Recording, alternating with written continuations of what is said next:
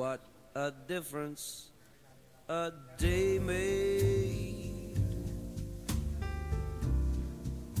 24 little hours bought the sun and the flowers where there used to be rain.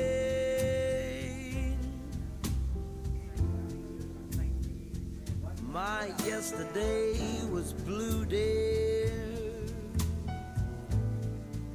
Today I'm a part of you, dear. My lonely nights are through, dear. Since you said you were mine, Lord, what a difference a day made. There's a rainbow before me. Skies above can't be stormy. Since that moment of bliss, that thrilling kiss, it's heaven when you find romance on your menu. What a difference a day made. And the difference is you.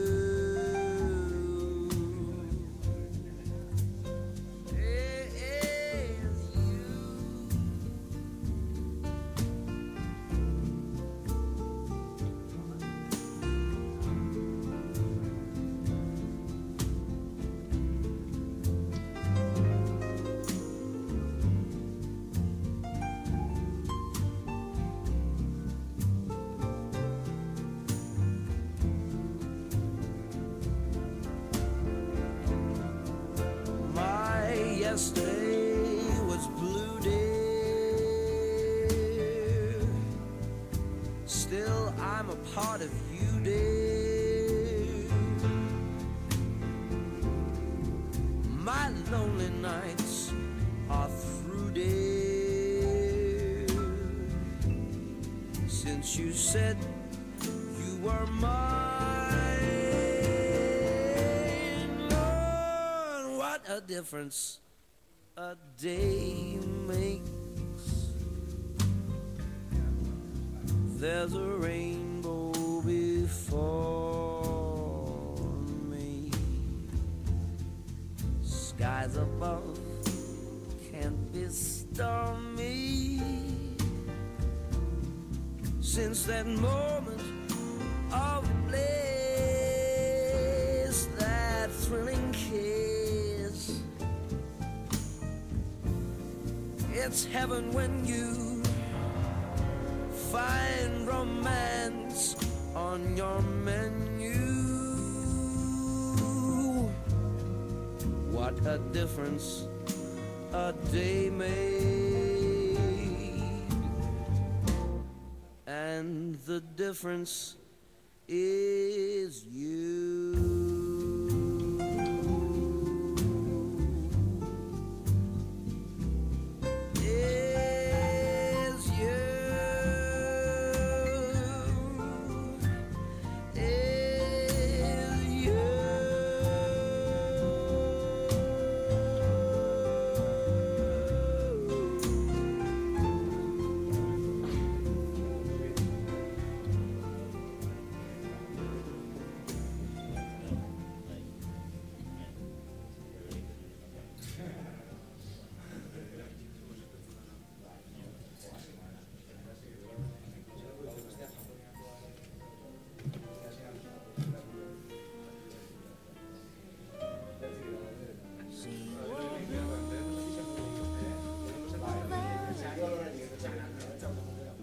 Bluer than velvet was the night, softer than Saturn was the light.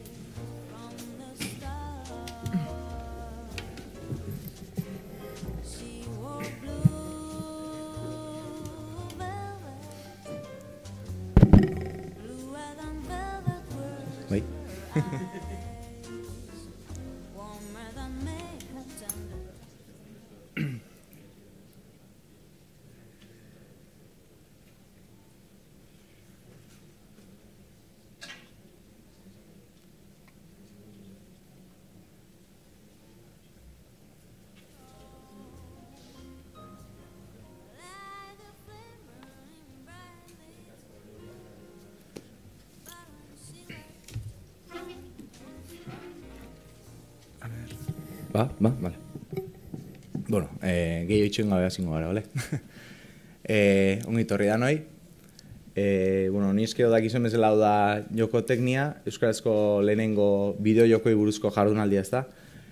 Eta, mil esker, etortzeagatik. Eta, bueno, baita ere ona etorri ezin izan duten, baina streaming bidez jarraitzen gaituzten ere bai. Eta, bueno, espero dezagun hitzaldia gustuko izatea, eta hemen sortuko den giroa ere bai, atsegina egingo zaizuela. Zertan hasi aurretik, eskerrak eman egin nizkieke bai, hemen dauden Azkue Fundazioko kideei, beraiei gabe eta beraien laguntzari gabe ezinezko izango litzatekelako horrelako ekitaldi bat antolatzea, izugarrizko lan egin dutelako. Eta, bueno, ez nituzke ahaztu nahi ez dara, Kodezintaz marka eta webgunea garatzen laguntzeagatik, eta Digipen institutuare gero hemen hitz egingo duten ikasleekin harremanetan jartzeagatik gu, ezta? Eta, bueno, hau antolatzen hasi ginenean, bueno, ja martxan genuenean eta zabaltzen hasi zenean, prentsak beti galdetzen zigun jokoteknia zergatik, ezta? Eta pixka bat harrituta edo nahiko obioa delako, ez? Guk esaten lehenengo delako, pentsatzen, ez? Baina, karo, hori erantzun erraxa da, ez? Eta pixka bat pentsatzen eta gauzak sakonago aztertzen hasitak konturatu ginen, gamera untxi hasi ginenetik, orain dela 4 urte, ia instintos edo zenez, hemen inguruko bideojoko gintza nahiko urria dela. Urria edo apala, ez da? Bueno, bintzat dauzkagun zentzuen arabera. Gero adituek igual kontrako esango dute, baina, bueno, beraik esango ditu datuen bidez, eta guk pixka da daukagun sentsazioa, ez? Eta zer esanik ez ja euskarazko bideojoko gintza. Eta, bueno, gamera ontxiak daukan helburuetariko bat bideojokoak euskaraz bultzatzea denez, hortan hasi gara, ez? Orduan, egin nahi duguna hori da, euskararen unibertso hori bideojokotaz ere hitz egiten hasi da dela, edo, ez? Lortu. Zergatik, bueno,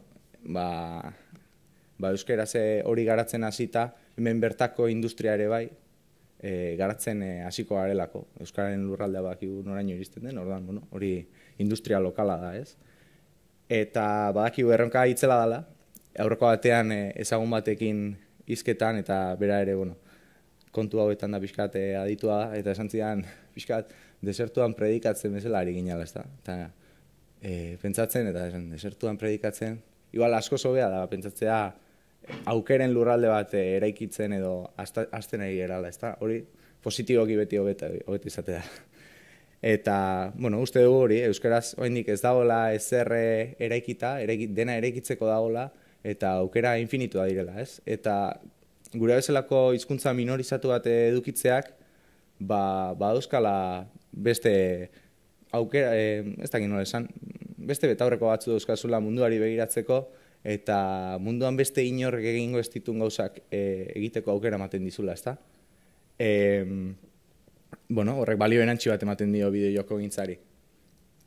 Eta, hori, azkenean hori sinpleki ulertzeko, antzerki gintzen dabilen bat, aktore bat, estenatokira igotzen denean, bera antzerkigilea dan bezalakoa izateagatik, interpretatzen duen personaia zema da fikziozkoa eta zema da benetakoa, ez?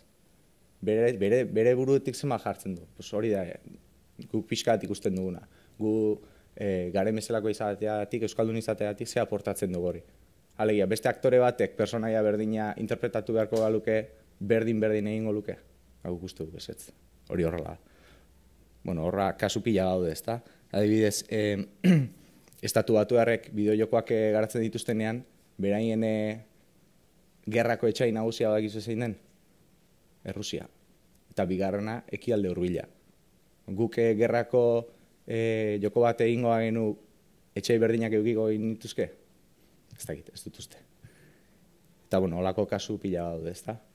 Eta, bueno, hortara goaz, ez? Hau izango da lurralde hori zabaltzeko lehenengo etapa, lehenengo pausoa, hasierako topagune bat, ezta? Eta, bueno, elkar ezagutzen hasi gaitezen, eta hemendik proiektu politagoak eta sortzen badira datorren urtera begira, ba ongi etorriak eta hortara guaz. Eta, bueno, gehiago luzatu gabe eta txapa gehiago eman gabe, Iker Albarezekin jarriko zaituztet orain. Gero gogoratu, poltsetan dauzkazuela olako boleto batzuk, eta Infernium jokua, Carlos Coronaren azkenengo jokua zozketatuko dela. Orduan, bueno, bukaeran egingo du zozketa bat, eta joku hori zatuko da. Eta besterik gabe, ba, bueno, berekin jarriko zaituztet.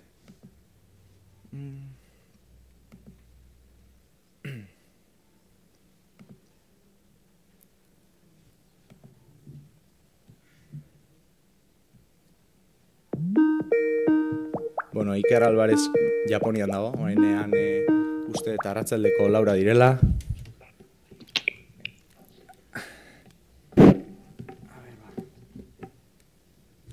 Haupa, kaixo. Bai, haupa. Zaituztet ikusten, baina entzuten da.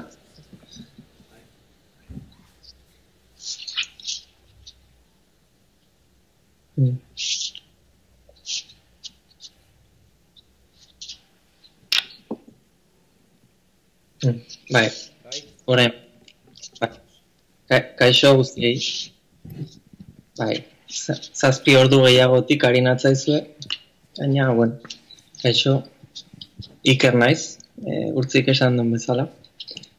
Stream bidez ikusi dut aurkezpena eta espero nire aldetik ez, nire esperientziatik zerbait eskaintzen ari izatea. Hasteko hori, eskerrak, antolakuntzan parte hartu duzuen guziei. Eta batez ere gamer hautsiako jendeari, nirekin kontaktuan jartzeagatik. Nik lokalizazioari buruz lehengo dizuet. Batez ere itzultzailea naiz. Lokalizazioa nire itzultzaile gisa egin ditudan jardueren artean bat da. Baina, bueno, suertea izan nun eta enpresa handi baten lan egin nun. Industriako handienetako baten, Pokemon, Nintendo barruko Pokemon. Eta beraz, nire esperientziatik pixkat kontatuko dizuet, ez nola den jarduera hori barrutik.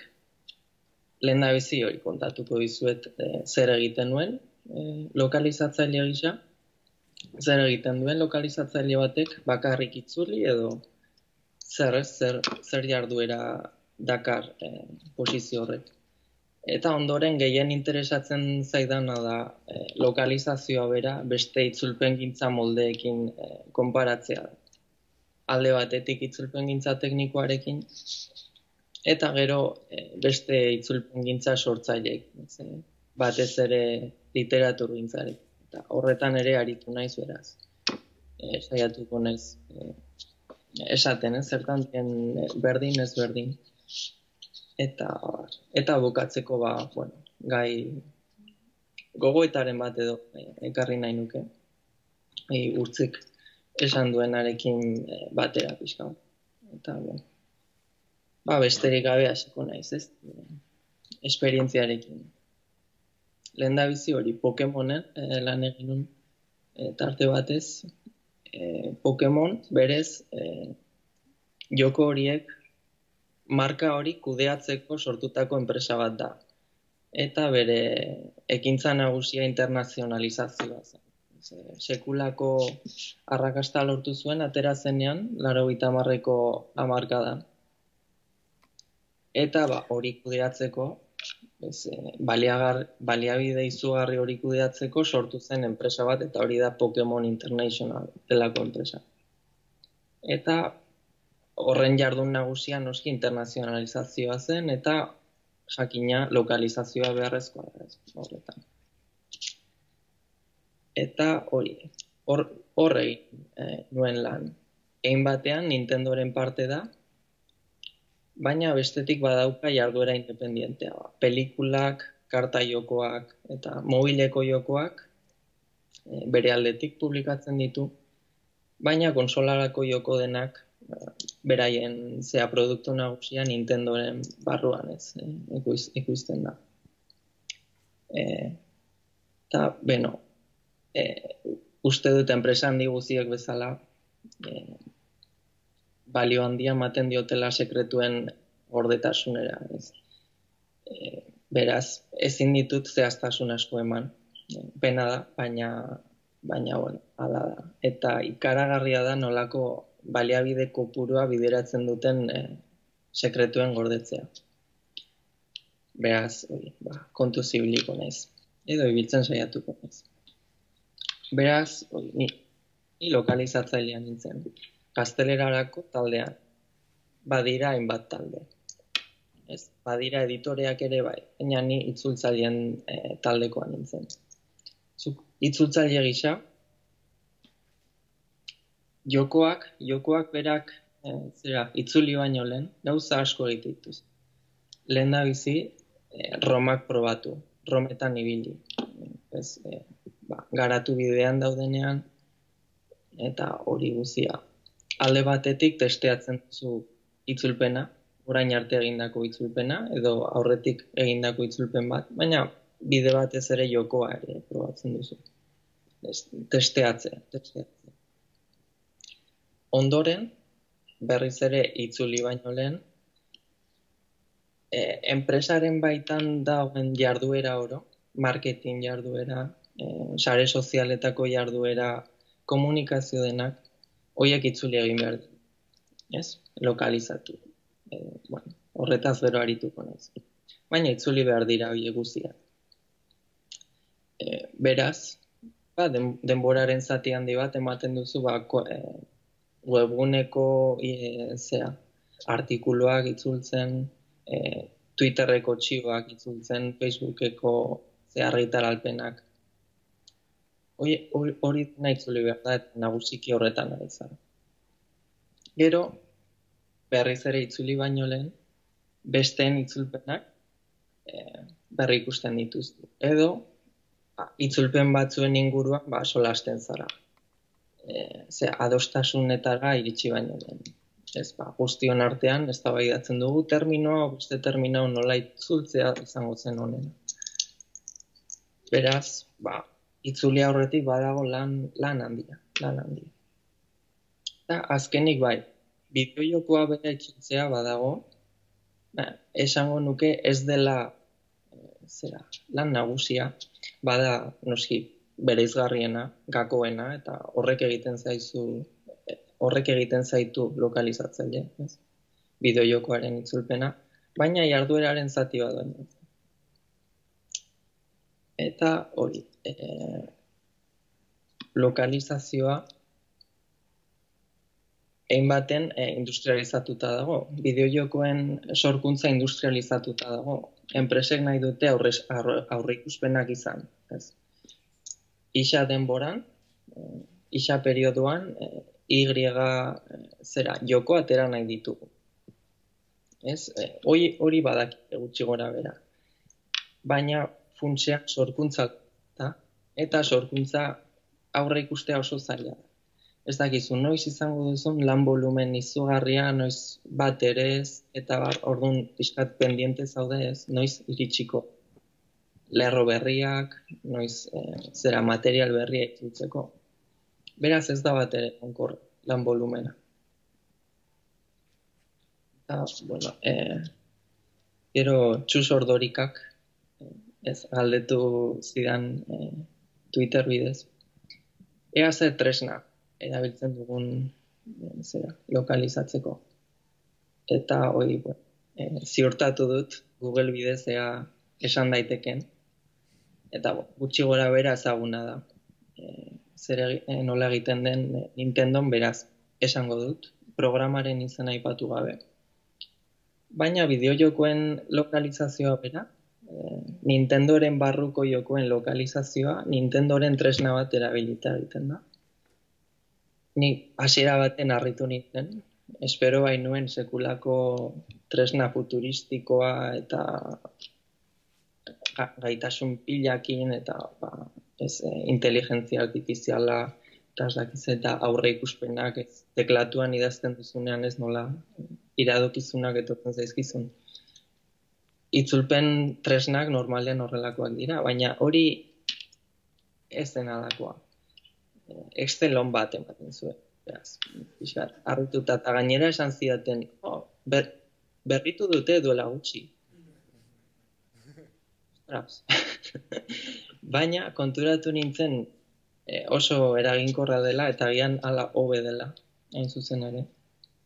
Zehaztasunak eta ezin aipa ez, baina asko errazten du itzultzaileen arteko komunikazioa. Hori da gakoa. Ez hainbeste laguntzea idazketan, eta da glosategiak eta horretan ez da oso tresna potentea, baina komunikazioa taldeen artean eta sortzaileen artean oso ongi laguntzen du, oso erraz egiten du. Eta hori, irudikatu Excel bat, eta hori, alde berean, ordenagailu askotan alde berean eguneratzen dena.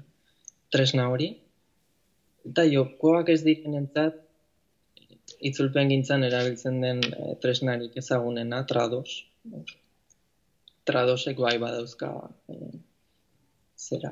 funtzio, puntako funtzioak, memoriak, itzulitakoen memoriak eta glosategiak aplikatzeko, automatikoki aplikatzeko funtzioak. Hori oso importantea da,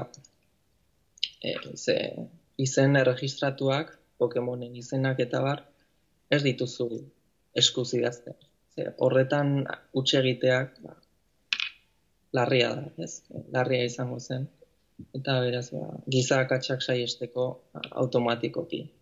Kopia pega egiten, kopiatu eta itxaso. Eta hori ez gain tresna berezirik ez. Excel eta gure arteko bozkak eta egiteko eta baina tresna berezirik ez. Beraz, hori, lan oroar hori da, ez? Batetik jokoak testeatzea, marketingak eta komunikazio denak itzultzea, besteen itzulpenak zuzentzea. Eta lana dagoenean, itzultzeko horik dagoenean, horiek itzuli. Eta tresnei dagokienez esan ditudan pare. Eta orain, gehien interesatzen zaidana, eta da, lokalizazioa berez ez zer den. Egitea zer den lokalizazioa, edo zerk bereizten duen lokalizazioa. Hasteko itzulpen teknikoarekin konparatuta, aurkezpen honi itzulpengintzaren bost stage deitu nion, lokalizazioari provokatu nahian edo. Inorez zait aserretu gainik baina, provokatu nahian. Eta horrekin esan nahi dut, irizpide asko sartzen direla itzulpen honetan. Itzulpen teknikoa nolabait aurre ikusgarria. Zuk oso ongi menderatzen baduzu jatorriko hizkuntza eta helmuga hizkuntza, normalen itzultzaile ona izango zen. Ongi prestatzen bazara, bi alde horietatik, normalen itzulpen ona lortuko duzu.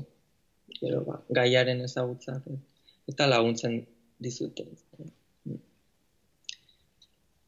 Baina, lokalizazioan bi horiek ez dute bermatzen itzulpen bat. Eta, nire ustez, labur esateko, diferentzia da itzulpen teknikoan, jatorrizko testuari sortzatzaizkiola.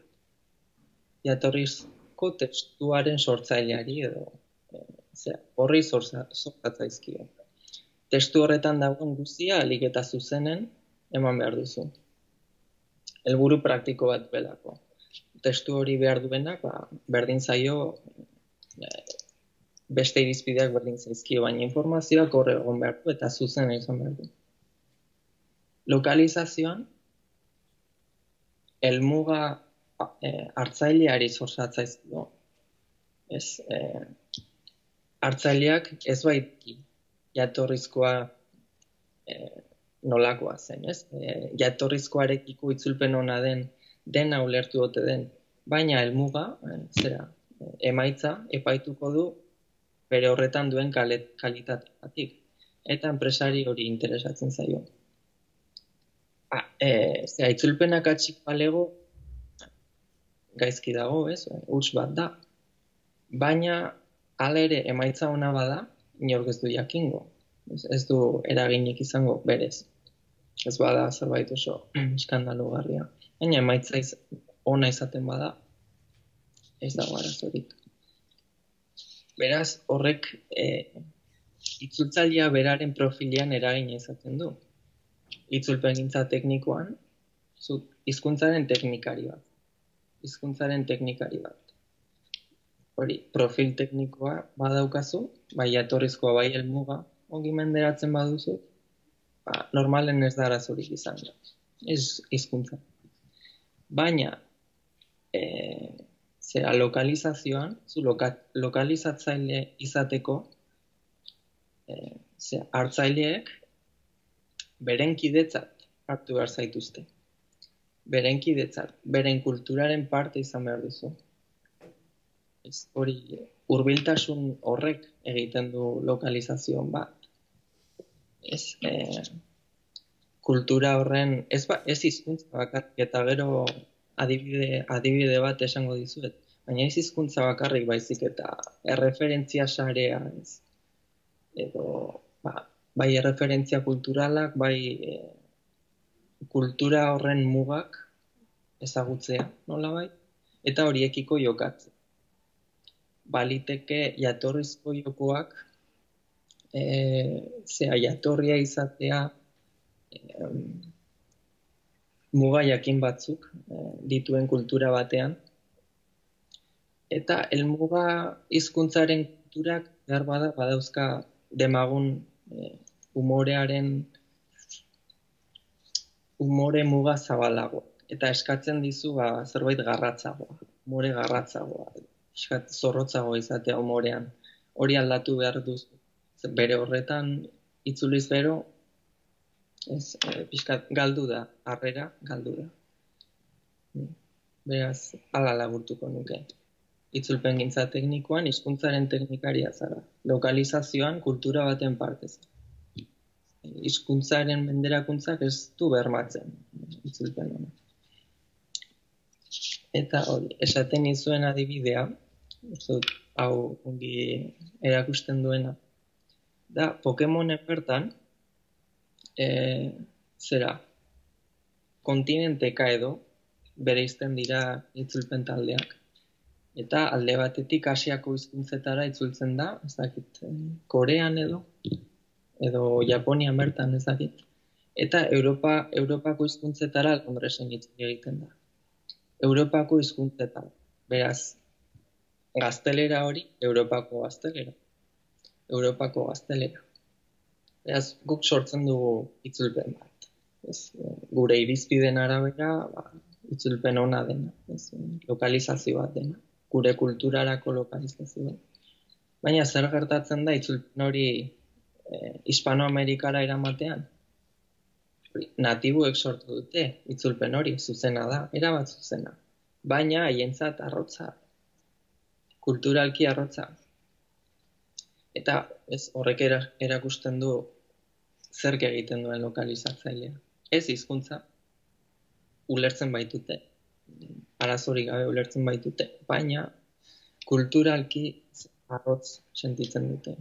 Pixkat artifiziala. Eta itzulpen amaterrak egiten dituzte, edo inglesez jokatu, pixkat euskaldunek bezala. Euskara batu artifiziala da eta denok gazteleraz, irakurri eta telebista ikusten den. Edo pelikulak. Antzera ez. Baina hala gertatzen da. Eta horrek erakusten du ez. Garrantzitsuagoa dela partaidetza kultural hori hizkuntzaren menderakuntza baino. Eta agian are gehiago interesatzen zait lokalizazioa, bideojokoen lokalizazioa, literatur itzulpenarekin alderatzea. Ez? Beste literatur itzulpen gintza ere, sortzailea baita, ez da itzulpen huts bat, ez. Literatur itzulpenean ere sortzatzaizkio, hartzaileari, irakurleari, egin batean.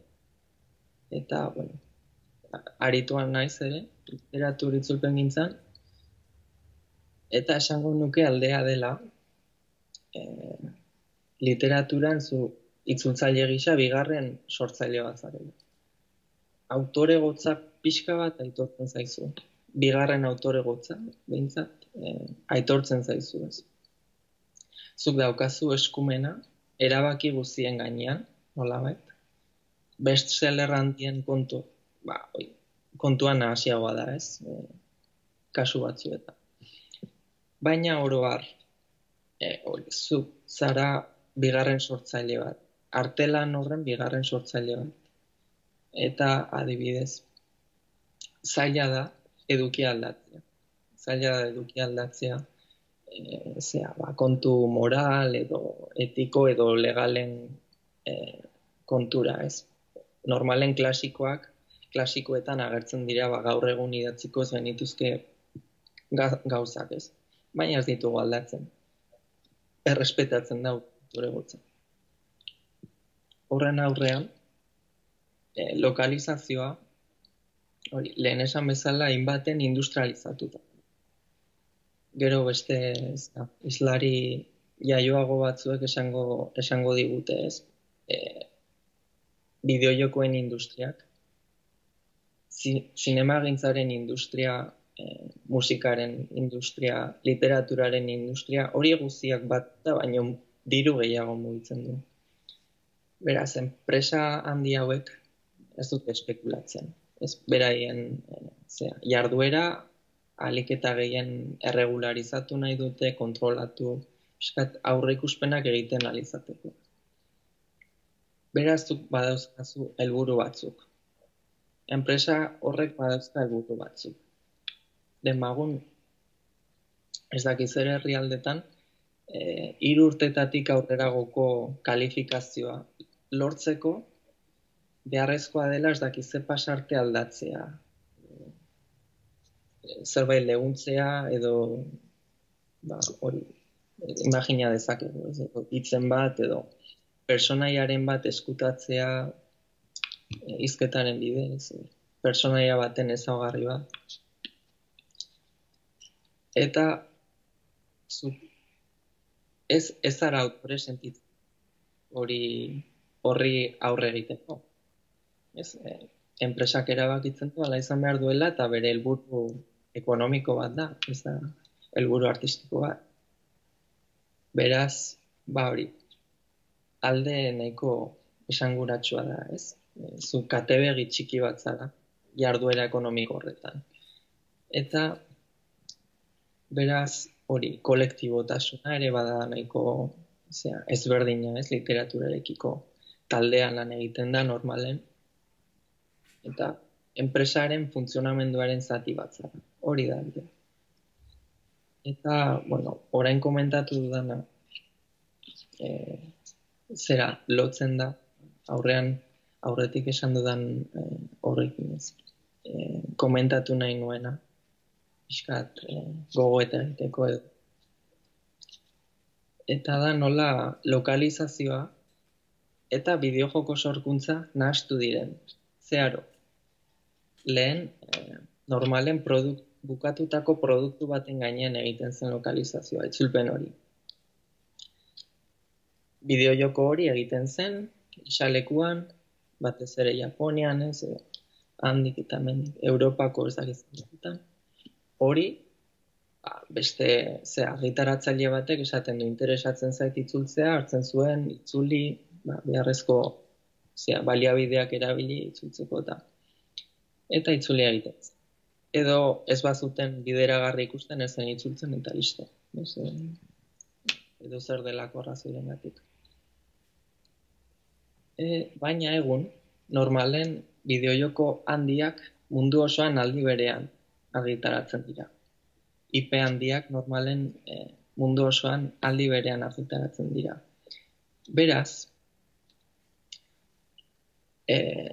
lehen esan dudan kronologiarekin, irailean Japonian ateratzen da joko bat, eta hurrengo urteko udaberrian edo Europan. Eta tarte horretan, agian, odola kendu, edo eszenaren bat kendu, txisteren bat legundu, gehitu, horrelako modlaketak egiten ziren. Baina horrek baliabideak kontsumitzen ditu. Orain zer gertatzen da? Gertaliteke. Sekretua mantendu behar baitut. Hori, dena nahastuta baitago, zer egingo du enpresa? Ez, nik nahi dudan sortuko dut, nire kulturarako, eta gero lokalizazioan erabiliko ditut beste baliabide ekonomikoak, ez, beharrezko aldaketak egiteko.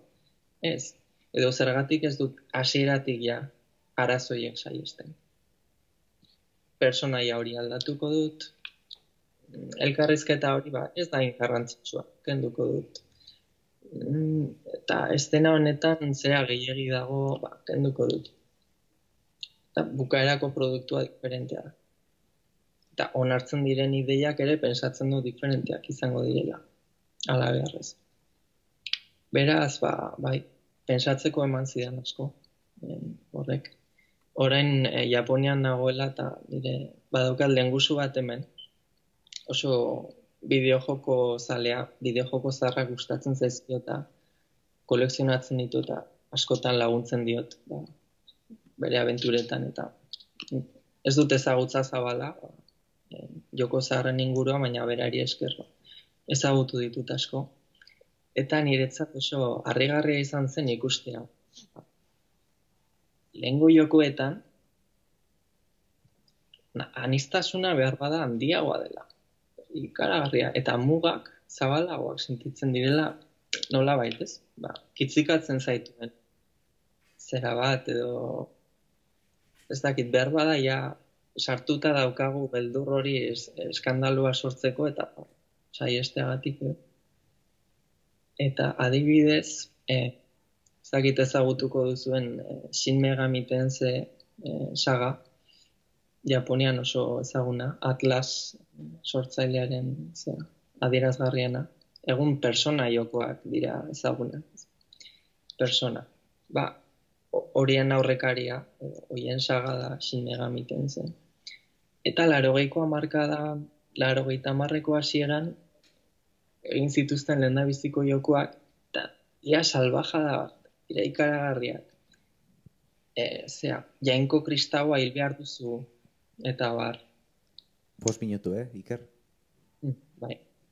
Hori, oso eduki aldetik dira gauza ikaragarriak. Jainkoa hiltzeko abentura bat, gaur egun joko baten ez dut imaginatzen. Adibidez. Eta halako kristorekin ez dakize irudi eta ez hori bakarrik ez beste eduki batzuk ere bai. Eta horiek ez ziren itzuli. Baina sortu ziren. Gaur egun behar bada ideia hori sortu eta ez baztertuko lukete. Baztertuko. Eta ez genuke izango joko hori. Beraz, pentsarazi zidan, ez? Aldi bereko lokalizazioak nola aldatzen duen sorkuntza. Eta kultur globala delakoa nolakoa den. Eta urtzik esan du, ez? Euskaldunok sortuko bagenu joko bat, nolakoa izango zen. Hori da nik galdetzen dioan nire buruari, ez? Libre, aske, sortuko bagenu nolakoak ez sortuko egin dituzke.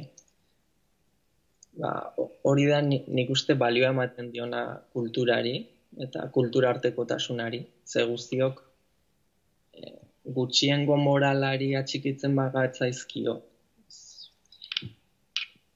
Ez dakit, ezberdintasunak ezabatzen saiatzen bagara, ez dakit, ze zentzu du, ez? Sorkuntzak. Beraz, hori, nahi nuke ikustea euskaldunok sortutako industria bat. Ez joko bat, ez enpresa bat, baizik eta industria bat. Eta nortzuk izango ziren, ez, gaizkile horiek gure garraiokoetan. Eta, bueno, gai polemikoren bat edo gehiago jorratu nahi nuke, baina honekin aski, eta galderarik edo izango bazenute, erantzungo dizuet, pozik. Galderarik?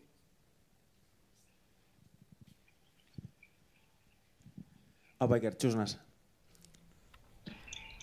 Lehenengo eta behin eskerrik asko. Eta galdetu nahi nizuke, adibidez, ea gertatu zaizuen, azkenean bideojolas bat egiten denean placeholder izeneko lekuak usten dira, ezta? Itzulpenak jartzeko eta lakoak. Ez dut oso bat entzuten? Bai, baka. Zuek azkenean bideojolas bat egiten duzunean, eta testuak jarri behar diren lekutan azkenean placeholderak dira, ezta? Nola bertan sartzen diren hitzak, ezta? Eta adibidez, zenbait hizkuntzatan hitzak luzeagoak dira, polakoan adibidez edo rusian deklinatzen da, euskaran bezala, eta horrek zelan inpaktatzen du, edo prozesu kreatibo horretan zenbat aldatzen du, eta zelan hartzen dute kreatiboek aldaketa horiek, zen azkenean pantalla guztiak oso ondo pentsatuta dauz, gauza bakoitza dago leku batetan jarrita arrazoi oso zehatz batengatik. Bueno, hori, zein da zure iritzia edo zein da zure esperientzia?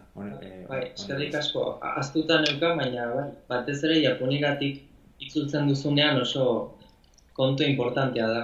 Ze japonieraz hitzak oso laburrak dira, ideogramei esker, ez? Ideograma batekin ja hitza dago. Eta alfabetoarekin gauzak luzatu egiten dira. Garai batean arazo handiak zeuden, Pokemon joko zaharrekin arazo handiak zeuden, ez Pokemon bakarri, baina ezagutzen dudana da ez. Arazo handiak zeuden horregatik eta hitzak laburdura asko daude Pokemon joko zaharretan, esaldi batzuk moldatu guztiz, komentario batzuk kendu zuzenean. Gaur egun, esan dut ez, orain kontaktuan daude sortzaileak berak eta lokalizatzaileak askotan. Eta kontziente dira sortzaileak errealitate horrekin.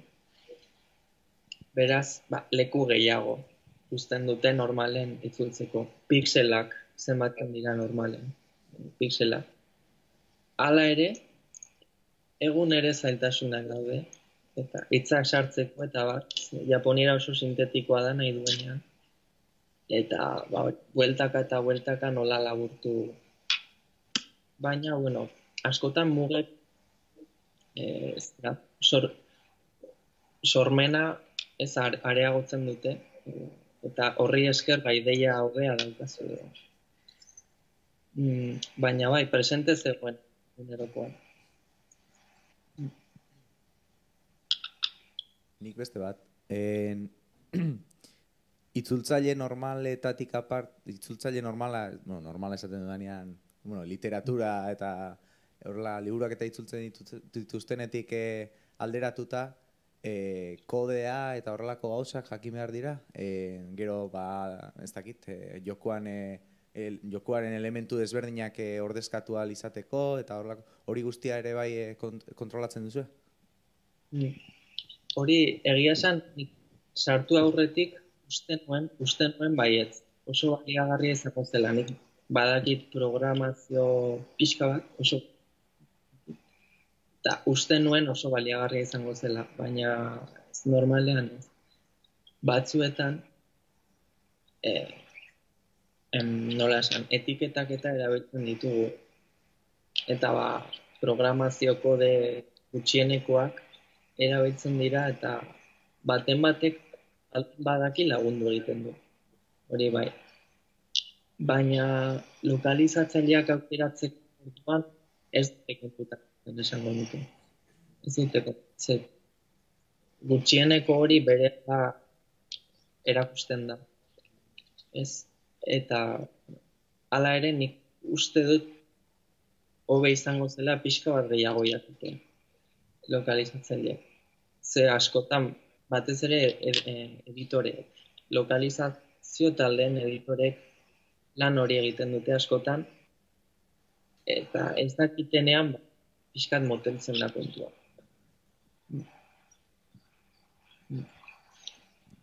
Beste galdearik?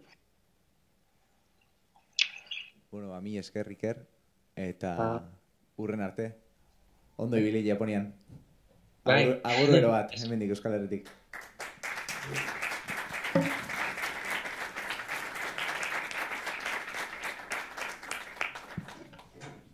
Jarraituko dut streaminga ikusten. Oso ondo, gero arte.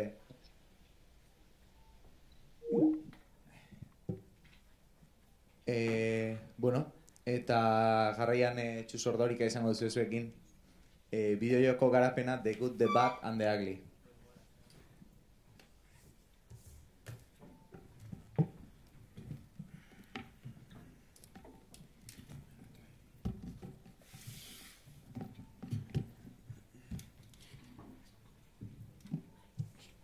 Susanen jartzen da edo...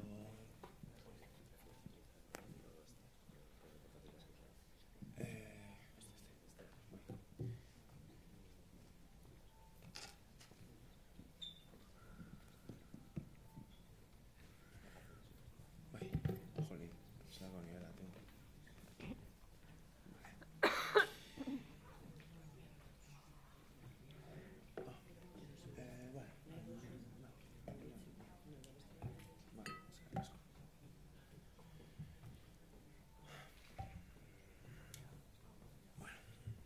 Kaixo, egunon guztioi.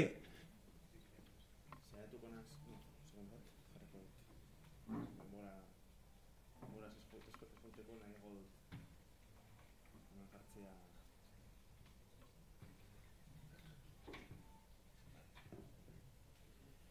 Bueno, egunon guztioi.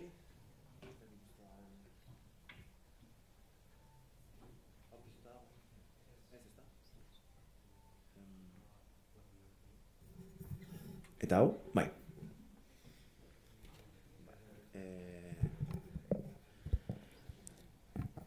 Bueno, egunon guztioi, eskerrik asko etortzeagatik, hemen egoteagatik, asteburu baten. Amigo. Puz jartzen zuen.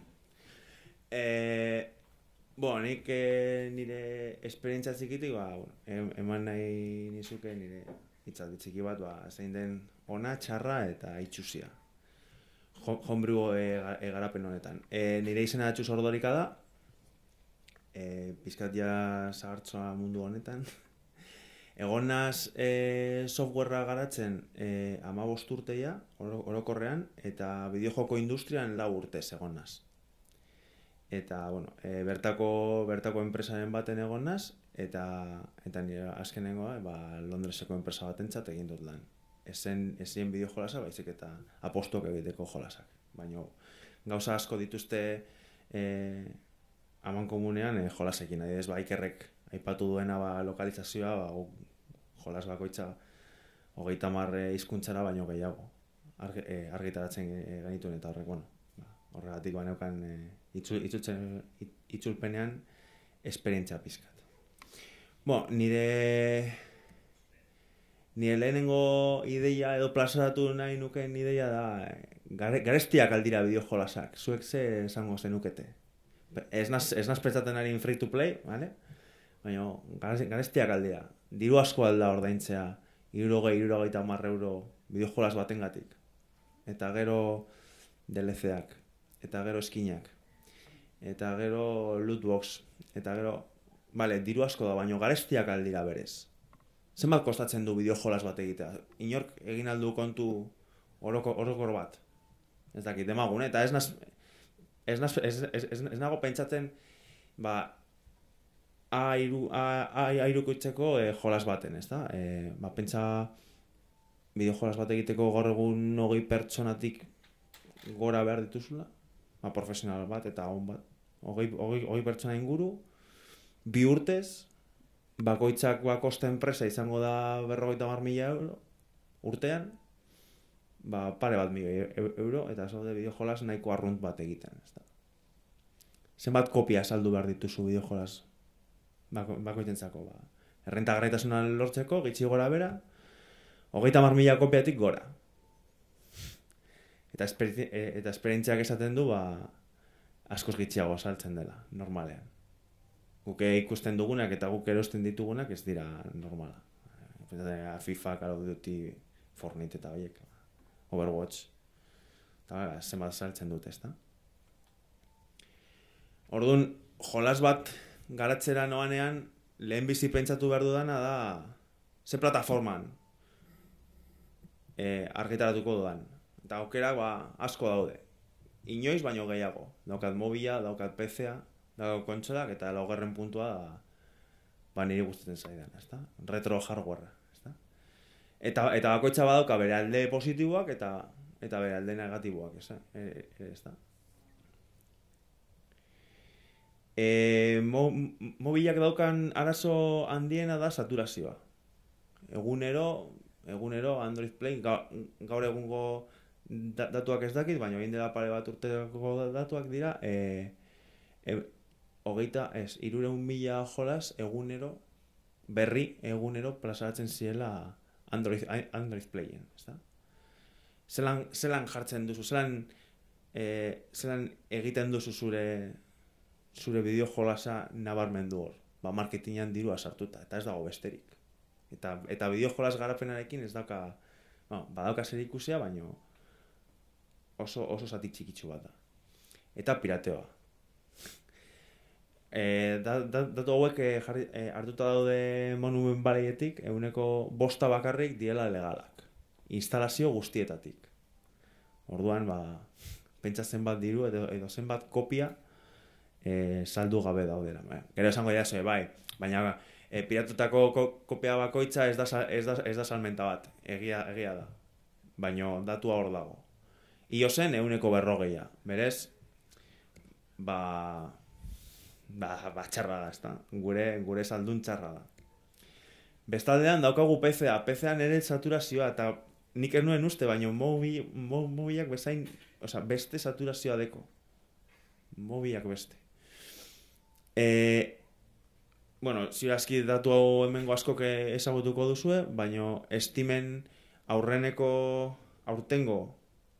3 hilabetetan argitaratu dira Steamen zeuden beste joku.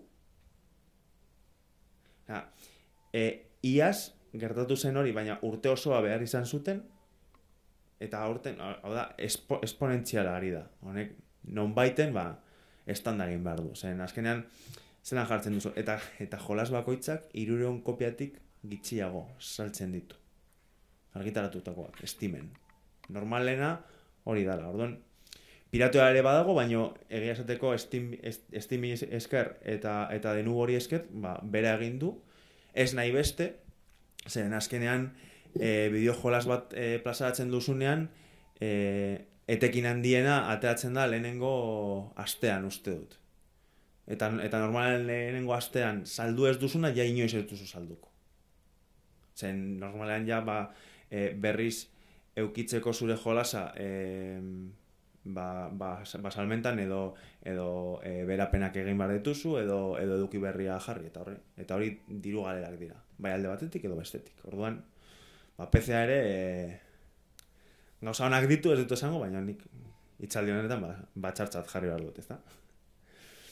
Eta kontsolak beste eszenatoki guzti ezberdina da, ezta? Nik ezagutzen dudana, Microsoft Switch, Nintendo eta Sony, adibidez, Microsoftek eskatzen du esklusibadea. Eta ez bada esklusiboa, atera behar duzu eduki gehiago. Beti hitz egiten nahi naiz, indie baten ikuspuntutik, Eta ez baduzu, ez baduzu eduki gehiago jartzen, gero, arazoak dira, azkenean kontratuak sinatzen dira eta dakoak.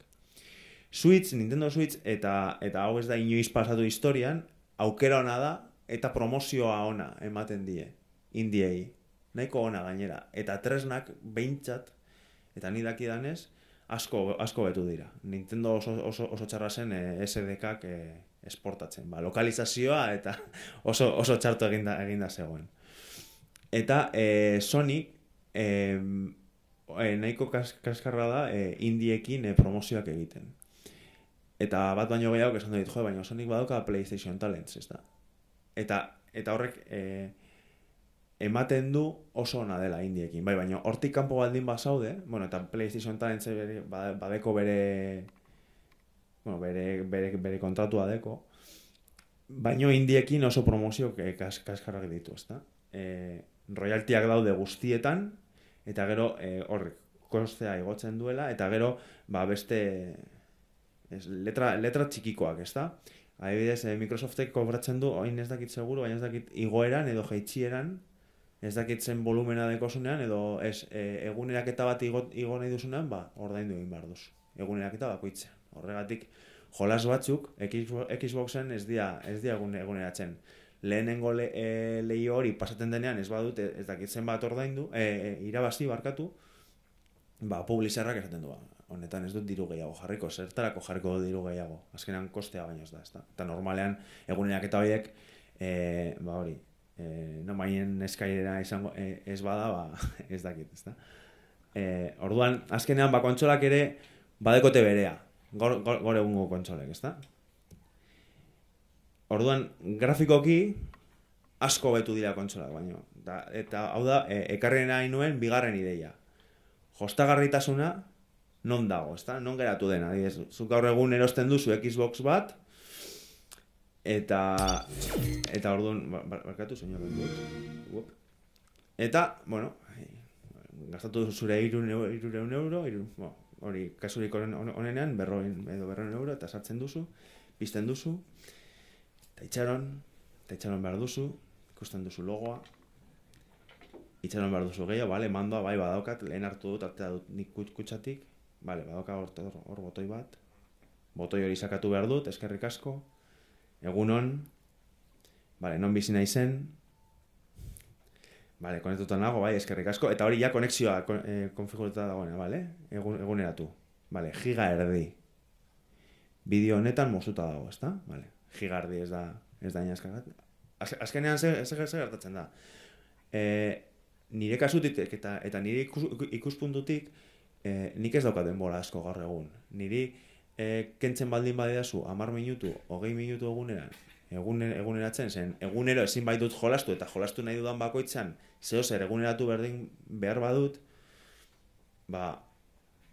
zertan geratzen da, ezta? Nire kontsumitzaile bezala, ezta? Eta nik hau kritikatzen diot. Grafikoki egin dugu denetarik. Baina jostagarritasun puntu aldetik zer? Ez dugu ezer hobetu. Ez dugu ezer hobetu.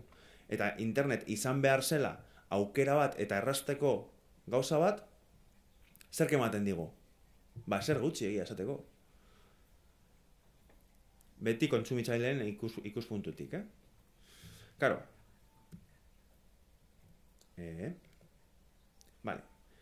Ez que, gero, nik adibidez, nire garaian, 15 urte, 18 urte,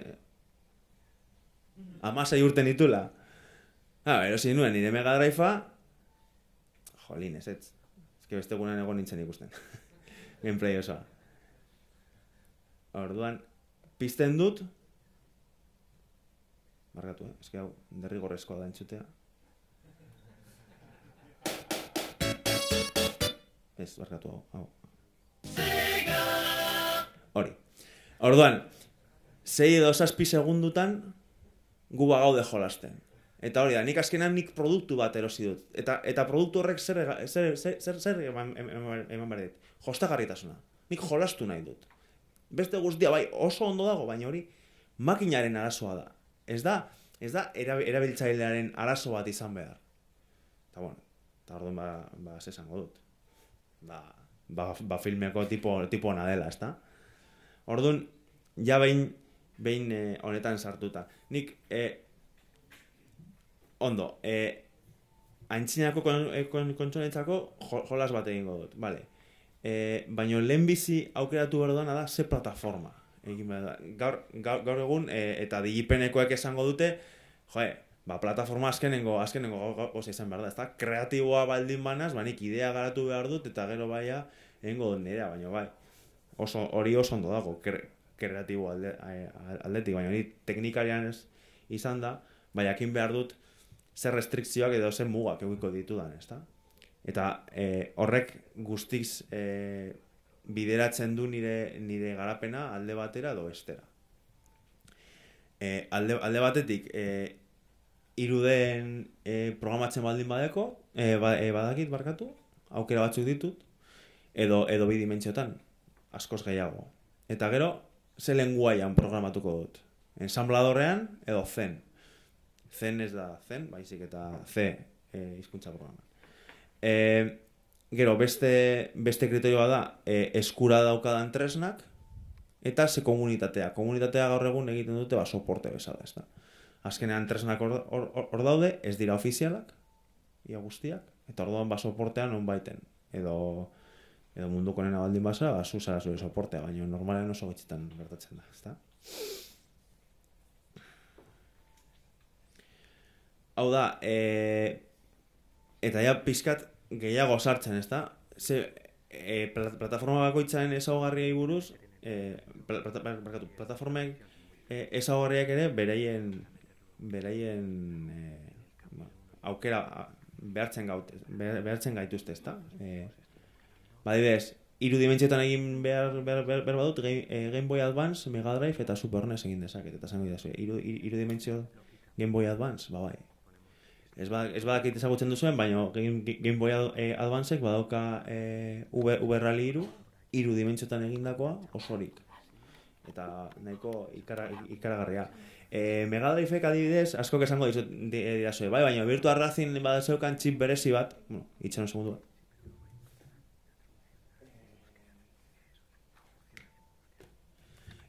Jolas hau, hard drive-en deitzen dena, tengen enpresakoa, hau da, hiru dimentsiotan garatuta dago, poligonak ditu, nahiko murriztuak, baino, bazegoen. Eta nahiko nada gainera, Ezen oso ezaguna bere garaian, nik egia esateko egin dela azkenengo urtean ezagutu dut, hasi nazenean ja hombre munduan esan ziatema. Eredu on bat hori da, eta egia esateko enuen espero beste txip barik Mega Drive-ek alako gauzak egin alizana.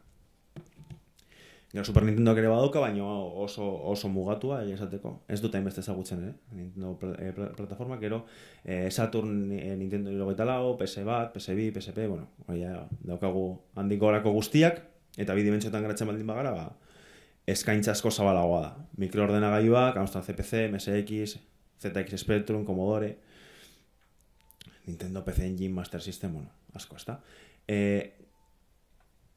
Honen arira, esan nahiko nuke, batzuek ere esaten didatela, eta noizbait entzun dut, eskaintzineko kontsolek asko apurtzen dira, igual erosten duzu eta ez dakizu ze egoeratan erosten duzun, eta azkenean mikroordenagailuei buruz, ezta? Ari ziren. Eta gaur egun zorionez badago teknikak aurrera egiten du pilo bat, eta adibidez, hau ikusten duzuna ZX1 deitzen den hori, hau da ZX Spectrum bat, baino honetan sartuta, ezta? Barruan dauka FPGA bat, eta honek hardware osoa simulatzen du. Ez da hardwarea berez, baina hardwarea balitz bezala, berez. Software berdina sartu diezaiokegu benetazko ZX Spectrum bati edo neri. Eta lortuko dugun irudia, bai frameak, bai dana, izango da berdina. Berez, aukera garatzeko badago.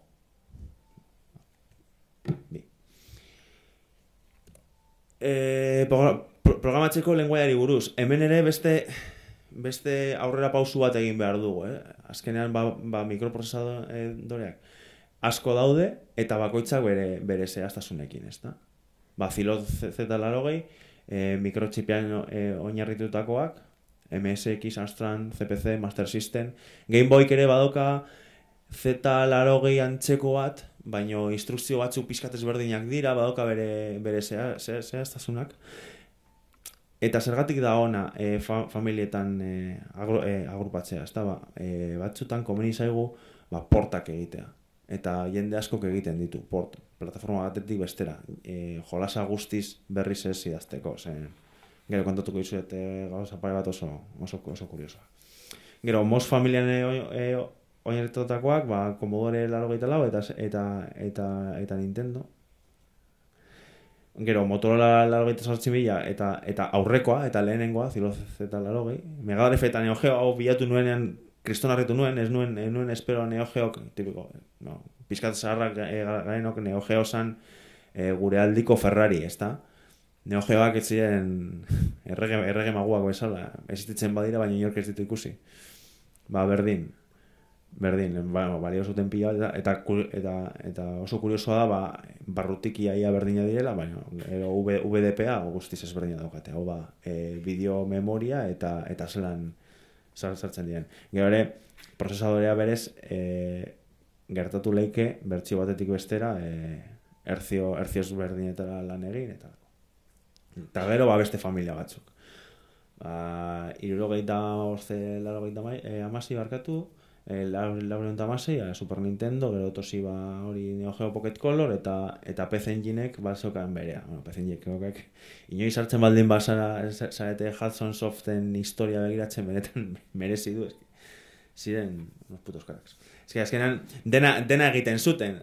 Egiten zuten prozesadorea dana, benetan harritu nabe, eta azkenengo pare bat urtetan hasi naz, eta oso kuriosoa da, honentzat ere, oso eszene asko dagola, eta bideojolas berri asko irtetzen ari dira gaur egun PC Enginetako. Eta ez nago harritzen ezkera.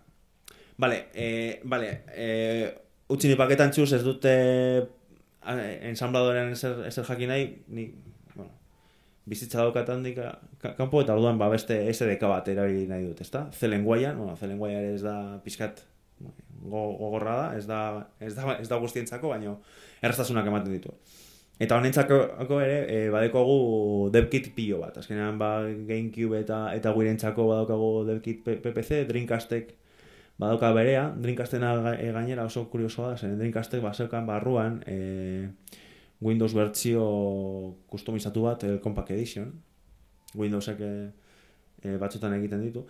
Eta orduan, claro, zuk ezin duzu horren libreriak eta gauzak eta konpiladoreak eta ez daude salgai eta ez daude eskura. Orduan jendeak ze egin du, hartu Linux bat, sartu Dreamcasten, optimizatu pilo bat, eta horren gainean SDK bat egin, ezta.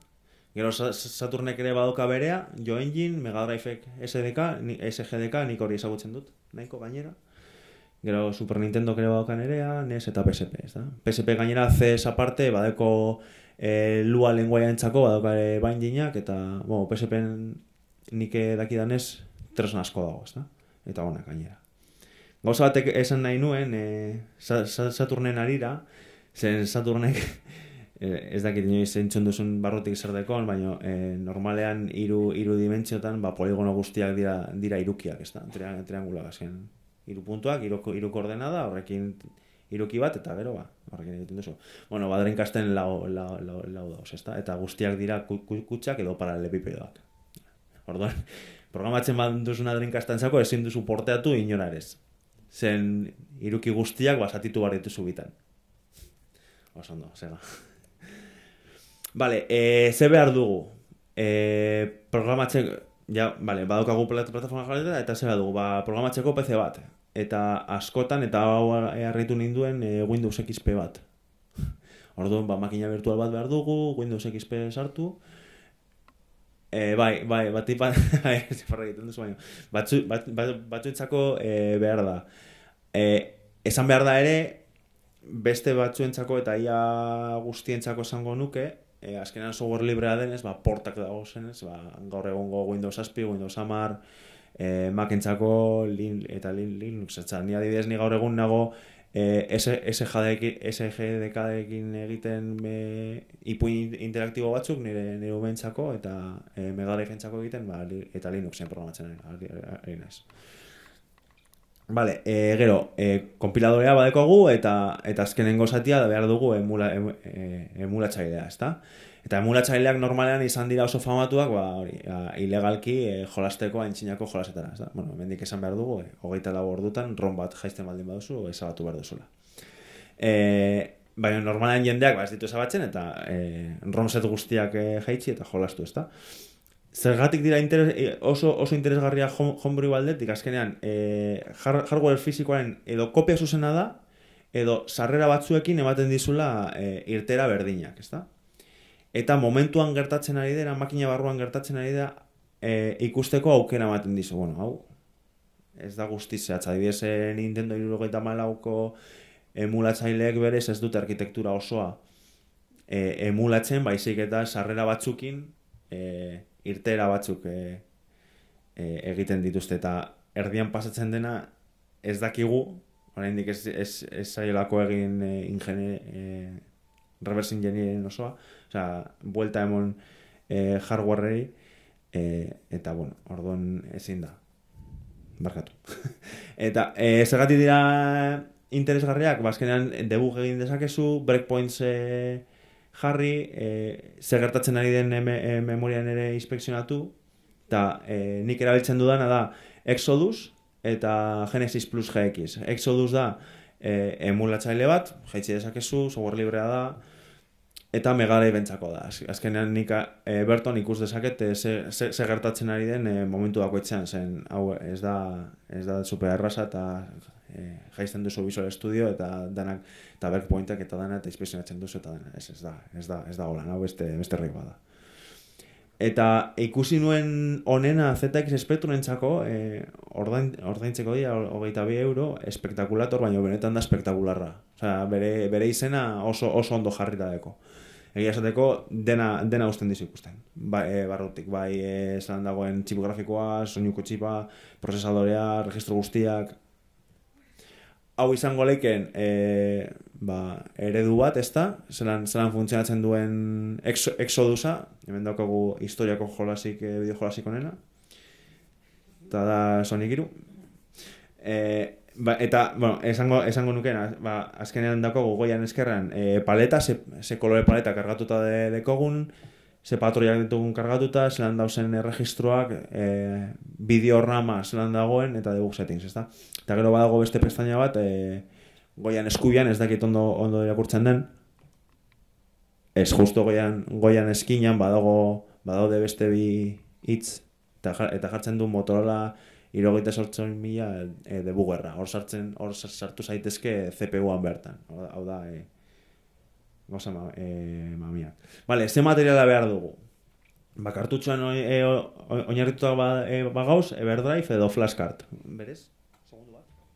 Bueno, batek argitan eukan, gero erakutsiko dizuet. Azkenean da, bere garaiko kartutxu bat bezala, baina micro SD bat sartu dizaiokezu, eta zuk azkenean zu programatzen duzu, egiten duzu zure ROMa, azkenean konpilazio bat da, generatzen duzu binario bat, binario hori txartela SD-an sartu, eta txartela SD-an berez kartutxuan eta badago. Soporte digitalean oinarritutakoak, CD-a, R behar duzu. Saturnentzat adibidez behar duzu Action Replay bat, eta flasheatu, baina oso horreza da, egiten da 10 minututan etxean. Eta gero badago beste submundo bat, eta da kontsolak modeatzen dituzten jendeak, aldatzen kentzen diete lektorea, azkenean lektore horiek asko apurtzen dira, eta urteak pasala bakatxak ematen dituzte, eta jartzen diote mikrokontroladore bat eta SD irakurle bat, eta horrekin egina daukazu, nahi beste aldiz, eta ez duzu CD bat R behar bakoitzean. Vale, eta esango jaso, hau oso polita da, baina benetan homebrew profesionala dago, homebrewa egon da berez hor urte asko, baina Kickstarter hasi zenean gora egin zuen pillo, ezta? Badago proiektu bat, Tangle deitzen dena, Megadrive-entzako, eta nik uste arrakasta gehienetariko bat euki duen bat dela, zen Treasuren lan egindako bat da, erabili zuen bere garaiko SDK bat, konpondu zuen, badakit, 3 minutu falta zaizkit, ezta? Gero garatzaile espezializatuko badago, pasatuko naz, garatzaile espezializatuak badauz hemen gure artean, Euskal Herrian, ezta? Light Games GB da Imanol abizena orain esaritiretetzen, baina Game Boyentzako bideojolas pare bat ditu, nahiko interesgarria, eta Relevo Video Games, hau da Jon Kortazarren enpresak, honek hasi zen, uste du ZX Spectrum edo Commodore, oin zantzadukat, eta bertan diardu, ezta, bideojolasak egiten. Eta estatu mailan ere, asko daude, bueno, hemen ekarri ditut eredu batzuk, norbait ikusen badin baitu, pillo dauz, ezta? Honek ere alde txarra ditu, eta dira, SDK-ak originalak ez direla, eta open source direla, eta, bueno, open source ez da txarra berez, baina ez diren ez ofizialak, ez daukazu soportelik, eta jendea aspertzen da eta utzi behar du. Gero, emuladorea ez da makina fizikoa, eta naiz eta emuladorean dena ondo ibili makina fizikoan ere frogatu behar duzu, ezta? Eta konektatu dezakezu, gero auki behar duzu oso intzinakoak direla, PAL eta NTSC-ko gauzak ere erabili behar dituzu. Osea, kontutan hartu behar duzu, zen 10 hertzio gehiagotan operatzea, denbora gitziago ematen dizu zuri gauzak egiteko, eta hardware produkzioa azkenean. Eta pizkat txarra da. Eta zein da itxusia? Itxusia gaur ekarren nahi nuen ona, bideojolasen munduak uste duten beraiena dena, ezta? Misoginoak errespetatzen, beste jendeak errespetatzen, emakumeak errespetatzen ez dituztenak, zuek zarete itxusiak eta ez zaituzte hemen nahi. Galderarik?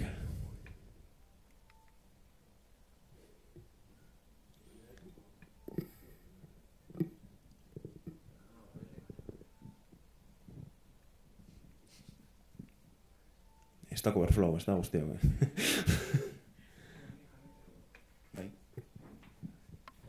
Bai, eskerrik asko ditzategatik.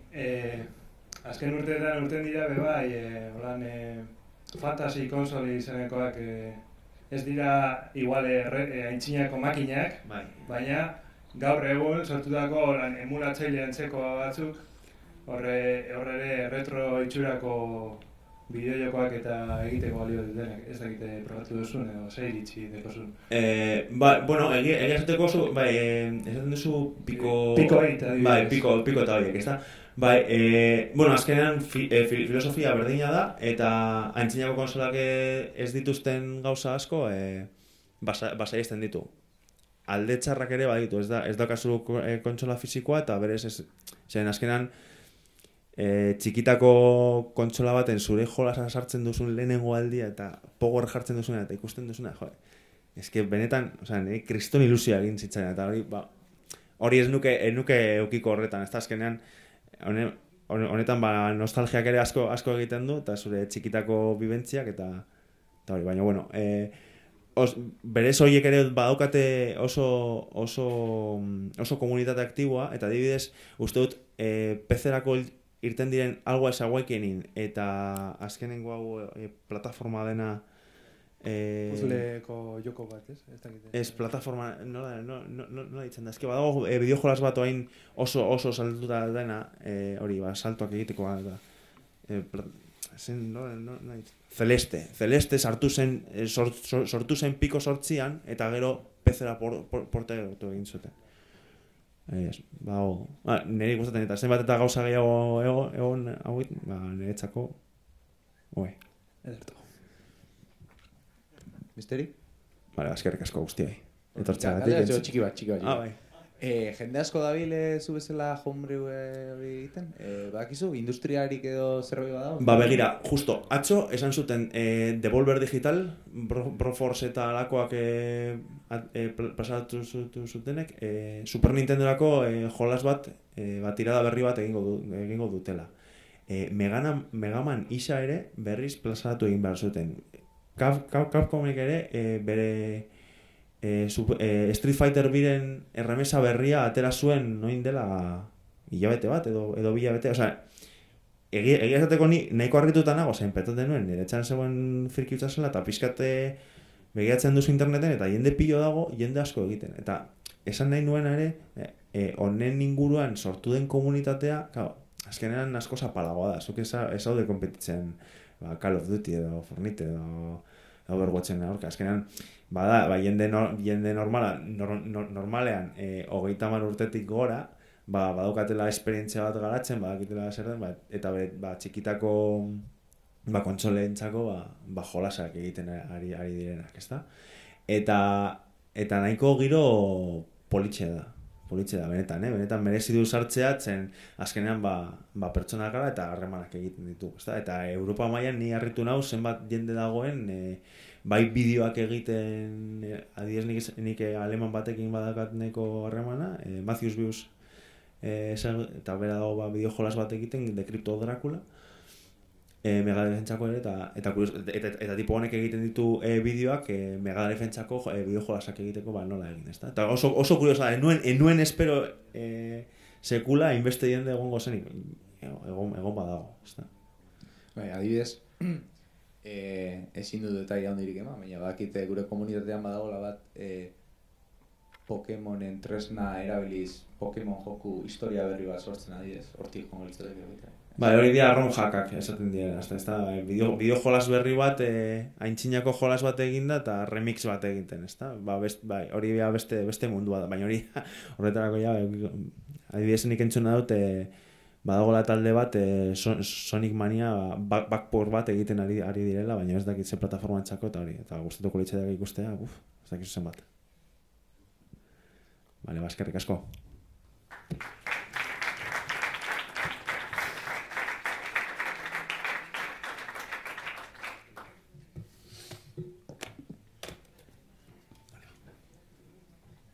Bueno, eta ondoren, zuekin Cristian Rodríguez eta Euskararen zenbaki arazoak aurkeztuko izan.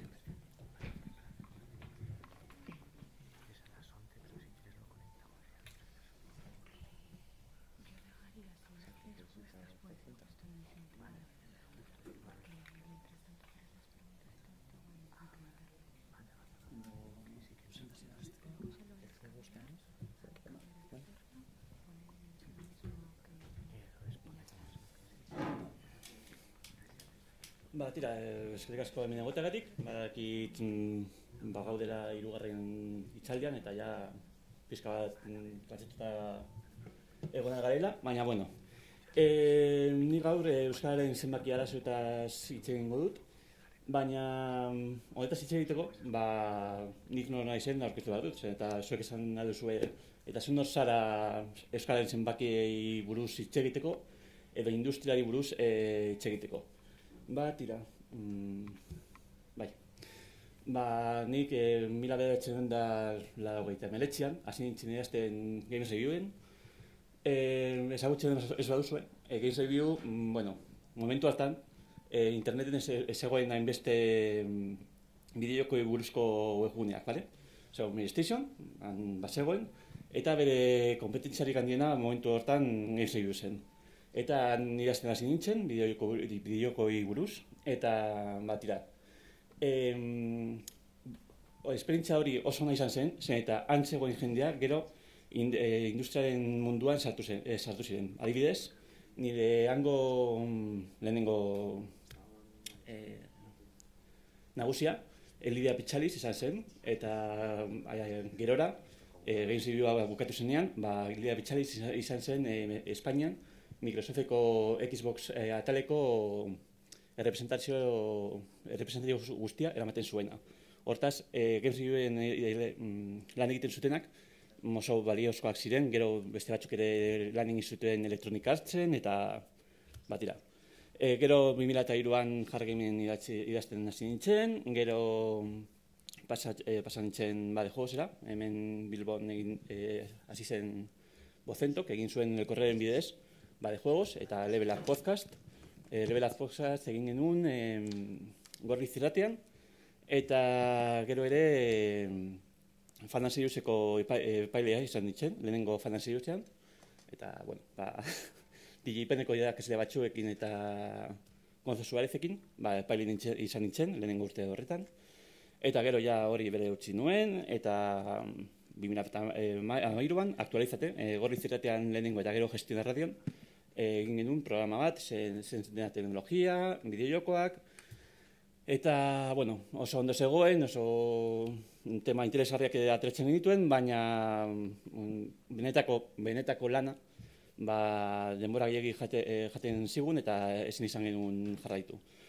2015-tik aurrera, Euskal Enkontreko organizazioan sartu nintzen, eta hango sare sozialen arduraduna naiz. Eta sare sozialei buruz, ikusten egon naiz, nola jarraitzen ari zineten jokoteknia Twitterren, eta ez duzue asko tuiteatzen, hortaz zerbait gehiago jartzen duzuen, bale? Baina, bueno, aurkezpen hau egin dut zuek jakiteko 18 urte, gutxura bera, daramatxara bideokoen munduari itxatzia edo bertan dauden aktorei jarraitzen, bale? Tira, orain inkestatxo bat, hemen zaudenetatik, zenbatek jolastu duzuen Euskadin egindako bideoko bati. Altxat eskuak. Bale. Euskadin egindako bideoko bat. Bale. Jolastu, bai. Ia bat, bi... Bale, nahiko daude. Zuek ez egindakoak? Bale. Gero, streamean daudenak, bere Twitterrean jarria desakete, eta gero ikusi ditugu. Baina, bueno, eta euskaraz dagoen bideoko bat, norbait jolastu aldu, han bat, bi, hiru, karai, ondo dago. Venga, galderatxo bat. Zenbat pertsona daude euskaraz hitz egin edo ulertzen dutenak? Esan zenbaki bat. Bai, badakite, hemen guztiok dakigu euskeraz. Baina, esan gutxi gara bera, zenbat pertsona dauden munduan, euskeraz hitz egiten edo ulertzen dutenak. Diferentzia hau garrantzitsua da, baina, bueno, gero esango dut bat. Zenbaki bat? Inor? Ez daude datu zehatzak, bilatzen egon naiz, eta dauden datuak dira. 2008an, Eustatek esan zuen 780.000 hitz egiten zutela, eta hitz egiteko kapazak zirela. Eta gero beste 500.000 ulertzen zutenak. Hau, Euskadi, Nafarroa eta iparralde batuz. Gero, 2006an, Eusko Jaurlaritzak bakarrik Euskadi hartuta, Bizkaia, Gipuzkoa eta Araba, esan zuen 650.000 hitz egiten zutela, eta 356.000 ulertzen zutela. Egingo dugu horrelako bilbainada bat, eta esango dugu, milioi terdi. Munduan, milioi terdi pertsonak ulertzen dutela, eta kapazek ez izango zirela euskeraz dagoen bideoko bat jolasteko, bale? Eta zuentzat milioi terdi merkatu potente bat da, edo... Bueno, konparatzeko, eta gokat hemen datu... Ez da oso ikusten, lastima, baina, bueno, hauek dira munduan gehien hitz egiten diren hizkuntzak, bale? Eta, bueno, grafiko hau ikusten baduzu handiago, oso ondo dago zen, eta gero sartitzen du baita adibidez Espainiara, gaztelera, non hitz egiten den eta zenbat pertsona hitz egiten duten lurralde bakoitzean. Bale, orain dela aste gutxi, 3 aste horrela gutxi da bera, egon zen polemika bat Twitterren, da hori da... Ez dakit. Zergatik, aterazen bideoko bat, bideoko Yakuza berria uste dut izazela, ez zuela izango gaztelerazko itzulpena, bai, hori. Nik ulertzen dut euskera, bale? Ez dut itxegiten. Eta, bueno, polemika hori zaberria, eta nik 2003an berez bazegoen polemika hori. Zergatik ez dira itzultzen gaztelea, hemen daude, 400 milioi pertsona hitz egiten dutelako, merkatu oso handia da. Bueno, egia esan, Espainian hor dago 28 milioi, ez dago txartu. 28 milioirako merkatu potentziala 28 milioi, eta ez du konpensatzen gaztelera itzultzea. Milioi terdirako Bai, bueno. Hor dago gakoa, bale? Hor dago euskararen zenbaki arazorik handiena. Zen eta zuk zoaz enpresa batera, zoaz Microsoft, zoaz Sonyra, eta esaten diozu euskera itzuli bideoko hau, eta esango dizu, bale, zein da zure merkatua? Ba, 1,3 milioi. Osea, eta esango dute, sentitzen dugu, baina eske horretarako ezin dugu egin.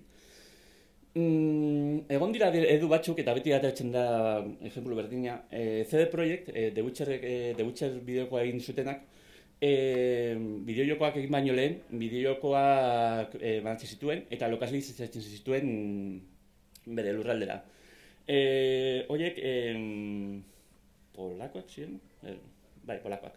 Eta esaten zuen, Polonian itzultzen maldituzte, zergatik Espainian ez, eta Polonia bere jende kopuru handiagoa daukala, eta jende kopuru handiagoa bideokoa jolasten dutenak.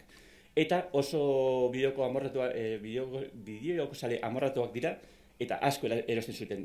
Hortaz, beraientzat, baizera konpentsatzen zuen, bale? Hortaz, baina, tira, hortaz, 1,3 milioi hori ez du konpentsatzen egin beharko zen desenboltsua bideoko guztiak euskerara itzultzeko. Baina, horrek esan nahi du euskera, banatuko dut, bale? Euskadi edo euskerak bideojokoak alde batera utzi behar ditula? Ba, ez. Zergatik. Zen eta naiz eta ez okei pisu espezifiko bat bideojokoetan, bideojokoak bai direlako gaur egun teknologian eta mundu osoan oso potentzia ekonomiko handi bat. Hortaz, euskarak ezin du euskera eta euskadik, bi aldeak, banatzen ditut, orain azalduko dut zergatik, ezin ditu alde batera utzi. Bideojokoen industria. Orain ikusiko du industriaren batetik, bale? Osea, hau Euskadirentzat da garrantzitsua. Zen, bideojokoak 2007an guztira, ez da bakarrik bideojoko salmentak, bale? Hemen sartzen dira, bideojoko salmentak, bideokoi buruz egindako webguneak, Twitter, Twitch, YouTube, guztia batuta. Bueno, hau egiten dolaretan dago, eta beraiek jartzen zuten bilioi, bale? Baina egiten da 108.400 milioi dolareko etorkina izan zuten bideojokoak basaren urtean. Hau, gorantzu da, adibidez, 2008-tik 2017-ra, 14.000 milioi, gehiago irabazi ziren free-to-playetan, eta eSportak, orain nahin garrantzitsua direnak, 2007an euki zuten 756 milioiko etorkina, baina 2018-rako, aurten, eukiko 1.000 milioiko etorkina izango dutela kalkulatzen da, bale? Hortaz, datu hauek urtero egiten dira superdata researchen, eta edonork ikusi ditzake, eta ikusi nola duen zatitutak, eta oso ondo dago ikerketa hau.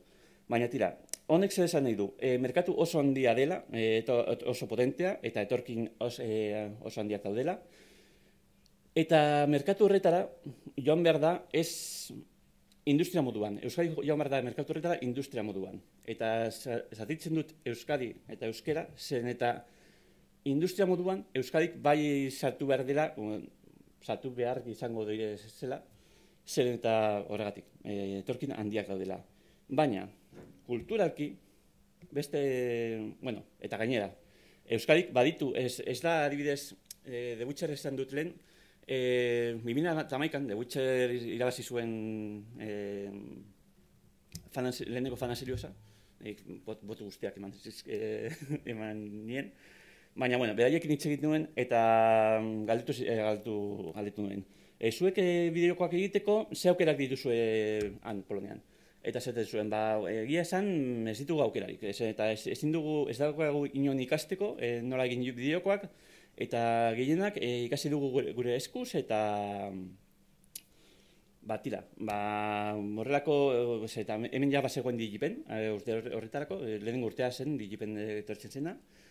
Eta, adibidez, ikusten zutela, hemen dago zegoela Digipen. Zegoela, bazirela beste ikastola batzuk. Arrobi ikastola, azken urteetan bere eman ditu bideojokoei buruzko ikasketak, eta Wizex implika bere dauka kurso bat, hemen, nahiko ona.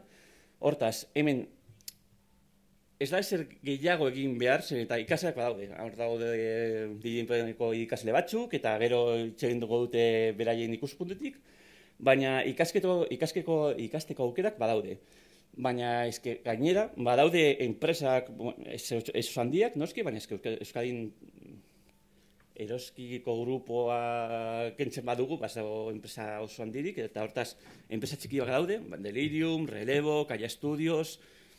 Esan nahi dudana da, hemen bideokoen munduan sartzeko aukerak badaude, eta badaude pertsonak sartuta. Hortaz, nahiko erraz izan beharreko litzateke, hortik aurrera, hortik hasteko eta, ojala, industria potentago bat izatea. Baina, hori Euskaren bidetik, eta segurenik Digipenen esango diete ezin dutela bideoko bat bakarrik Euskadirako egin, egin behar dutela bideoko bat mundu osorako.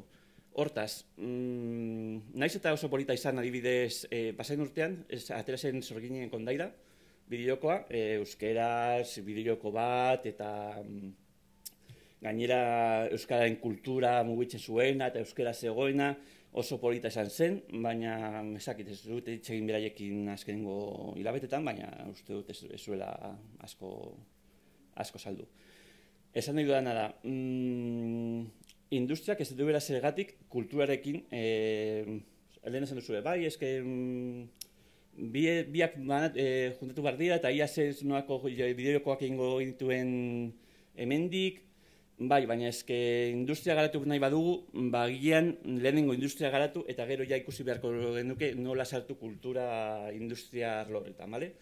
Baina, bueno, parte batetik hor dago industria, eta hortik handitzeko aukera asko daude, baina gero kulturaki bere da interesgarria, bueno, aurretu naiz. Bai, daukagu non ikasi, daukagu non lan egin, baina gainera badaukagu non aurkeztu gure lanak. Dago Azeta Play, hemen Azkuna Zentroan ere egiten dena.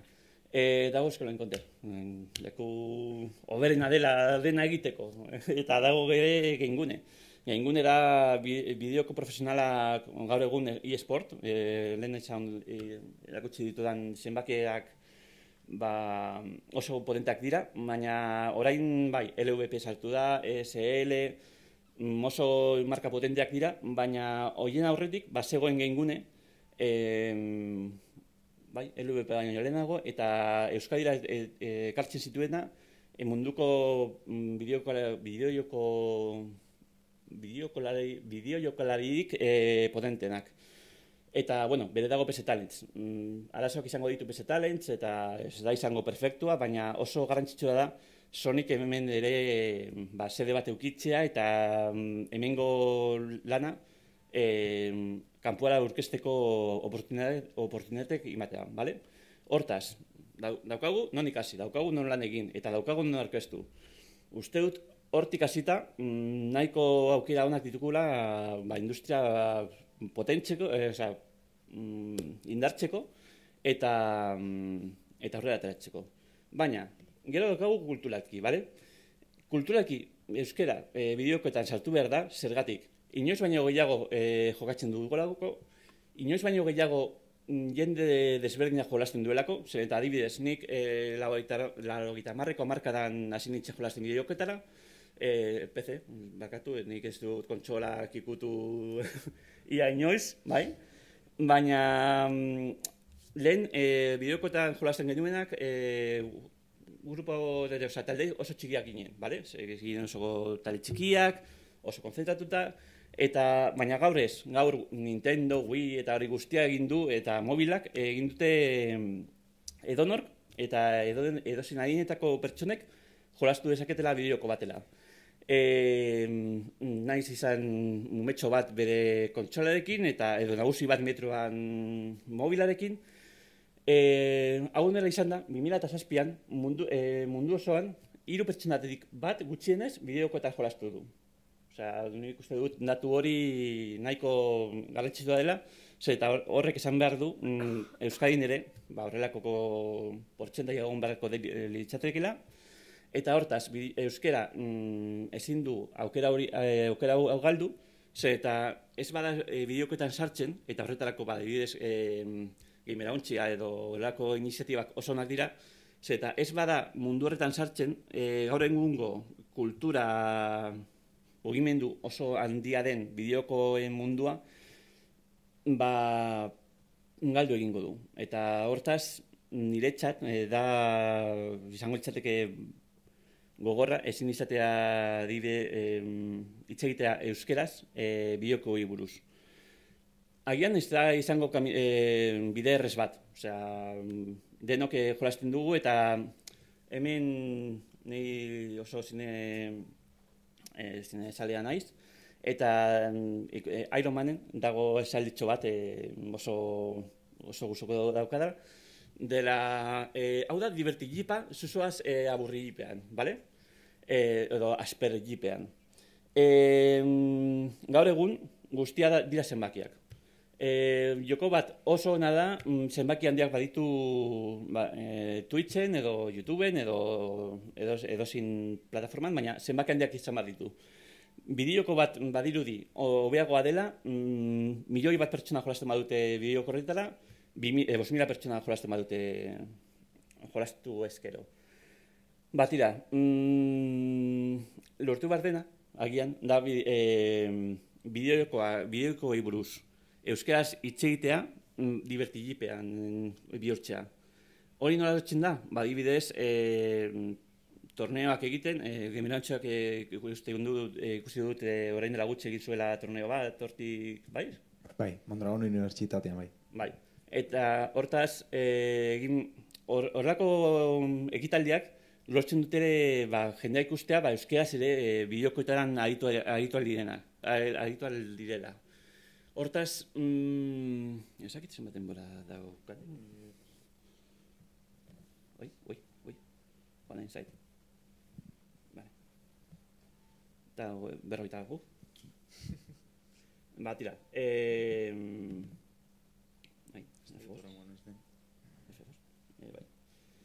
Pasatuko dut. Tira, hori. Zerbait, itxaldi honetatik, zerbait atea barra baduzue, da, alde batetik, euskari eta euskerak bideokoetan sartu behar direla. Baina ez dute zergatik izan behar biek batera. Kulturalki, bideokoak oso garrantzitsuak dira, zen eta gaur egun oso movimentu kultural potentea da. Baina industria puntutik, nik uste dut, ez du dela zergatik kultura sartu behar derrigorrez Euskal Herrian egiten diren bideojokoetan, barkatu. Bale, eta hori da guztia. Galderaien bat? Galderai?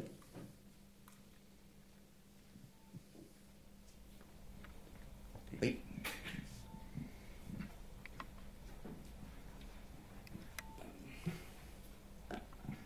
Kaixo, Bai.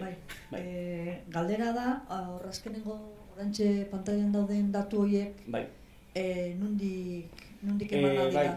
Lehen...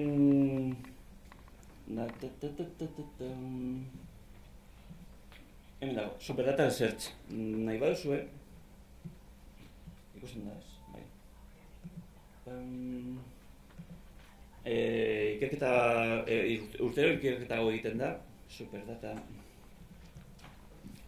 Ahí, venga. Ahora no, please.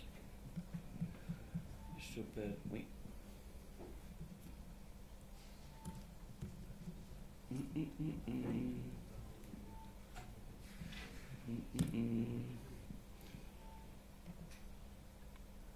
Venga, mira aquí.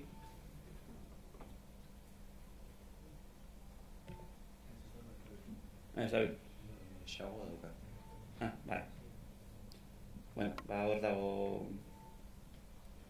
Bueno, vale. Hau da webgunea eta hemen egiten dituzte urtero ikerketak eta ateratzen dituzte datu guztiak. Hauek dira dauzkate datu oso interesgarriak, adibidez free-to-playko datu guztiak, hemen adibidez kontsolak eta mobiletan zeintzuk diren momenturo gehien saltzen dutenak. Hemendik atera ditut salmenta datuak eta datu horiek. Besterik? Nik badauka galderatxo bat. Bai. Esan duzu eskola daudela, daudela nun erakutsia, Bai. Garratzaile estudioak eta daudela. Zuek, zuk inor baino beto jakin duzu, badaukazu sentsazioa hala ere zerbait falta dela hemen? Beste lurraldetan bezala industria hori ehuntzeko edo sendotzeko eta egunen batean demagun Katalunian egon zen Piru Estudios moduko eta holako giro bat eduteko? Baina eske, vale, Piru Estudios Katalunian zegoen, baina eske Piru Estudios ezen Kataluniako enpresa bat, edo kulturalki ezen Kataluniako enpresa bat. Zen Espainiako osoko enpresa bat, egiten zuela bideokoak ez kulturalki eta ez ekonomikoki Espainia itxatzia, adibidez, edo Katalunia itxatzia. Egiten zituen jokoak mundu guztirako. Hortaz, lortu behar dena industria potentzeko da, adibidez, eukitza, bai, piro bat, baina eske horretarako behar dena da, hemen dauden enpresa bat edo bi, lortzea bat. Piro izan zuen komandos, hortaz, behar da hori, enpresa batek lortzea, apurtzea, salmentetan, eta hortik aurrera, itxegiten hasiko da, eske Euskadiko Silicon Valley berria bideokoetan eta hori guzti. Igual marketinga falta da. Bai, marketing asko falta da, baina eske egia esan, Espainian marketingei buruz ez dago oso baratua. Hain da horrela, oso ona izan zela adibidez Tequila Workseko Rime jokoa, agertzea Kotakuren portadan.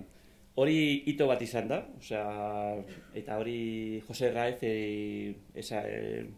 esketu behar zaio, zen eta hor munduko revistarik garrantzitsuenean portadan agertzeko egin behar den lana urteak eta urteak daramatza, eta ia horrelako lanak behin berri egiten badira eta lortzen bada gutxinaka, gero eta hemengo bideoko gehiago munduan agertzea, agian lortuko denuke hori. Eta hortaz, zure galderari erantzuteko, lortu behar dena da, gero eta gehiago, hemen egiten diren gero eta bideoko gehiago mundura saltzea. Marketinga, eta gainera jolastea. Gauza bat da marketinga, eta beste gauza bat da bideokori jolastea. Adibidez, Kingdom Come Deliverance atera zenean, aste horretan zen munduko bideokorik onena. Twitchen petatzen zuen eta makina bat zen. Aste bat barru, inork ez zuen jolasten Kingdom Come Deliverance. Lortu behar da hori, marketinga beharrezkoa da, baina lortu behar da jende asko jolastea eta bideokoi buruz euskeraz. Eta horretarako, adibidez zuek egiten duzute lan oso on bat, baina lortu behar da hitz egiten duten jendearen kopuru hori handitzea. Nik hasierako hitzaldi hortan esan dut hori gure ikuspegia, ezta? Baina igual, ez dut ondo azaldu baina, gai kulturalak edo agian folklorikoak sartu beharrean zentzu orokorrago batean nion, adibidez. ez dakit, konparazioa egin daiteke, baina Handia filma, Bai. Antzoko Handiaren historia eta hori oso gurea da, baina aldi berean baita ere bada zerbait orokorra globala eta munduaren beste leku batzutan ere gerta zitekeen historia bat, ezta? Bai. Orduan, igual, esan daiteke... Esaten duzu Handia filma. Handia filmaren parte hartzaileetako bat, Zeus softwaren lan egiten zuen. Osea, bideokoen munduko pertsona bat zegoen hor sartuta. Igual, hor, bera badaki zerbait eta hortik joan. Baina esan nahi dudana da, historia orokorragoak edo sortu daitezkela ez, eta baina hala ere, hemengo ikuspegitik eta hemen egindako lanetatik, hortan ninduan. Bai, baina eske hori oso dago, baina nik esaten dudana da ezin dela beti eta ezin dela derrigorrez batu behar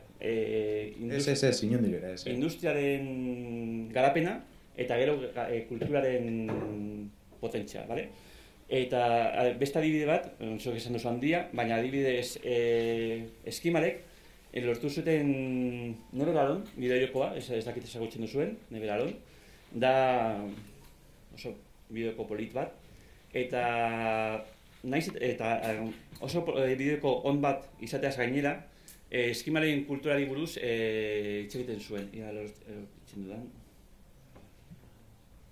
No funciona. A ver. Never... Voy. Portatila gorrotu ditut. Never alone. Kimizina...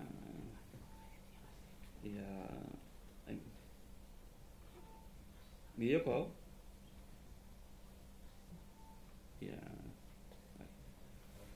Hala, venga.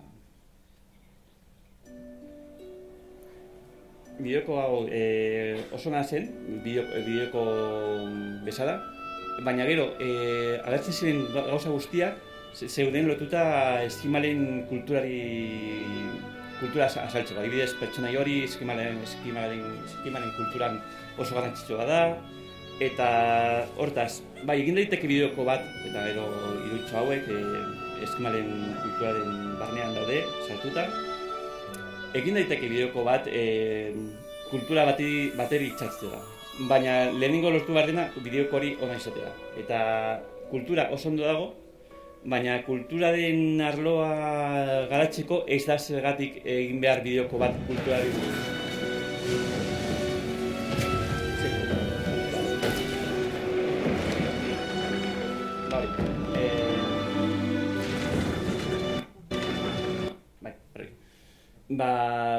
Bai, zorien konta dira, bideoko... A ber... nik esan nahi nuena da, hori, kultura zentzu globalagoan. Bai. Adibidez, guk egingo bagenu Call of Duty bat, segurazki, desberdin egingo genuke. Baina hor sartuko ginaiteke lehenengo itxaldia eman duenaren puntu baten. Mundura egiten nahi badugu, itxein behar ditugu munduak ezagutzen dituen historietatik eta ikuspuntutik. Eta horretan, egin nahi baduzu bideoko bat bigarren mundu gerrari buruz, edo egiten duzu, no se, 11 bit egin zuen bideoko bat, gerraren beste ikuspuntu batetik, nola ditzen zen? Zu bakarrik... Yes, bai, This War of Mine. Bideoko egiten duzu, guztiok egiten duten bideokoak bezala, tirokatu eta hori guztia, egiten duzu This War of Mine, bezalako bideoko bat. Ikuspuntu guztiz desberdin batetik, baina izan behar da oso gauza global bat. Egin nahi baduzu Handia edo beste gauza konkretu baten eredua, argi eduki behar duzu, lortu behar duzula, naiz hemengoa eta naiz eskimal bat, biok ulertzea konzeptu hori. Unibertsali izan da dira, ez da hori. Eta hori da guztia, ez da gehiago prepatu. Eskerrik asko. Dago galdera gehiago? Beste galdera bat? Eskerrik asko.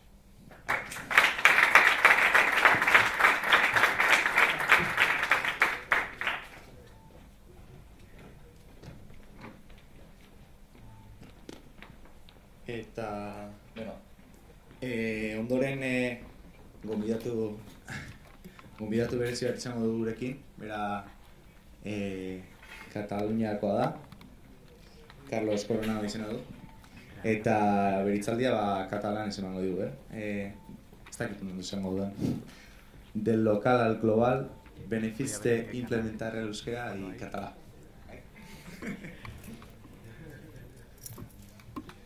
Sorry.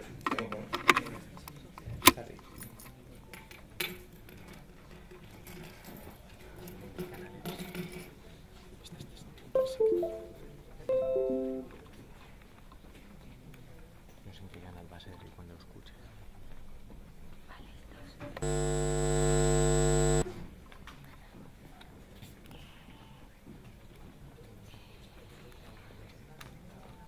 Hay que ponerlo hacia allá. Un momento.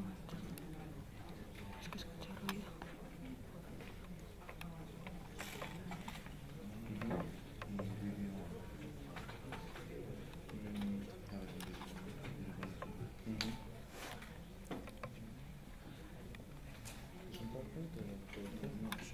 Ah, vale.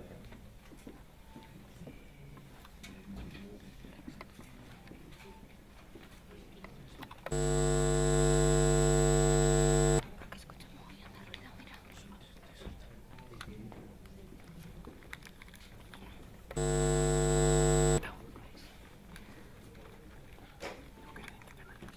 Y eso sí, tiene que estar. Esto tiene que estar apuntando hacia allí. Como el apoyo. No lo sé, tiene que estar así, porque si hago así. Ya, pero ¿cómo lo coloco? No sé cómo. Es que cada vez que muevo el teléfono no quiero que se caiga. Así.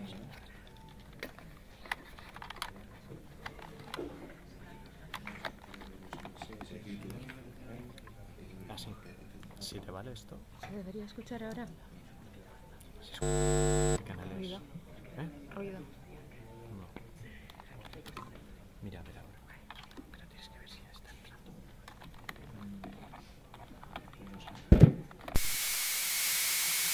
Ahora ha cambiado el ruido, pero también el ruido.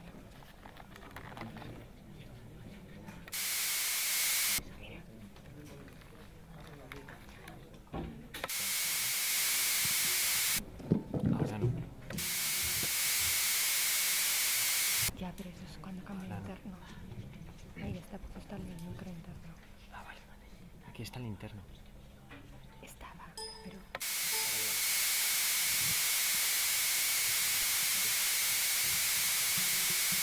Bueno, bon dia a tothom. Abans de començar m'agradaria dir dues coses. Primer, jo soc català, però el català no és la meva llengua que utilitzo dia a dia. Jo soc xarnego de manual, o sigui que si hi ha algú que entén el català molt bé aquí, li demano disculpes per si dic alguna barbaritat, ¿vale? Ahora no. I segon, abans de començar la xerrada, us vaig ensenyar el meu treball, el meu últim videojoc, Infernium, que va sortir fa un mes per Switch, Play 4 i Steam. I si us agrada i decidiu doncs, estar atents, doncs bé, i si no, doncs ja podeu desconnectar. Peggy 12.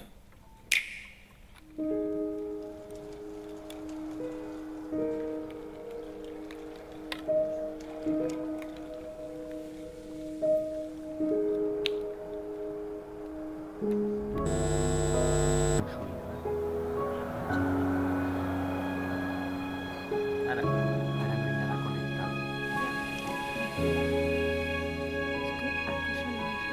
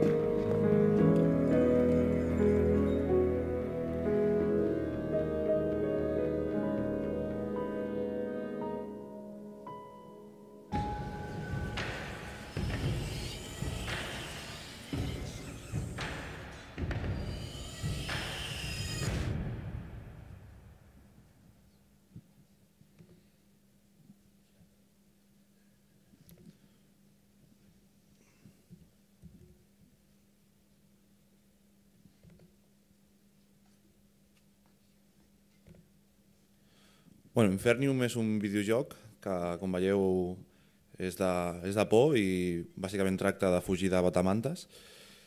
I ha anat molt bé, vale, el llançament, estic molt content amb les dades de vendes. Però aquí jo vinc a parlar del lore d'Infernium i com és possible que un joc que tracta d'això en realitat és la història de dos de Bilbao, Miquel i Ainara, i dos de Barcelona, Marina i Oriol, i com es troben l'infern per casualitat i com ho gestionen emocionalment. I per què considero que està molt bé fer... això que vaig a dir ara és molt pretensiós, la paraula, s'ha de localitzar els videojocs, que és passar d'un concepte local, fer-ho global. Una miqueta com va fer Guillermo del Toro amb El laberinto del fauno. Jo tinc amics que són americans i els americans no saben egin zuen moduan. Història, però gràcies al laberinto del fauno ells saben que va ser la guerra civil, que va passar, qui va guanyar... Azken batean, film honetan Guillermo del Torok egin zuena izan zen, bertako historia bat mundura zabaldu eta munduak ulertzezan lortu. Beraz, proiektu hau errentagarria izateko, ni bakarrik aritu naiz, eta orduan erakutsi nahi nizueken nola egin dudan errentagarria izateko. Orduan, lehenik eta behin, hitz egingo dut, ni orain dela urte desente hasten bideojokoak garatzen, eta betitik gustatu izan zait elementu linguistikoa eta itzulpena bideojokoko elementu nagusi izatea. Al lore dels jocs, a la història... Eta hori, bideojokoaren lorean, bideojokoaren testu inguruan, historietan eta abar txertatzea. Esaterako Barcelona daukagu hemen, bideojokoa, jokatu duzue, inor jokatu du joko honetan, bai, oso ondo. És un joc de zombis cooperatiu, jo vaig fer un mod que... Ez duzuen ontzat, zombien bideojoko kooperatibo bat da. Eta bertan, mezuak agertzen zaizkizu paretetan, eta mezu horiek irakurtzen dituzu, eta horrela irakurtzen dituzu eta dakizkizu pertsonaien historiak. Eta hau, 2011an egin nuen. Eta Bartzelonan dagoeneko bazeuden grafitiak neska batek idazten zituenak, katalanez, eta gero bazegoen beste grafiti bat, esaten ziona, por favor, habla en cristiano gaztelaniaz. Eta orduan, pertsonaia hauen historia grafitien bitartez garatzen zen. Etzen goazen joko hau honetan jolastera, euskera edo katalana ikasteko, ez. Bazen kontzeptu bat oso gertukoa, nigandik hartu gertatzen ari zena, eta hori errepresentatu nahi izan nuen bideojokoan eta globalagoa izan zedin. És curiós, una de les armes que tenies era un pernil. Kuriosoa da baita ere, armetako bat, urdaiazpiko bat zen, orduan, giriek joko honetan jolasten zutenean, esaten baina zer demontre dau, urdaiazpiko bat, bideojokoan. Orduan, da gauza bat, jokalariei ez diena horren beste axola, ez zara hobea edo kerragoa urdaiazpiko bat izateagatik. Baizik eta Amerikarra naiz eta dagoena hartzen dut. Hemen daukagu beste pantalla irudi bat. Zombiak dira hauek, espainoleko zombiak, eta jendeak pentsatzen du Real Madridekoak direla. Hau Barcelonako Espainia plaza da. Eta hemen daukazue esaten ari nintzen alen. Nik uste dut ez dagoela Repsoleko bonbona baino gauza lokalagorik. I llavors... Eta orduan, hemen grafiti batzuk zeuden. Orduan, honekin esan nahi dudana da, bideojokoak kipula bat bezala direla. Kipulak kapa ezberdinak ditu eta barrura joan zaitezke. Orduan, obrak orokorrean daude pentsatuta erabiltzailea zein mailatan inplikatu nahi den ikusteko. Eta barrurago joan nahi badu, posible du hori egitea. Orduan, ikusten baduzu, jokalariak daudela, barruraino joaten direna, eta interesatzen zaienak, orduan, jarraitzaile bat duzu hor. Eta horregatik, da garrantzitsuan niretzat, bideojokoak beste hizkuntzetara itzultzea. Jarraitzaile hauek berein hizkuntzan jolasteko gai izan daitezen. Orduan, komentatu dizkidate gauza ezberdinak jokoari buruz, katalanez egoteagatik. per fer publicitat i per encara guanyar més descàrregues o ventes Eta al videojoc. A Barcelona jo esan encara izan era molt zait, petit i no me'n vaig adonar que això ho podia utilitzar jokoan com a sartu eina, nituen però elementu Infernium batzuk, ara ho veurem, jokoa Doncs promozionatzeko vaig fer una mica modu més pícaro, gisa i jo mateix ja buscava que erabiltzitzakeela. que se sàpiga. O sigui, jo soc obertament Baina nik, sediciós a Twitter. egia esan, bideojoko hau garatu nuen momentuan, oraindik gaztea nintzen, eta gerora joan naiz ikusten Twitter bidez jaso ditudan txioetan jendearen iritzi horiek. Beste joko bat, Mind Path to Talamus, Menorkan dago oinarrituta. Niri egia esan, asko gustatzen zait Menorka, katalan on bezala. Ez dakit hau dakizuen, baina katalana izateko bi patroi bete behar dira. Lehena, Sagrada Familia inoiz bisitatu ez izana, eta bestea Menorka izugarri gustatzea. Orduan, Menorkan hasten zen bideojokoa, Calfurneizen, pantalla argazkian duzue, eta hasieran tornado bat agertzen zen Menorkan, eta hemendik hasten zen historia hau da. Testuingurutik erabat kanpo zegoen elementu bat hartzea eta jokoan txertatzea. Eta gero pentsatu nuen, etzen hobeto izango Kalifornian egitea edo beste leku ezagunago batean egitea. Però què més dona? O sigui, la gent no eta jugarà al videojoc perquè la intro al principi orduan, nik esaten nuen, inork ez du joko bat aukeratuko introa Kalifornian dagoelako edo Menorkan dagoelako. Per què anar fora a agafar la cultura dels americans? Que no dic que sigui una mala cultura, però... Ez dut esaten kultura amerikarra kultura txarra denik, baina goazen aprobetxatzera hemen daukagun material hori. A Menorca eta orduan Menorkan oinarritu nuen bideojokoa eta bertan Bartzelonari buruz hitz egiten zen, Menorkako bertako herri ezberdin ez txoko ezberdin ez hitz egiten zen eta hau ere katalanera eta euskarara itzuli nuen. La raó és molt senzilla perquè eta zergatik? La pela és la pela. Aquí estem per guanyar diners.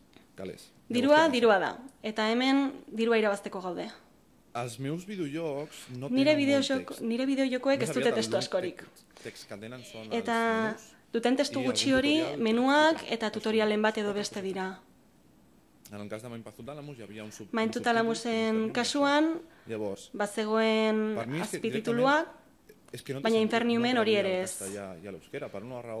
Eta gero pentsatzen jartzen naiz, ez du zentzurik euskarara edo katalanera ez itzultzeak, horiek badira bideojokoaren ezaugarriak horren testu gutxi badago.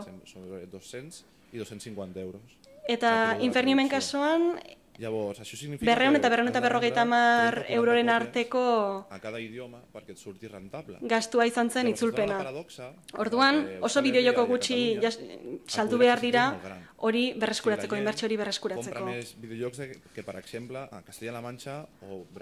Orduan, egia da, Euskal Herrian edota Katalunian bideojoko gehiago saltzen dela, Espainiako beste leku batzuetan baino edo Latinoamerikan baino. Encara que hi hagi molta gent que parli el castellà al món, no compren perquè naiz eta horren beste jende egon gaztelania hitz egiten duena munduan, del regne, també parlo eta naiz regnari buruz hitz egiten ari, baita Latinoamerikari buruz ere. Zer gertatzen da? Hainbeste jende eta hainbesteko komunitatea dago, jende garrantzitsuak erosten dituena eta jokatzen dituena, gehien bat ingelesez komunikatzen direla. Som unes comunitats molt agraïdes. Orduan, gureak oso komunitate jo m'he adonat que quan tradueixo jocs al aktiboak dira eta gustatzen zaie. La comunitat respon, precisament perquè hi ha pocs videojocs que estiguin al català i a l'euskera. I per vendre aquestes eta bideojoko gutxi daude euskaraz eta katalanez. Em costés, jo què sé, 10.000 euros, ja et dic jo que no ho tradueixo al català. Itzulpena 10.000 eurokoa balitz, enuke itzuliko, hori argi daukat. Ez duelako onura ekonomikorik ekarriko. Baina horren merkea bada, aurrera.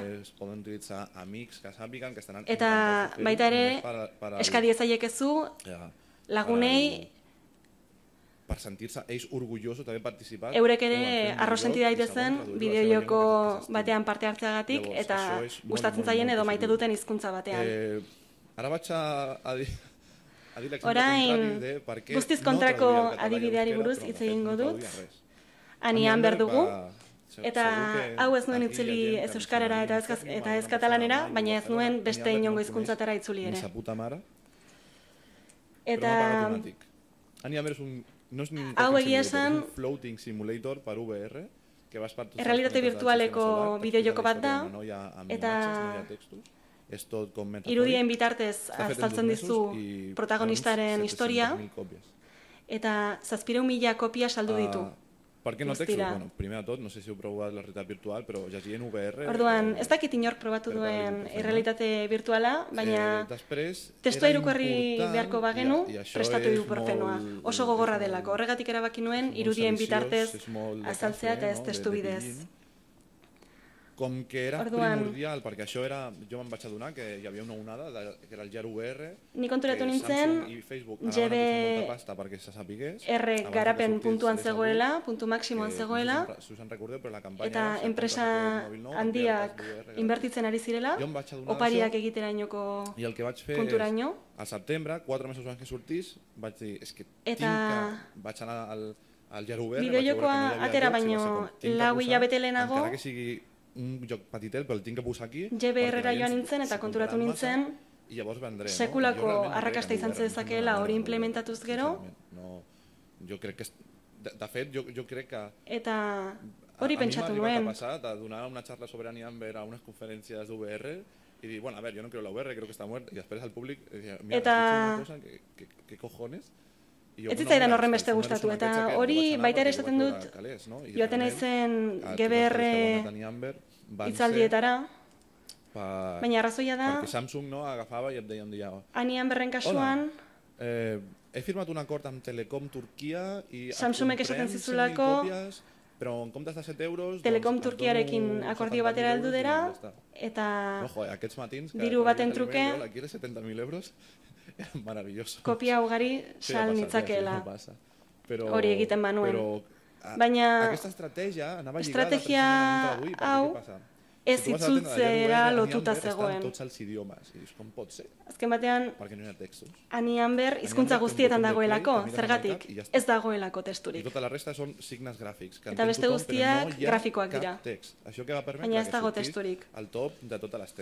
Orduan, denda guztietako salduenen artean agertu zen. Edo nor joka zezakeelako bideo honetara.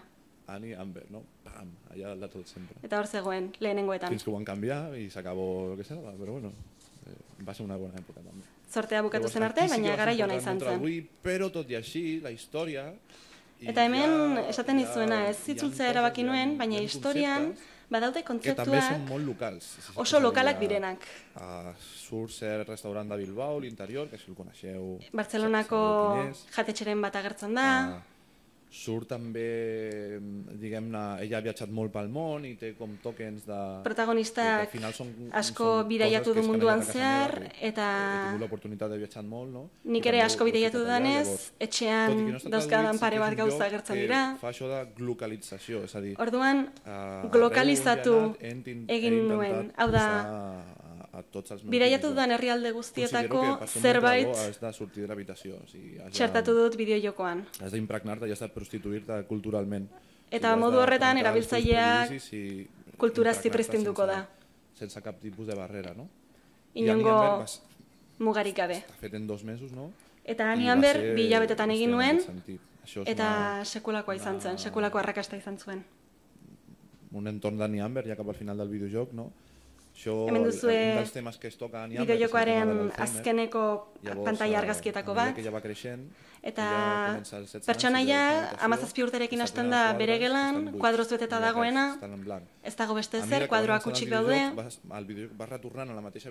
eta behin eta berriro gela horretara itzultzen da Aniamber, eta ikusten du bere esperientzietako edo bere bidaietako, Tailandiako, Sagrada Familiako bisitako argazkiekin betetzen direla kuadroak. Eta ja azkeneko mailan, hiltzeko zorian dagoenean Alzheimer gaixotasuna duelako, ezakit ikusten den pantailan, gerturatzen bazara, ikusiko duzu, bizitzan zehar, bisitatu dituen leku guztiak erretzen agertzen dira munduan. I a mi em sembla molt més elegant i molt més... Eta niri iruditzen zait, askoz ere eleganteagoa, fer-ho així, que horrela egitea, fer una consulta a un metge, amb un servei amb Alzheimer, eta ez garun bat Alzheimerarekin eta testu bat agertzea baino. Aquesta glocalització és... Orduan, glokalizazioa, hizkuntza unibertsal bat irudiena erabiltzea, da gameplayaren ikuspuntua. Hemen dugu Ani Amberren beste pantaila argazki bat. Està farta dels homes. Gizonezko ez nazkatu denean, eta pikutara bidaltzen dituenean, baina ez dago testurik ez da ere, dena visuala da. Que significa que hi ha molta gent que no ho entendrà, això. Eta, orduan, hemen jende gehiago kulertuko du hori. No. A la tenda el joc es ven com el videojoc on estàs explotant a tots els planetes del sistema solar. Bideojokoa saltzen denean, ez da historiekin saltzen, irudiekin saltzen da, planetetan zehar bideiatuko duzu, eta bar. Orduan, kipula bat bezala da beste behin, jendeak bideojokoa erosten du, arrazoi bategatik, irudiagatik, eta gero gehiago deskubritzen du, eta horrek konpromiso bat lortzen du jokalariarekiko. Bueno, hi ha dos que m'encanten. La primera és... Eta badaude bideojoko asko gustatzen zaizkitenak. Infernium ha aconseguit el que tots els Dark Souls posteriors a Dark Souls 1 no han aconseguit. Dark Souls da horietako bat, és donar-me una sensació de eta Infernumen kasuan, zango nuke bideojoko hori gainditu duela. I hi ha un altre review també que diu encara que Infernium pot agafar una persona adulta, trencar-la i fer-la provar de desesperació. Infernumek pertsona heldu bat hartu eta emoziona dezakeen bitartean, però clar, tu vas a la tenda... Bideojoko gisa, bai da inoiz jokatu den bideojokorik onenetakoa. El Dark Souls, el nuevo Dark Souls... Iritziak ere jaso ditut. Ara, tots els videojocs és com el nuevo Dark Souls dels videojocs, no? Infernium es ven ara mateix com el Survival Horror Pac-Man. Infernium Survival Horror Pac-Man gisa saltzen daune honetan, eta orduan jendeak Infernium ikusten du, eta 25 euroko joko bat izanik, iruditzen zaio oso bideojoko txarra izango dela. Baina, gero, jolasten hasten dira, eta ikusten dute 10.000 kapa dituela. Eta orduan ikusten duzu, erabiltzaileak zuri buruz hizketan ari direla, jokoari buruz hizketan ari direla, eta komunitate bat, konpromiso bat sortzen da bideojokoarekiko. Orduan, zergatik erabaki nuen itzultzea, bada komunitate lokalek konpromiso gehiago erakusten dutelako. Katalanek orain ez dugu gobernurik, baina badituzue laguntzak zuek, bideojokoak euskarara itzultzen badituzue, edo euskaraz egiten badituzue, baduzue modurik lehendakariak dirurik emateko? Bada bai, zuek badituzue laguntzak, eta oso ondo iruditzen zait hori. Azkenean, hizkuntza gutxituak babestu behar ditugu. Hori laguntza bat bada, eta balio badizue zergatik ez. Beste xehetasun garrantzitsu bat, itzulpen bat egin behar baduzue, eta txarra izango bada, hobe itzulpenik ez egitea, zuzenean. Zergatik? Niri Inferniumekin gertatu zaidan behin, eta nire errua izan zen, baina itzulpenak Excel batean egin ziren.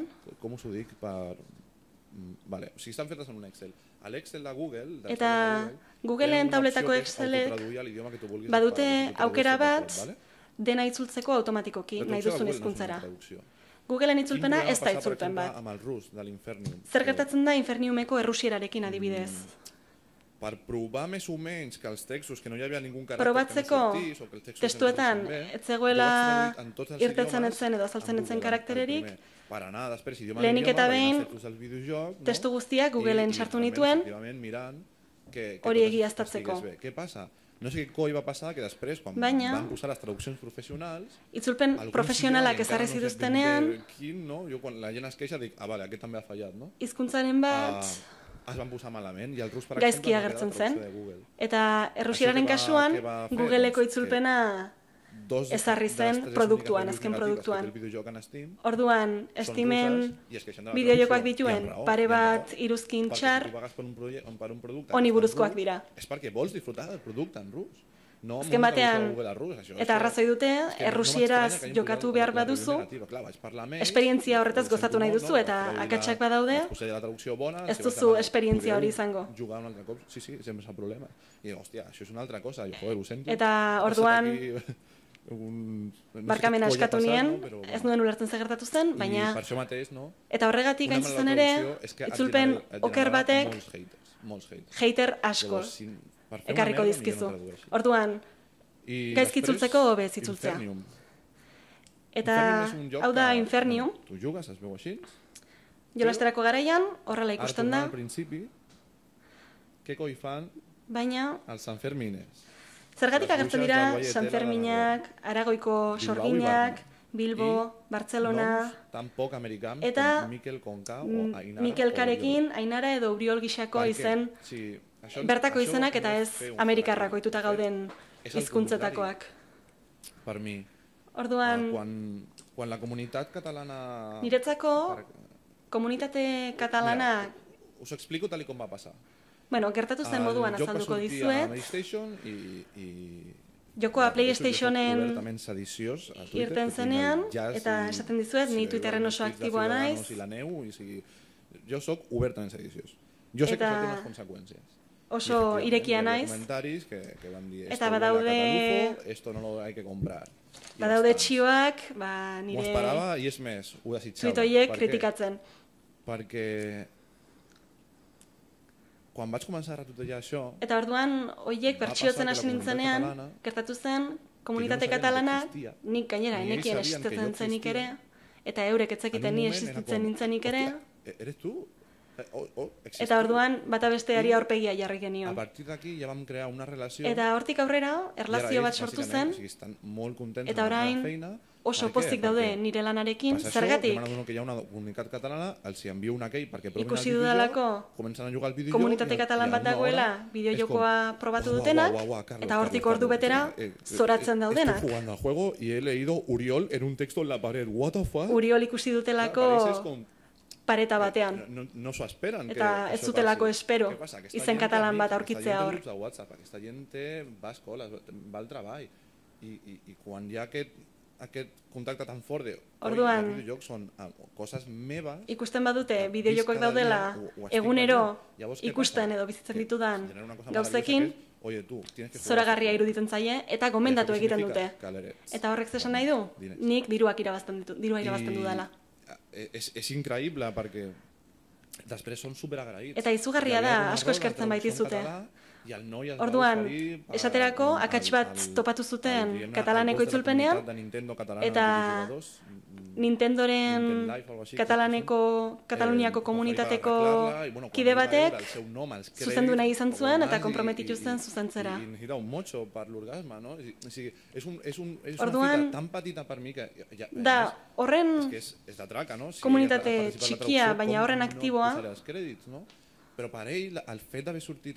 eta orduan pertsona honi kredituetan sartzea eskaini nion, eta beretzako izugarri izan zen sekulako ilusioa egin zion. Eta erlazio hauek guztia komunitate aktibo eta konprometitu hau katalanera itzuli izanagatik sortu da. Orduan, hemendik aurrera, ez dut ikusten aukerarik hau ez egiteko. Nire ustez, bideojoko guztiak, gainera, jolasten dudanean, ez zait gustatzen irakurtzera. Jokatzea gustatzen zait, eta horregatik nire jokoetan alik eta testu gutxien sartzen dut. Historia bat dago, oso pertsonala, buzeoari buruzkoa,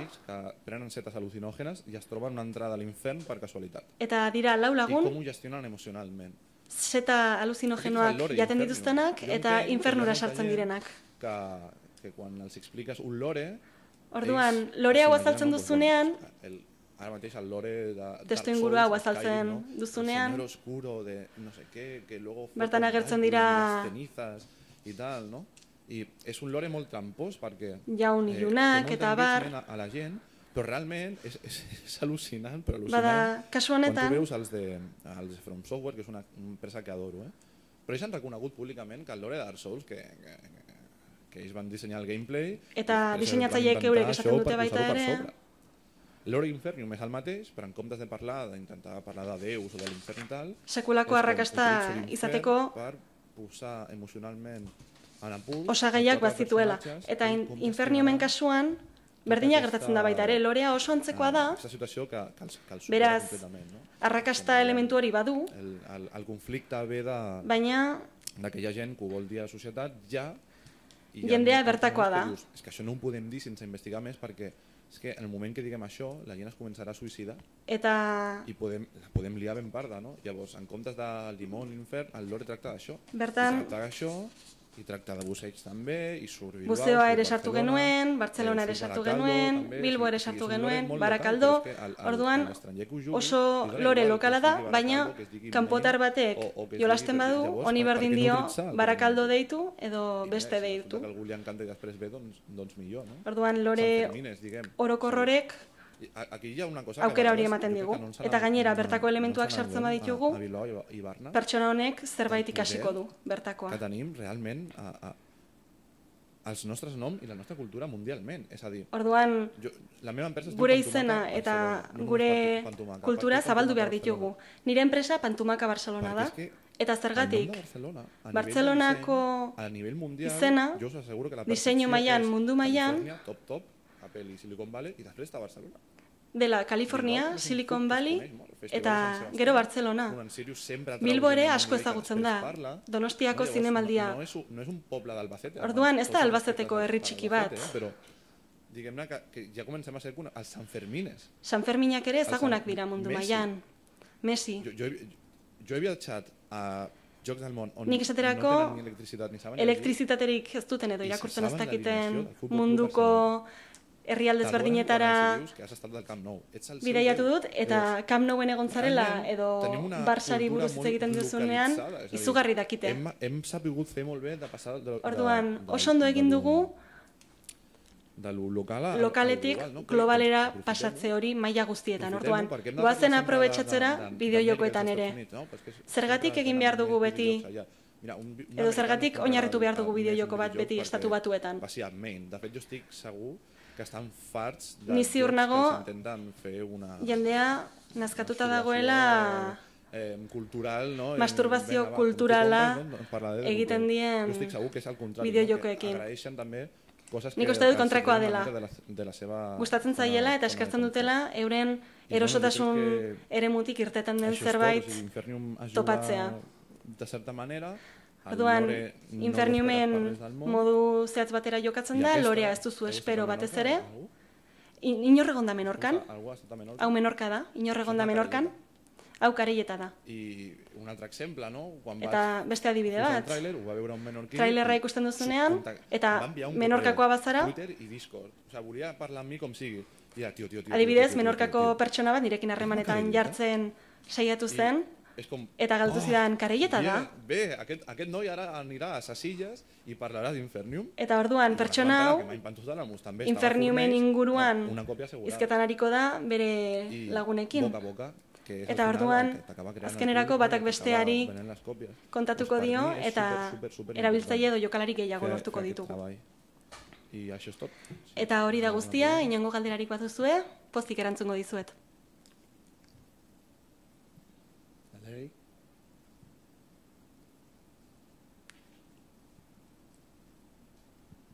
Hola, Carlos. Hola, Sandra. Què tal? Què tal la ressaca? Bé, merci. La teva? Què tal? Bé. Hi ha alguna manera de traquejar? Badago inongo modurik. Hi ha alguna manera de fer el track de les còpies que al final es juguen efectivament en català, en euskera... Ea zenbat jendek jokatzen duen katalanez edo euskaraz horren jarraipena egiteko? Beno, oraintxe bertan ez... O sigui, jo no tinc el nivell de programació per nik ez dut programazio maila hori jarraipena egiteko modurik implementatzeko bideojokoan, ez dut horren besteko ezagutzarik.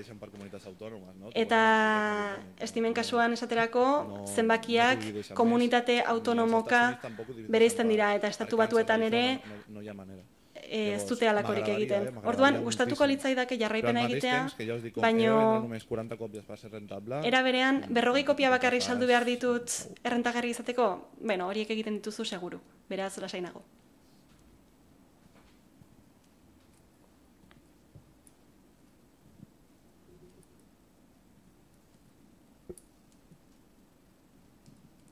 ¿Cuánto has tardado más o menos en pensar una idea para el juego? una idea base, o sea, lo principal. Abiam, es una pregunta... Beno, galdera gaztelaniaz erantzungo dizut. Porque Infernium está hecho en un año, ¿ok? Pero es que yo llevo queriendo haciendo un juego de miedo. Infernium urtebetean dago eginda.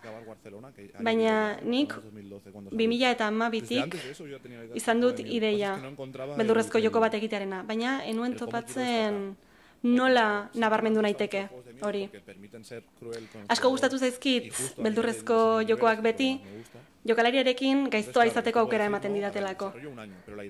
Eta garapena urtebetekoa izan da, baina ideia lehendikoa da. Orduan, nire buruan zerbait martxan jarri zen momentua, bidaiatzen nengoela izan zen, buzeatzen nengoela, irla batean, bertan dordokekin, eta bilbotar bat topatu nuenan, gauez, eta titulu aurreratua ateratzeko kurtso bat egiten ari ginen, eta bertan ikusten genituen animalia ezberdinak, eta ikusten genuen ez zirela arriskutsuak, baina animalia horiek ikutzean orduan bai asarratzen ziren eta arriskutsuak ziren. Orduan, beldurrezko genuen sartu aurretik. Eta zu linternarekin sartzen zara, eta ikusten duzu jendeak linternaren argia jarraitzen duela animaliek. Pues la primera vez que hicimos el buceo nocturno... Eta hori gauez egin genuen lehen aldian, psikologikoki... Pasó todo lo contrario que pensaba que iba a pasar. O sea, gertatuko zela usten nuenaren guztiz kontrakoa gertatu zen. Uretara sartu nintzenean... No sé muy bien cómo explicarlo, pero mi cabeza se... Y a todos nos pasó lo mismo, ¿eh? Hizo clic y en vez de preocuparte... Nire burua klik egin zuen, eta... segurtasunaz kezkatu baino lehen... Pero no te puedes preocupar por lo que no ves. Preocúpate de lo que pentsatu ves. Nuen... Beno, ezer gertatzen bazizu, kezkatuko zara gero, baina momentu honetan kezkatu ikusten duzunaz eta ez ikusten ez duzunaz. Inor jokatu du Inferniumen? Orduan hasieran zubi bat agertzen da. Hau da jokoaren hasiera. Eta jokalaria atetik ateratzen da.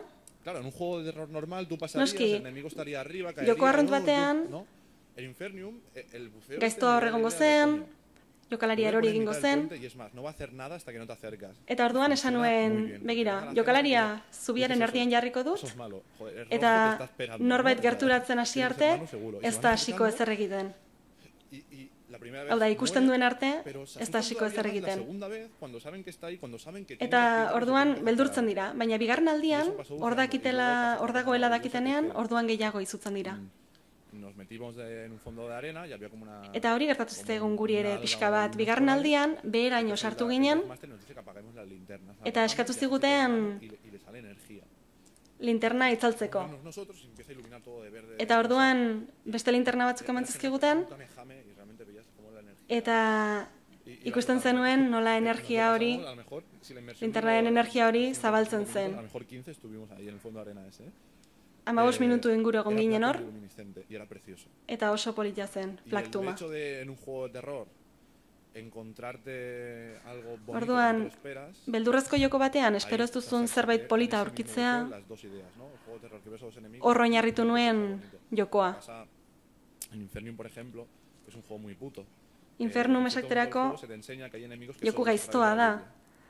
Badaude pertsonaia batzuk, gaizto batzuk, eurian zehar ikusten dituzunak soilik. Es como el Dark Souls, ¿no? Que al final es un recorrido, aunque no sea no lineal. El siguiente nivel, después de conocer Urrengo maila, a través de la lluvia, es una llanura con un sol y ni una gota de agua y todo seco. Guztia lehorra da, ez dago euririk. Orduan, oso polita da, baina badaki jokalariak diseinatzaile gisa gaiztoa izango naizela eta gaiztoiek guztiak beregana etorriko direla. Eta hemen gogoratzen dut buzeoaren egunean uretatik atera eta banekiela dagoeneko zer egingo nuen bideojokoan. Orduan, ideia lehendik neukan, baina hor hasi zen forma hartzen. Beste aldeik?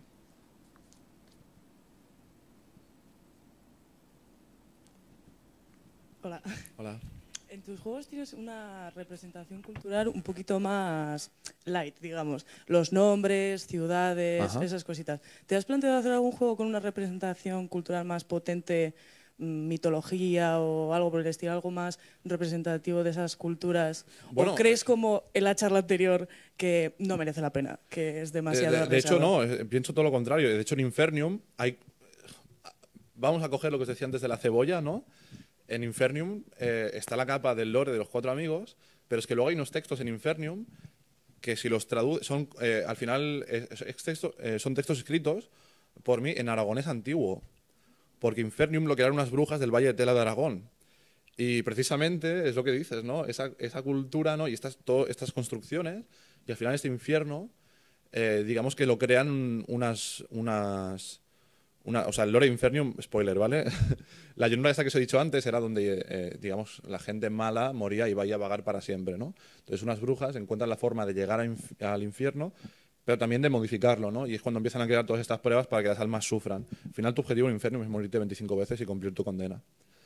Pero claro, este jugador no sabe lo que quiere es escapar del infierno.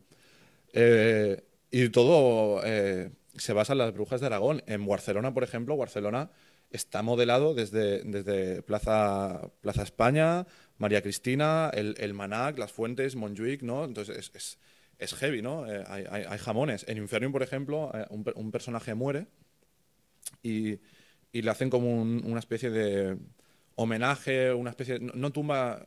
¿Sabéis en Logan, la película de Logan, cuando le ponen la cruz en la tumba y luego la giran con el símbolo de X, le hacen como un homenaje? Y el tío este personaje es hardcore independentista, o sea, es sedicioso nivel hardcore.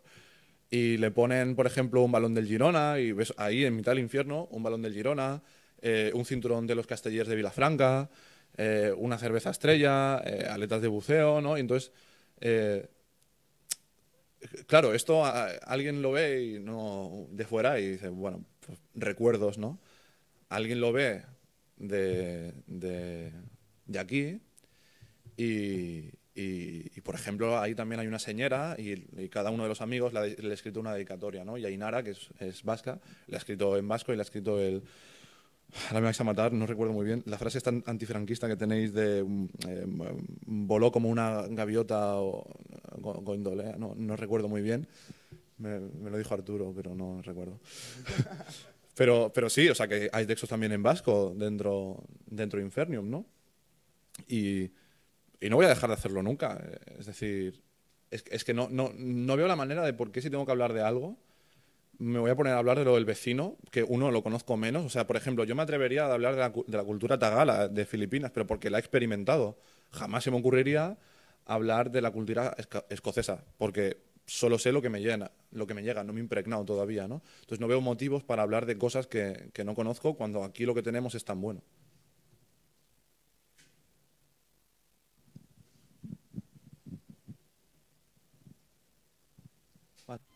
Vale, pues muchas gracias. Eskerrik asko.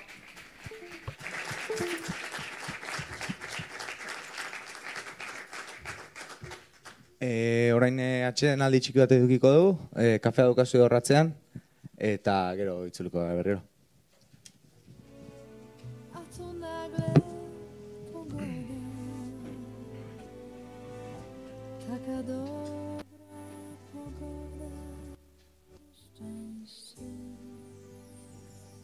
Nikt otuchy nie doda, cienie kłębią się gęściej, aż tu nagle pogoda, taka dobra pogoda. Bueno, orain arteko, aurkezpen guztiak izan ditu. Sartu hor, zu. Coraz trudniej po schodach, coraz puściej w kredensie, aż tu nagle pogoda, taka dobra pogoda, odpowiednia pogoda na szczęście.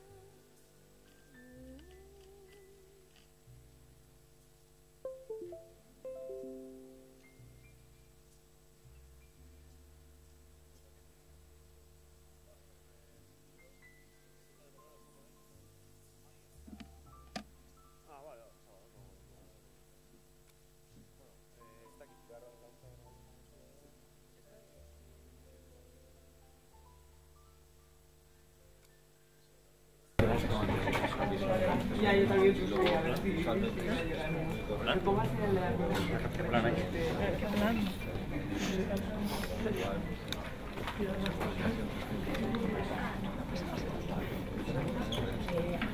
Lo quieto y aprovecha igual tienes fuera para tomar un café. Voy a ir a hacer pis, pero espera, es que me estoy peleando un pelín con el trípode.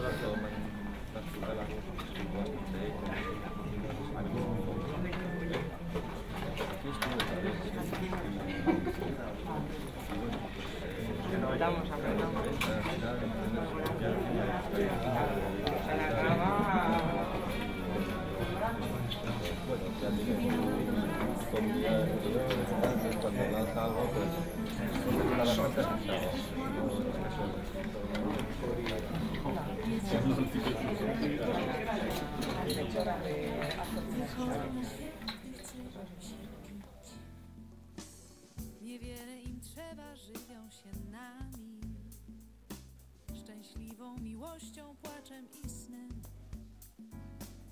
Zwyczajnie przychodzą drzwiami,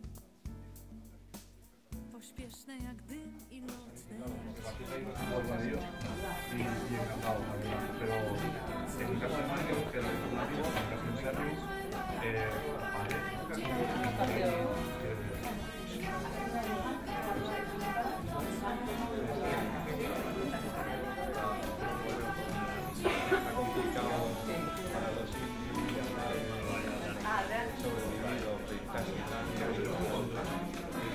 la gran mayoría de empresas que se las eso sacar el producto desde el mercado hacia afuera y tal, y buscar productos visuales y tal. Seguro que sí. Me he dado mi base, te pongo a robar a gente que se me produce.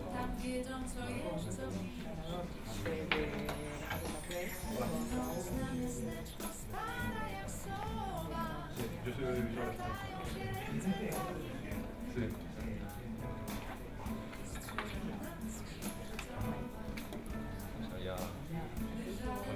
Una chuletita o no para que me preguntado. Pero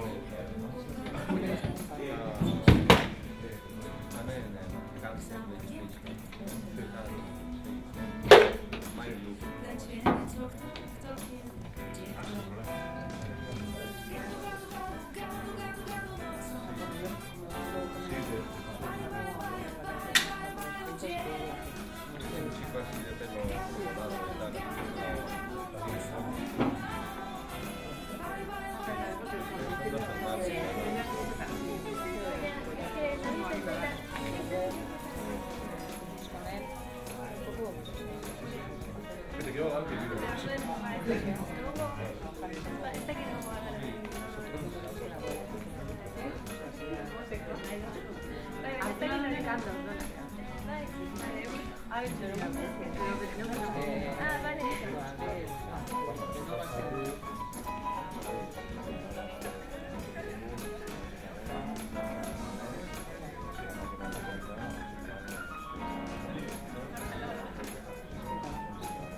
¿Qué tal para jugar?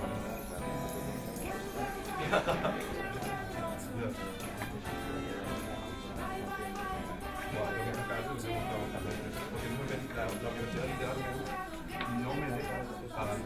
No sé si le voy a poder pasar. Aquí, a mí, el ciclo es... eso sí, la concentración.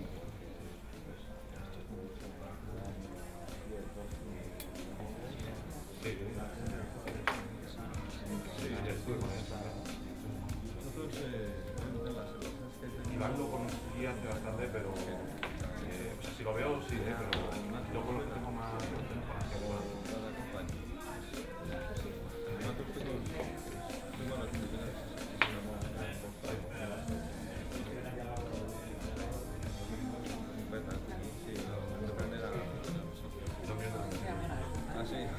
Pero cuando estaba de antes de para trabajar como diseñador, sí, Vale. Sí, pues para... Hicimos una entrevista pues, para... Sí, oye, encantado y esperando el correo, ¿vale? Sí. Vale. si ponen cable pelirrojo Bilbao. Sí, vamos, yo creo que ya.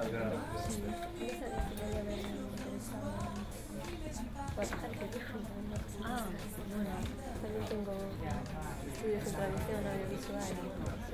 Bueno, nosotros lo que hacemos en las fundaciones es, bueno, guk egiten gara euskara sustatu inguruan Italia. Bidalia nahi badituzu eta norbaitek galdetzen badu, guk pasatuko. Bueno, me he querido baina. Ez, bueno, eman nahi baduzu eta norbaitek galdetzen badu, Bai, es que, bueno, ontze japonirako irakasle dira, eta horregaitzik, bueno, hori bideojokoen interesa dekotenez. Dale. Bueno, erderaz dago. Bueno, lasai. Agurtu edo, eta bueno, guk aukera jarraitu nahi dugunez gai honekin, batek dakitza etorkizunan, edo norbait galdetzen du, Eskerrik asko. Zeuri, aianita. Lanolatan, japoniera? Txikitatik, software eta, beti gure izen ulertu eta regaitzik bestien itzulpena behar izan baino norberarenak, bai, eta vale, baskarrik asko. Joder, el Fermi tiene mod, te va a hacer construir cosas. Ha salido un Play 4 muy bien y no tiene una línea, que no sabes que ni la tuya programación, porque es el ejemplo vivo de que se puede hacer cosas sin programar. Vale. Buah, es que sabes lo que pasa, que estoy lo que estoy te va a servir, pero sobre todo es muy autodidacta. O sea, yo estoy en diseño audiovisual, pero no aprendí nada de videojuegos de la carrera. Nada. Lo aprendí de juegos a nivel técnico, lo aprendí de forma autodidacta, pero joder, es que en diseño audiovisual aprendí de fotografía, de color, de teoría de la forma, de un montón de cosas. Luego veo mis juegos y digo, esto si no me hubieran explicado la teoría de esto, no lo hubiera hecho así. Y me ha servido muchísimo. Historia de la vida, y al final, pues, me ha influido. Bueno, vale, no. Estudié lo que estudié, casi algo, no de hacer abogacía, ¿me entiendes? Pero estudié lo que estudié,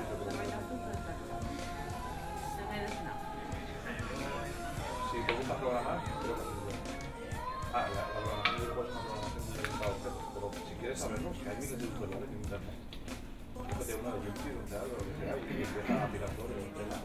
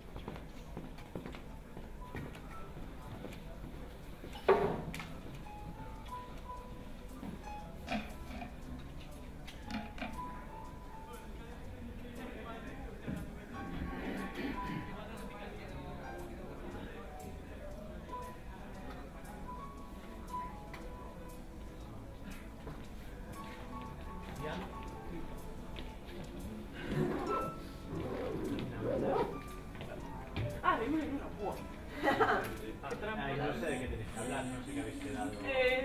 No estaba muy claro, la verdad. ¿Quién va a empezar?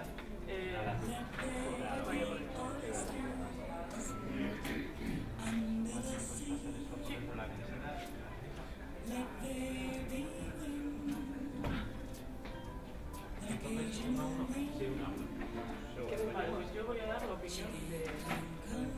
Vale, lo ves. Ha sido lo más crítico que he hecho. Y luego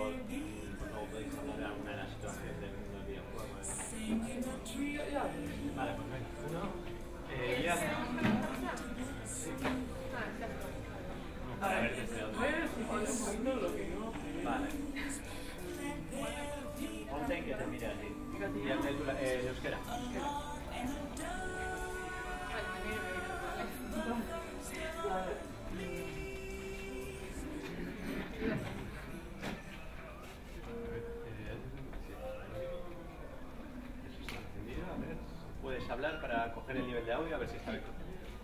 Castellano, ¿no? Sí, sí, lo que has desayunado hoy, por ejemplo. Pues mira, he tenido que venir corriendo a las 8:30 y venía aquí, que me den el audífono y luego me iba ya a la cafetería a desayunar. Vale, espera.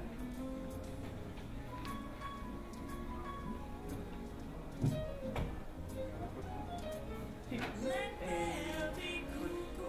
me parece interesante el tipo de eventos. Vale, perfecto, pues ya tenemos el audio y ahora ya es mirar la Olaya y eso. Va, garrantzitsua egiten Espera, zait. no. Ah, perdón. Cuando ya nos marque.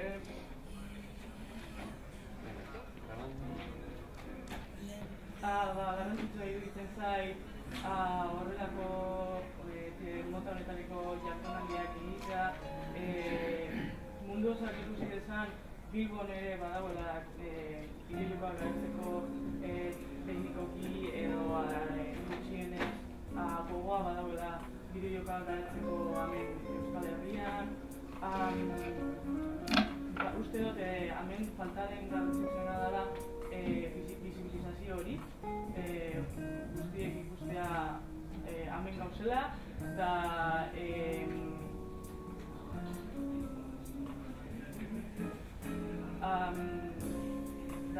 hemengo kultura aurretik egondan txarran izan da bezala, hemengo kultura ere garrantzitsua dela eta besteak bezain baliotsuak eta politak ere, eta mundu osoak ikustea eta bideojokoak garatzeko moten dagoela bebai hemengo kultura osoa. No sé ni lo que he dicho. ¿Cómo lo ves, Olaya? Madre mía. Sí, he visto desde mi euskera macarrónico y yo creo que más o menos. Vale, sí, Vale. pero sí, lo que no he dicho, nada, o sea, no vale para nada esto, pero bueno, yo diré. Ahora, pues siguiente, vamos a ir. Vale, ya está. Madre mía. ¿Qué dices ahora? Si no o algo, si no en el suelo. Si no te mueves mucho, a ver si te da. Sí.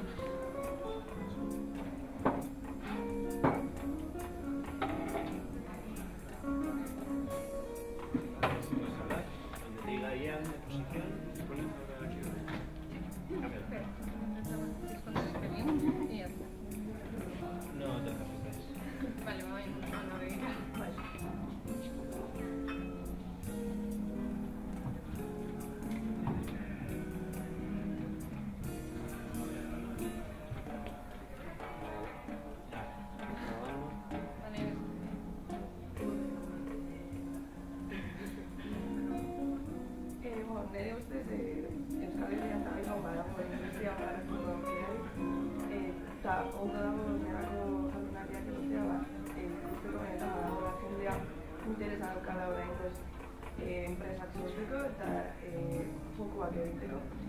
Nire ustez falta dena da, apurtxoak estatuaren edo gobernuaren laguntza, falta rigua, enpresak sortzeko, hori da beharrezkoa da, honelako industriak garatzeko, baina importanteena da badagoela jendea gogoak daukala eta gainera badaude eskolak non banu bezala ikaslean bezala bideojokoak egiteko ikasketak ikasiak ditugula eta garrantzitsua da Euskadin hain komunitate handia dagoenez industria bat garatzen saiatzea.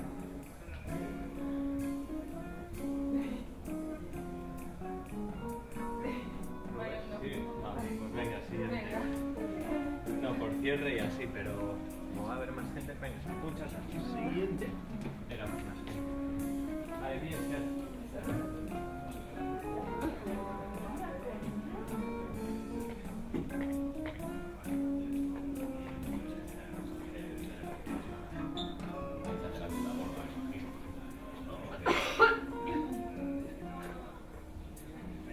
¿Todos con el mismo fondo o nos ponemos? Sí, porque si no igual un poco repetitivo. Lo único fuera mucho ruido, comentar que ayer con la final no ayer.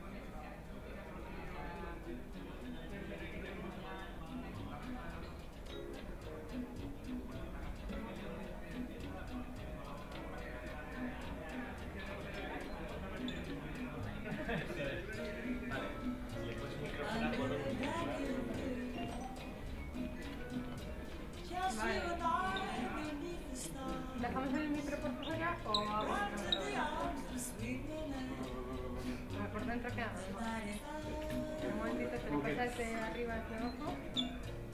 Sí que se te lo sacas por el este. Sí, lo tienes que sacar en todo. Un poquito más, estira. Ahí.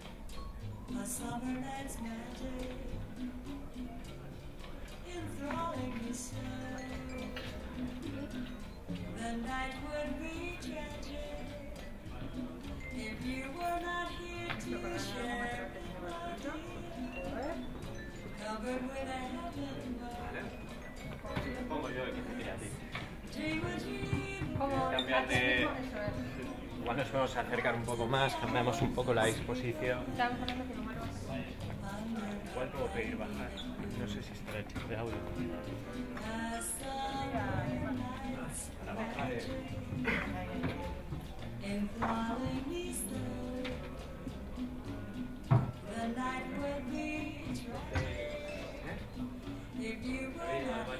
Ah, vale, sí, ahora estamos contigo, ¿vale? Vamos a revisar. Vale, ahora estamos contigo.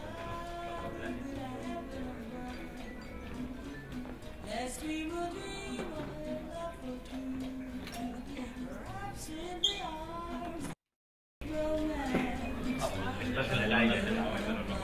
Aquí estamos. Estás en streaming, ahora mismo he quitado el audio. Bueno, todos, ¿no? Sí, estamos todos, sí. Creo que se va a la boca, ¿eh? Vale, ok.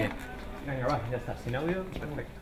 Vale, pues me miras a ver, ¿vale? Después lo hacemos, que es más cómodo. Sí, aquí mirar te la va cámara. bien el plano, pero igual no sé por qué no salga él. Ok. Pues lo mismo, no miras a montar esta cámara. Vale, vale. Vale. Nire izena Julen Zabaia da, ezetarenia naiz, eta, ponentzia emango dudan gaurko hitzaldia, Euskal Bideojokoen inguruko historia da, eta, garren hamarkadan hasi ziren Euskal Herrian bideojokoak egiten, eta horrek gaur egungo sektorearen oinarriak jarri zituen. Hitzaldi honetan ere,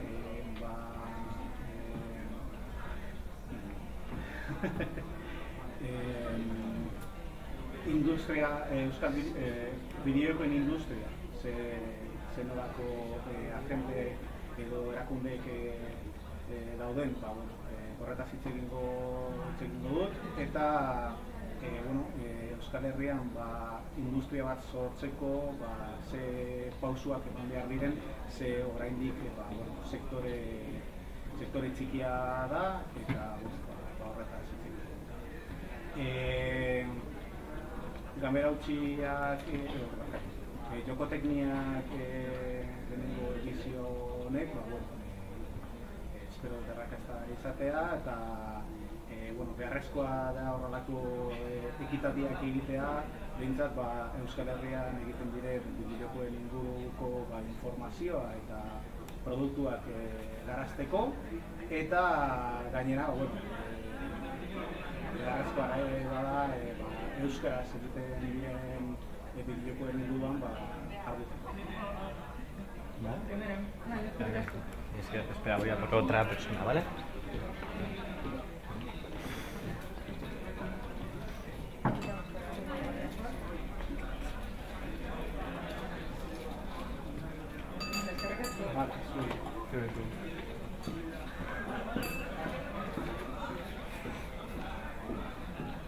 Este fin de nuevo ya puedes descansar. Sí. No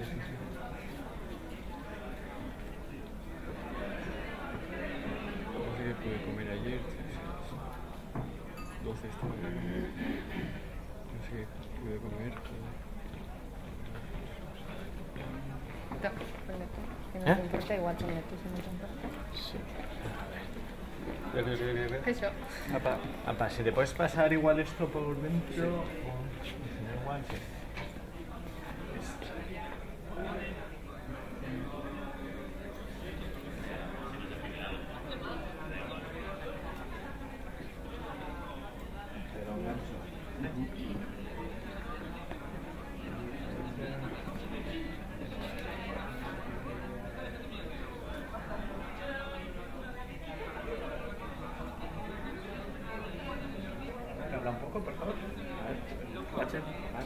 bi, bat, lau, Vale, begirada vale. Si no, la sombra Contús con la no le hace sombra. sombra, ¿no? Con la gorra. Sí, un poquito. Es que si no me molesta entonces por eso. Vale. Lo único es levantar un poco más la mirada, como si en vez de Olaya, como si midiese una cabeza más, como mirarle aquí. Es que si no, si bajas la vista se hace sombra. Vale, venga, grabando. Pues cuando quieras, nos cuentas. ¿Qué? Es que pensaba que te había dicho... No, me ha dicho más o menos que así era bueno o algo así, ¿no? Eso es un poco la experiencia. Vale. Ba, uste dut, jardunaldi hauek oso onak direla, eta lortzen dute euskarak dauzkan arazoak edo potentziala leku berdinean egotea eta hitz egitea beraiei buruz. Eta hortaz, uste dut oso ekitaldi garrantzitsua dela, eta hemendik ateratzen diren ideiak eta proposamenak ia beste urte baterako lortzen diren. Eta zure hitzaldiari buruz, zer azaldu duzu? Bai, bueno, nire hitzaldian esan dut gutxo da bera, atera ditut datu batzuk, bale? Zegoen adibidez gutxo da bera milioi eta laurren pertsona daudela munduan euskara dakitenak, eta nahiz eta kopuru handia izan, bideojokoen industriak ez duela kopuru hori oso kopuru handitzat hartzen. Hortaz, lortu behar dena da, alde batetik, enpresa moduan bideojokoak garrantzitsuak izatea Euskadin, baina ez du zergatik izan behar euskararen bidetik. Egon daiteke industria potente bat, eta beste alde batetik kultura potente bat euskara eta bideojokoen artean.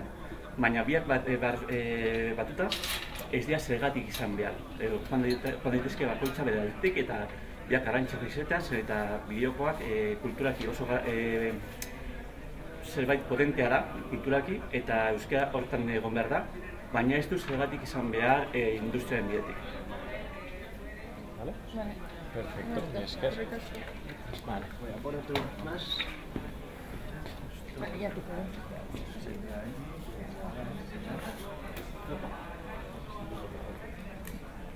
Vale, Misker.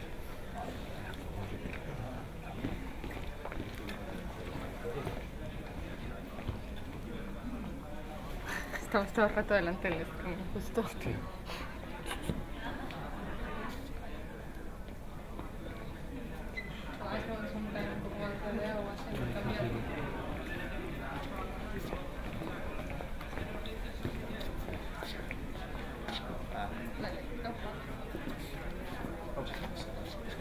Pasar esto por debajo.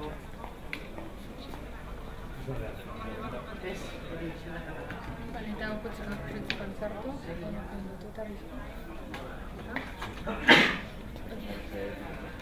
Sí, no sé si te han dicho un poco de... Vale, pues no. ¿Qué te parece que se realicen estas jornadas?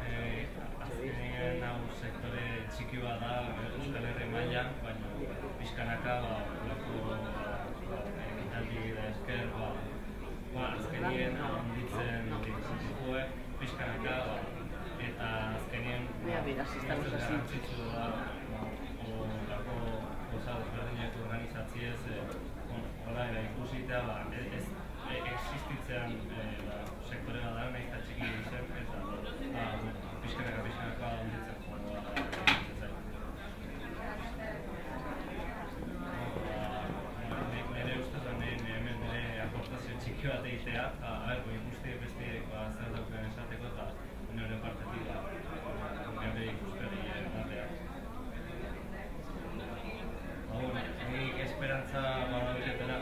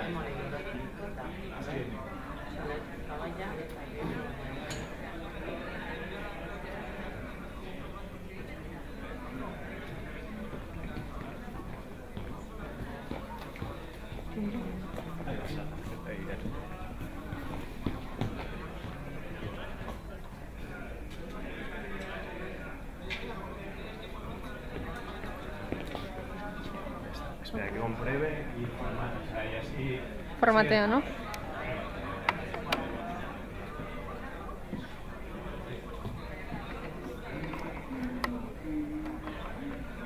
Me parece que está grabado en junio de 2012. Espera,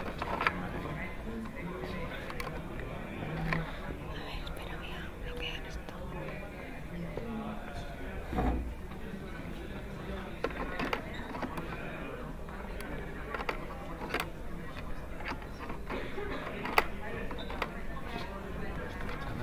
Son participantes luego en la mesa redonda. ¿Los que han hablado? Sí, estos más jovencitos, que pensaba que eran asistentes. Vale. Vale, venga, el último. Vale, Vale, vamos a preguntarte.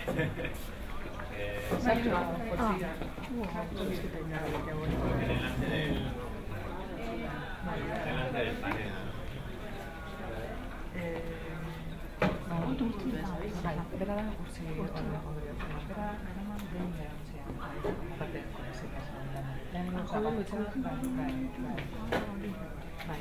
Eta bera da, proiektuan eskoa zanio, eta lortu duguna, baina bai sinatu duguna bai, eta horrela begira egiteko gauza. Nik ja hori ja bideratuta, naiz eta kalera joan, baina ja jarri hori ja bada jarri, eta uste dut era ulertu duela, zertan ari garen eta zertan nahi dugun, eta hor jarri hori. Gaurkoa ere,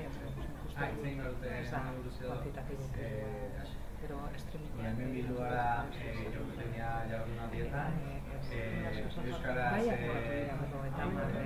eta hau ere montatu dugu, guraso batek eskatu sekulako eta goizbeteko saioa gauean kontsola hartu dut esan zer eta horrela etorriko izan. Baina gaur egun bai, baina bueno, egin dugu. Osea, hau da lehenengo urtean nik esan nire, nik berari baita ere euskaraz zen.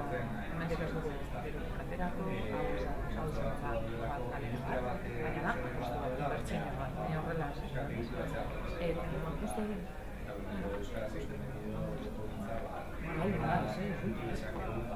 Maitasuna izan du.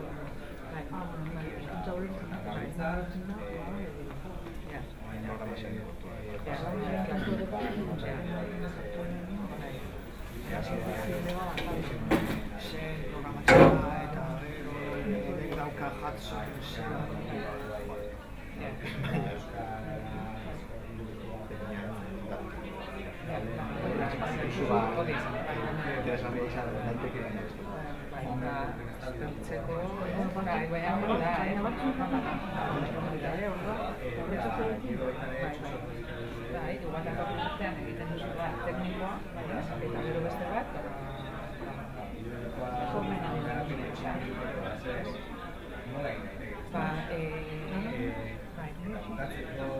bueno, egu berroetan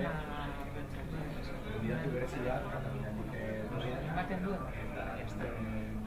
baina bai grabatu dugu eta etetik ere esan gaur esan datoz egin dutela zerbait nio esan berria gaur berriak ere jarraiten berriak betu nio espero que naiz eta gaur etxeran ez begiratu zoia, baina atzo bai bizkaiko izan zen garak ere atera hona du deiak ere zuen Euskal Irratian Radio Euskal bai, gero Bilboko edabide Urriola eta Bilboko Irratian egin du polizia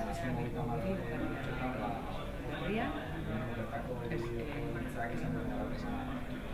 Herrian, Euskadi izan du, eta gero Radio Euskadi hartu du, irratiak hartu dute, gure filosofia da, euskaraz egitea, osan dituko horretarako bideo-joko. Ondo, gero periodistak, bai, goiena periodista kantuan errezketa, eta gero, katariko materikanetan, tornaemekin daukago bat, herrien abideekin egiten dugu herriarekin ere, sartu aurretik ezagoen ez da betzatik que gure dirua da, bultatu egin behar da herriak hemenetara, eta gustatzen zaio, gero ematen dute,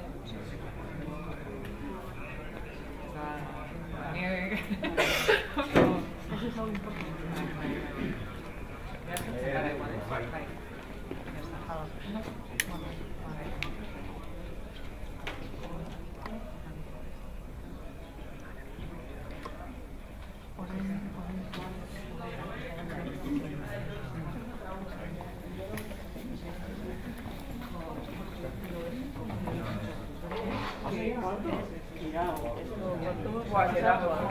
Ya está. Después nos lo habíamos puesto.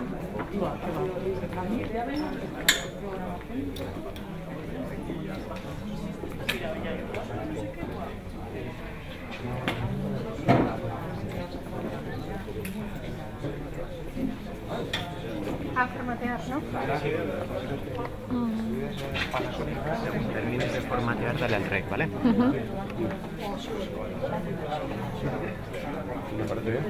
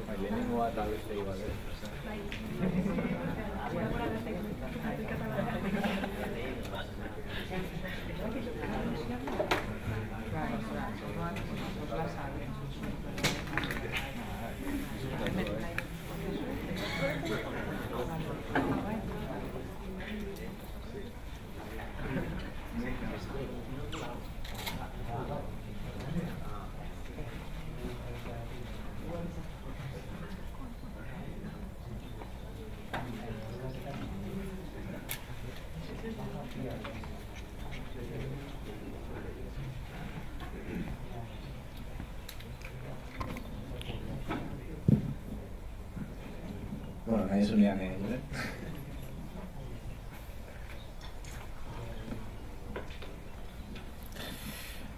Beno, lehenik eta behin eskerrak eman behar dizuet hona etortzeagatik itzaldi honetara, eta bereziki Gamerauntzia eta Azke Fundazioari egindako gonbidapenagatik, bale? Nire itzaldia Euskal Bideojokoen Animazioak dauka izenburu, baina, tipoa, ni naiz, Julen Zabaia, berez kazetaria, Basko Presen egin nuen lan 9 urtez, 2015ean itxi egin zuen enpresa, krisialdiagatik. Gaur egun digital marketing lanetan nabil, krisol enpresa, baina horretik relebo bideoen zen eta lanalden lan egiten. Eta, videojuegosvascos.com webgunearen sortzailea ere naiz, bertan Euskal Herrian egiten diren bideojokoen inguruko informazio ia osoa duzue. Webgune honetan agertzen den informazioa hasieratik, nire Basko Presen hasi nintzenean, nolabait Euskal Herrian egindako bideojokoen inguruko informazioa egiten hasi nintzen, eta informazio batzuk, edabideek ez zuten inolako ez zuten publikatzen, batzuk bai, baina beste batzuk ez. Orduan, bideojuegos basko sortu nuen nolabait informazioa oso hori, guzti hori bertan sartzeko eta ez galdu ez dadin, ez da. Bi lan hauek, ateak ireki zizkidan, loaz Euskal Bideojokoen historiaren ikerketa egiteko, tabakalerarekin. Ze baneukan hasiera baten galderatxo bat, zen, badakigu gaur egun zentzuk diren enpresak, bideojokoak egiten diren enpresak, baina badakigu zein izan zen Euskal Herrian egindako lehen bideojokoa. Orduan, galdera horrekin, ikerketa hau loaz, hasi nintzen egiten. Eta, horren ondorioz, Retrogamen aldizkariko kolaboratzailea naiz, aldizkaria honek paperean argitaratzen da, eta bertan bai Euskal Herrian, bai beste Estatu Espainolan egiten diren bideojokoen inguruko reportaiak eta bestelako artikuluak ere egiten ditut, bale? Hitzaldiaren izena, Euskal Bideojokoen Asimasiak izan da ere, nik galdera hau helarazten dizuet, baduzue nire Instagramen, orduan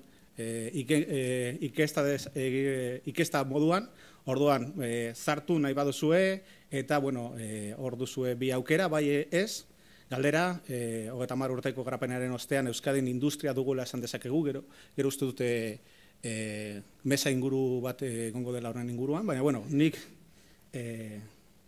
galdera hau botatzen dizuet, bale?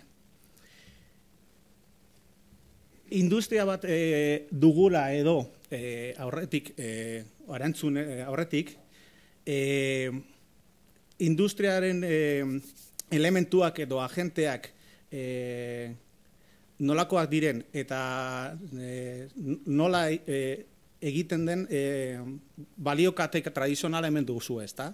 Badukugu hemen sortzaileak eta editoreak normalean bideojokoaren diseinua eta sorkuntzan protagonismo handia dutenak, eta gero badaukazue banatzaileak eta merkataritza txikiak, hau da, marketing eta salmentetan lanetan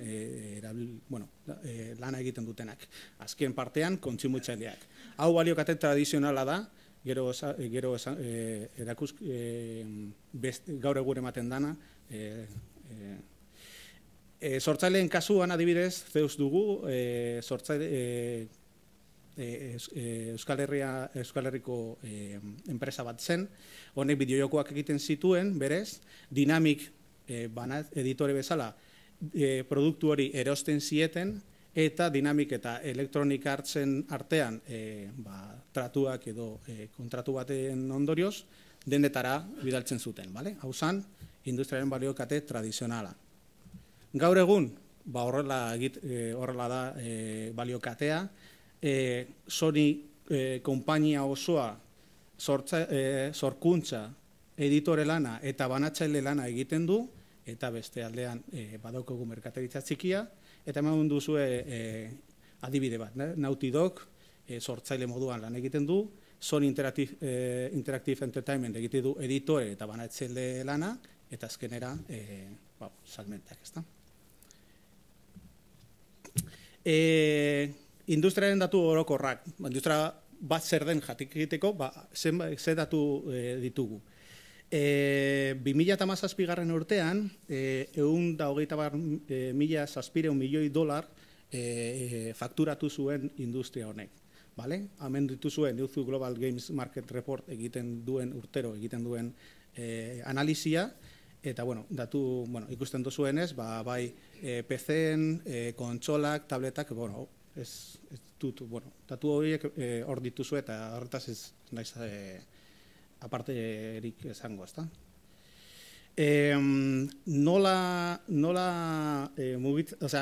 mugitzen dan edo zein plataformak dira gehien fakturatzen dutenak. Ikusten duzuenez, aurten mobila izango da, bai tablet games, bai smartphoneak izango dira, gehien fakturazioaren 151% egingo dutenak, eta bero, dago PC eta kontsolak. herrialdeak kontuan hartuta, badaukagu Txina eta Estatu Batuak dira gehien bat fakturatzen duten herrialdeak. Gero badaukagu Europa, 121 eta bestelakoak. Orduan, kontuan hemengo nortzuk egiten ari zarete bideojokoak edo egingo duzue bideojoku bat. Badatu hauen arabera, kontuan izan behar duzue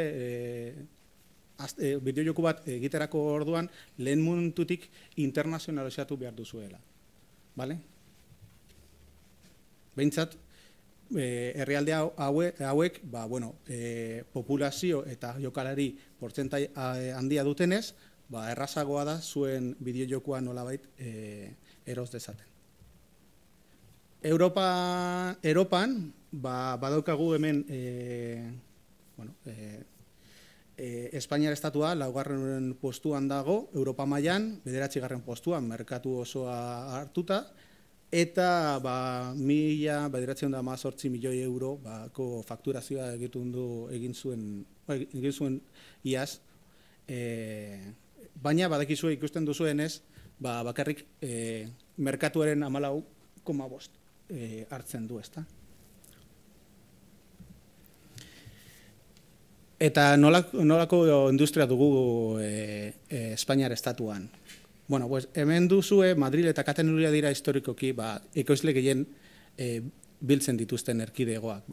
126,7 eta 127,7 hartzen dute, eta gure kasuan Euskadin 105 bakarrik. Dena den, 5. postuan gaude, baina datu hauek kontutan hartzen dira enpresen kopurak, bideojokoak egiten dituzten enpresen kopurua, ezta? Orduan, gurean bakarrik 105 bizi dira. Eta nolakoa da Euskadin sortzen dituzten bideojokoen enpresak? Edo sektorea nola da? 40 enpresa inguru ditugu, 300 langileei lana ematen dizkiete, eta 16,5 milioi euroko negozioa mugitzen du urtero. Datu hauek Basque elkarteak aterata dira, eta 2 negozio modu daude, bai Serious Games eta bai aisialdirako jokoak. Aisialdirako jokoak da guztiok ezagutzen ditugunak, hau da, hemen duzue Los Ríos de Alice, eta bestelakoak, eta gero badukazue Serious Games, eta hauek izaten dira bideojokoen teknologia erabiltzen duten softwarea.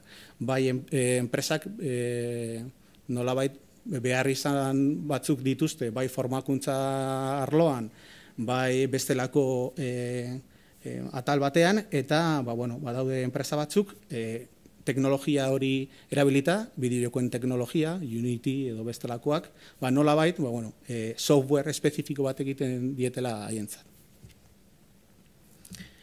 Baina, gaur egungo egoerara ailegatu arte, badaukagu aitzindari batzuk.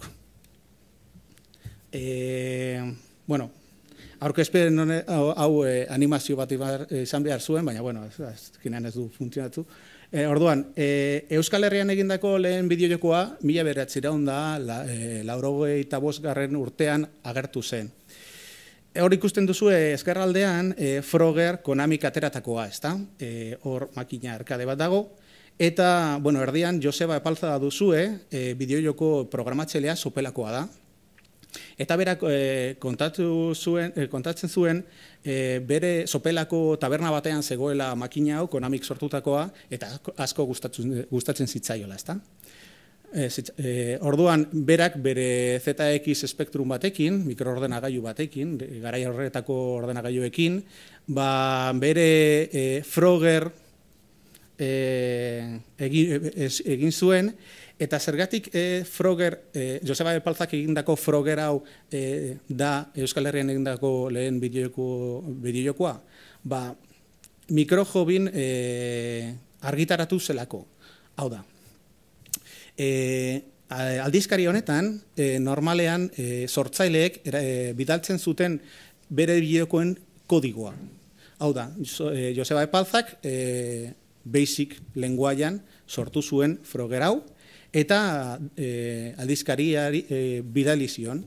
Orduan, kodiogo hau publikatzen zen, eta aldizkari hori erosten zutenek kodigo hori bere ordenagailuetan kopiatzen bazuten, jokua hor zegoen, ezta? Orduan, nolabait publikatuta, aurretik igual badauz beste Euskal Herrian egindako bideojokoak, baina hau behintzat publikatua egon zen. Orduan, bueno, lehenengoa izan da, bideotxo bat jarri nahi dizuet, Frogger hau nolakoa zen, jakin dezazuen, hemen dagoen, volumena igual jeitsi,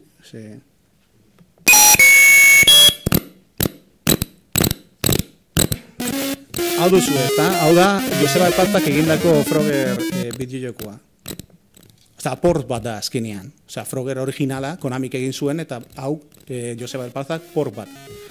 Eta, bueno, basic lenguaian, bale?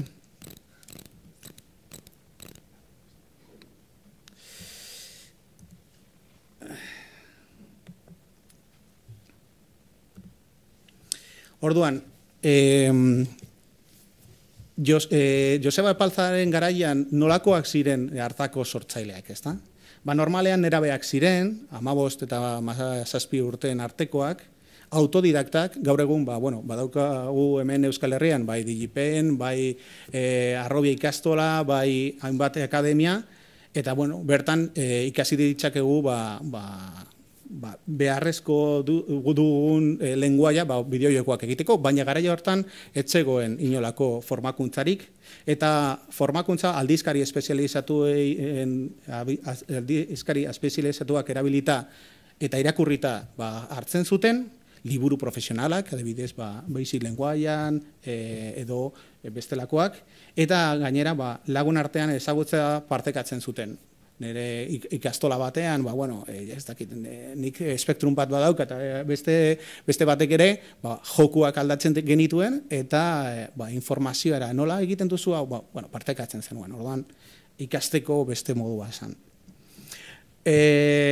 Sortzaileak ez ziren enpresa, normalean euren etxeetan egiten zuten bideojokoak, eta normalean gurasoak oparitutako ordenagailuekin. Beti, kontatzen dute garai hartako sortzaileek, beti eskatzen zutela bere Spectruma, MSX edo bestelako mikroordenagailuak ikasteko, gero jolasteko zan. Baina, eta trukoak egiteko ordenagailuekin, baina aitzindari hauek horrela lortu zuten lehen ordenagailuak. Garai hartako aitzindari garrantzitsuenak hortxe duzue, Zeus Software, hasieran esan dudan bezala adibide horrekin, Raúl López eta Ricardo Puerto duzue, Raúl López, ezkerraldekoa eta Puerto eskuinaldekoa, eta hauek bere etxean egin zuten bai Jundra, Commando Tracer, eta bestelako bideojokoak, eta Dynamics softwarei saldu ezioten nolabait.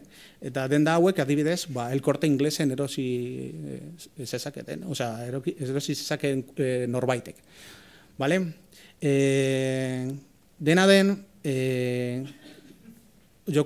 bere jokuen artean, garrantzitsuena edo behintzat guretzako garrantzitsua izan behar dena da Risky Boots, hor espian, dagoena, bideo-kontsola batekin jolasiteke lehen joko euskalduna izan zelako. Hau da, haiek bere etxean egon zuten Risky Boots Amigarako, dinamiki saldu, Dynamic Electronic Artsekin akordio batekin, eta Electronic Arts port batekin zuen Mega Drive kontsolarako. Beraz, eus azkenean, eta bideojoko hori mundu osoan saldu zen, Japonean ere. Orduan, behintzat badaukagu Japonian euskaldun batek egindako, garai hartakan egindako joko euskalduna, ezta? Bale. Beste bideotxo bat ere jarriko dizuet, Risky Boots, nolakoa zen. A ver.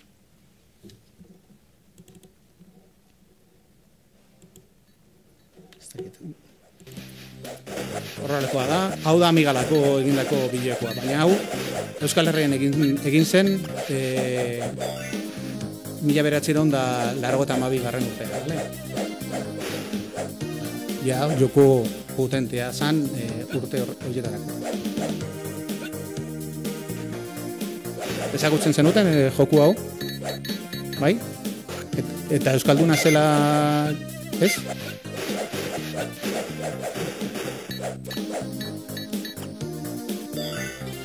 Vale.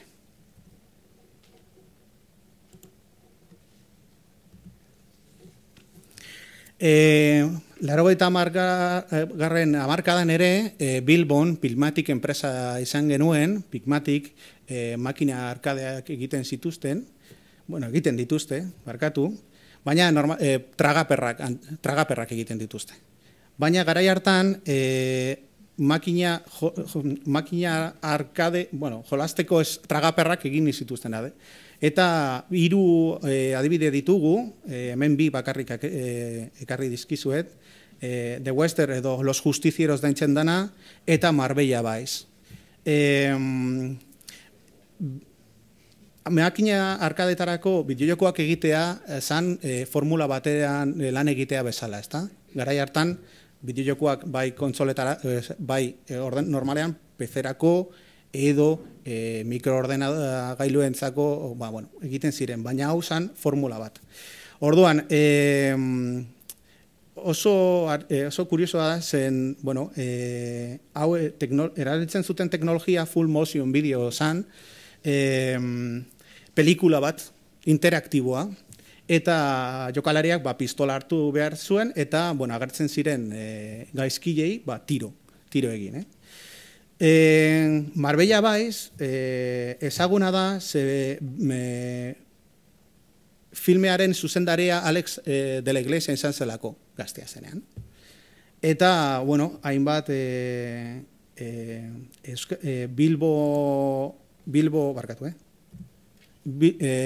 Bilbon rodajea edo Bilbon egin zan, eta irudi batzuk ere jarri nahi dizuet.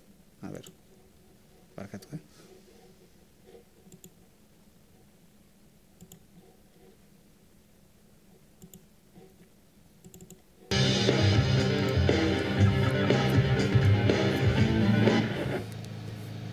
Ikusten duzuenez, Alex Angulo ya hor dago, Catherine Fulop.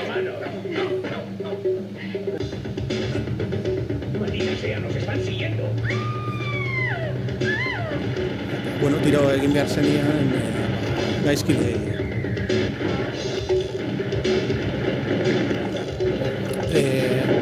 Ez den hau Marbellan egin zan,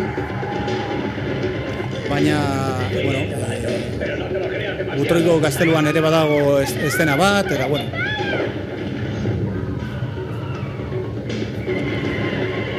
hau Bilbon egindako bideojoku bat da. Les hemos dado esquinazo.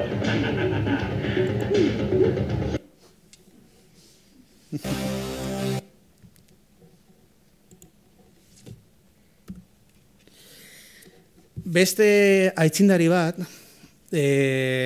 estropadak bideojokoa dugu. Euskara hutsean egindako lehen bideojokoa da, 2000 garren urtean egindakoa. Hau da, 15 urte pasa behar izan ziren, Joseba Epaltzak egindako Frogger bideojokoa kontutan hartzen badugu, eta lehen bideojoko euskalduna, hutsez euskalduna eta euskara hutsean egindakoa. Orduan, denbora desente dago, bazegoen aurretik euskaraz egindako softwarea. Ikastetxeei bideratuta edo ikaslei bideratuta, baina ez bideojokoak. Eta bideojoko hau sortu zen, azkenean Gipuzkoako Foru Aldundiak nolabait sustatutako kanpaina bati esker. Euskara zure unibertsoan. Eta kanpaina horren helburua ikaskalatik gaztek euskara erabiltzezatela. Kanpaina honek 3 bideojoko argitaratu zuen, Estropadak, Mendizaleak eta Jai Alai Sport. 3 CD News TV enpresak egin zuen Gipuzkoarra. Eta, bueno, hortik aurrera, Lujar Fundazioak ere nolabait hartu zuen bideojoku euskaldunak egitearen lan hori, hasiera baten, hasi zeren bideojoku propioak egiten, baina gerora, beste enpresa batzuek egindakoak euskaratzeari ekin zioten. Badauz beste, uste dut, hemen ez dagoela, ez da? Ez.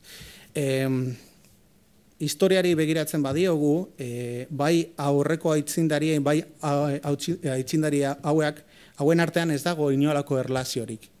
Hau da, hasierako bideojoku horiek egindako sortzaileak, eta garaian hartako, haunako behintzat sortzaileak, euren artean ez dago inolako erlaziorik. Hau da, enpresa amaitu zen, bideojokoak atera zituzten, baina nolabait, kontinuitate edo ez dago. Bilbon ere, triple bat egiteko, triple bat egitea nahi izan zuten, atera zuten nolabait, eta produktu hau ikusi behar duzue, ze mortala da.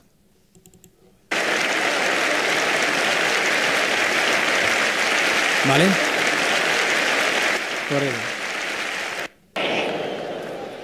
Bilboko Gameport enpresak egin zuen, eta Ubisoft distribuitu edo banatu zuen. Vale? Imaginau. Ez zuen asko saldu, Igual Bilbon, ze badakizue Bilbon, zezenak asko gustatzen zaila. Dela, bueno. Eta da, kuriositate bezala. Baina enpresa hau ere itxi behar izan zuten.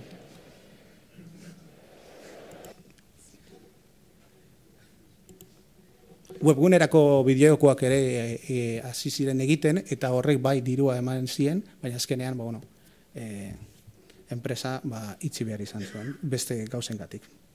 Baina ez bideojoku... Bueno, bideojoku honek, agujero negro bat sortu zuen, arketan, eta, eta azkenean, Gaur egungo euskal bideojokoak hau dituzue, asko daude, baina hau ekarri nahi izan dizuet, bai, Los Delirios, Los Ríos de Alice, Baboon, hemengo zenbat bideojoku ezagutzen dituzue? Ondo ikusten da? ¿Ves? Zenbat? A ber, 2, 3, 6? Bueno, bideojoko hauek 2007 garren urtetik egindako zati bat ekarri dizuet, eta hasieran kontatu dizuen bezala, lehenengo generazio, benauladitik bigarrenerako ez zegoen inolako erlaziorik, gaur egun egiten duten bideojokuen enpresek ez dute aurrekoenkin inolako erlazioa. Dena den, gaur egun daudenak nolabait denboran segitzen dute, ezta? Adibidez badaukagu Delirium Studios, ja 10 urte daramatza bideojokoak egiten, Baboon ere, Relevo ere badauz denbora desente, hemen badauzkagu, ez dut jarri, Dynasty Feud eta Kaia, ez dakit nola dauden momentu honetan, bueno, adibidez hor ginen kondaira egindako Binary Soulek bideojoku aizialderako bideojokoetatik egitetik Serious Gamesera bideatu dute beren negozioa, gero esplikatuko dizue zergatik. Orduan, ez dakit zenbat. Ondo noa? Bueno. Vale. Orduan, zuen ustez, 30 urteko garapen erostean, Euskadin industria dugula esan dezakegu, ikusitako datu guzti horiek kontutan hartuta, badaukagu industria bai, ez? Zuen ustez, nortzuk baietz. Eta ezetz? Mesedez?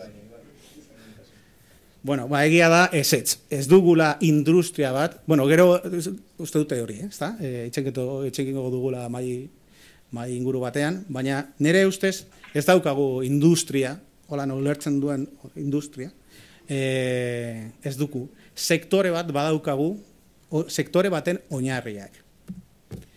Bi abiadura ezberdineko sektorea dugu. Bata, aisialdirako jokoak egiten dituztenak, eta beste Serious Games eta Industria 4.0rekin erlazionaturik dauden enpresak, ezta? Eta abiadura ezberdina, aisialdirako jokoak, nolabait oraindik lan asko egin behar dute,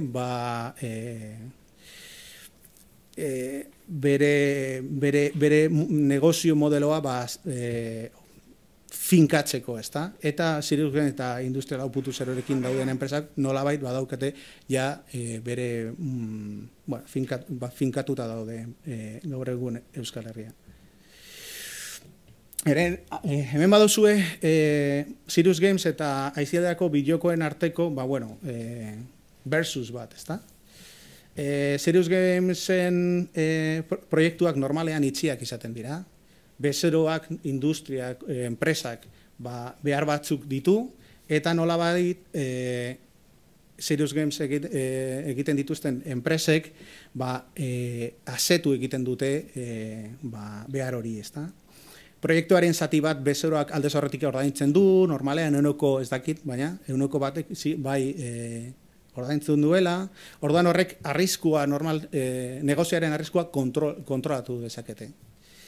Eta errentagarritasun ekonomikoa, azkenean zuk fakturatzen duzu, ez duzu lan gehiegi egiten, ze gero ez duzu diru hori berreskuratzen. Orduan, kontrolatzen dute. Merkatua ertain txikia da, ze kontuan izan behar dugu populazioa, aisialdirako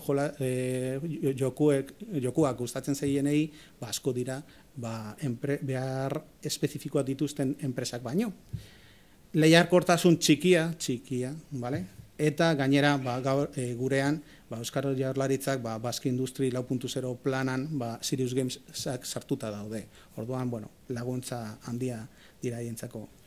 Aisialdirako bideojokoan aldez, proiektu irekiagoak dira, kontsumitzaileak heterogeneoak dira, orduan zaila da nolabait bideojoko bat guztie, nolabait ase hori guztiak nolabait hori. Normalean produktua amaituta dagoenean ordaintzen dute kontsumitzaile hauek, zalantza eta baliokate honetan zalantza asko izaten dira, nola berreskuratzen den dirua, errentagarritasun ekonomikorik Euskal Herrian, behintzat, errentasun ekonomikarik ez dago, aisialdirako bideojokoan, badago kasu bat uste dut Etorki Games Irunekoak, lortu zuela errentagarritasuna mobilerako bideojoko batekin, 400 euro egunero lortu zuena denbora jakin batean, orduan ondo. Eta positiboa, merkatu oso handia da, baina lehiakortasun krudela. Hau da, iaz, uste dut ez dakit nor esan zuen, txuz, ez da? Egunero hogeita bat bideokuz argitaratu ziren. Orduan, asko dira, zure produktua nolabait besteok ondo ikus dezaten, ezta? Eta hemen Bizkaian, Bizkaiko Foru Aldundiak eta beaz, PlayStation Games dute, nolabait bideojokoak, bideojokoak egiten dituzten enpresei laguntzeko. Orduan, zer falta zaigu Euskal Herrian? Hemen kontuan baliokatea ikusten badugu, badauzkagu sortzaileak, baina ez ditugu editoreak, hau da, dirua jartzen dutenak, normalean bakoitzak jartzen du bere dirua bideoko bat egiteko, falta zaigu banatzaileak eta merkataritza txikiak gainera ez dugu kontrolatzen. Orduan, ez da bakarrik Euskal Herrian hau gertatzen, estatu mailan ere gertatzen da. Badaude banatzaile batzuk, baina ez dira espezifikoki Espainiar estatukoak, ezta?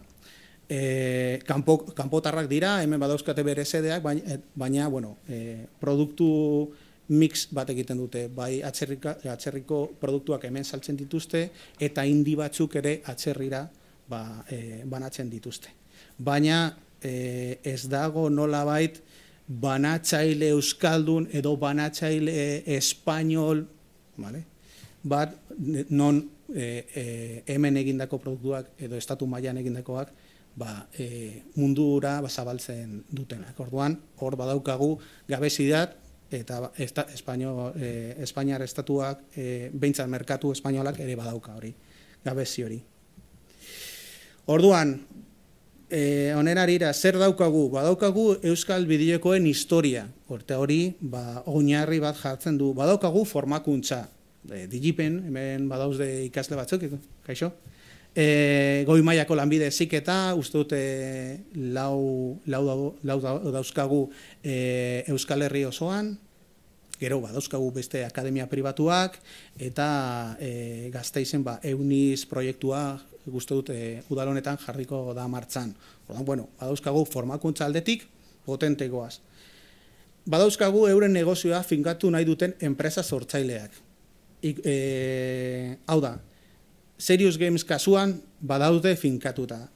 Aizialdirako jokoak egiten dituztenak ez daude oraindik ondo finkatuta, errentagarritasunagatik. Askok egiten dutena da aizialdirako bideojokoak, gehi, advert games edo bestelako produktuak. Nolabait, dirua sartu behar delako eta enpresak irekia egon behar dira, ezta? Badauzkagu jaialdiak, lehiaketak, topaketak, hau bezala, eta badaukagu ere erakunde publikoen laguntza. Orduan, badaukagu hiruki honen oinarria. Falta zaigu beste zati handi bat, garrantzitsua, marketinga, behar dugu banatzaile potentea, behar dugu editorea, behar dugu erakunde publikoak ere aizialdia nolabait ere negozio bezala ikus dezatela. Ikusten dute bideokoak, industria bat izan dezakela, baina oraindik ere ikusten da txikientzako edo gazteentzako gauza bat, ezta? Orduan, alde horretatik, lana egin behar dugu. Orduan, hau zan nire hitzaldiaren gauza guztiak, eta esperote orain, galderatxo batzuk erantzutea edo. Galderarik?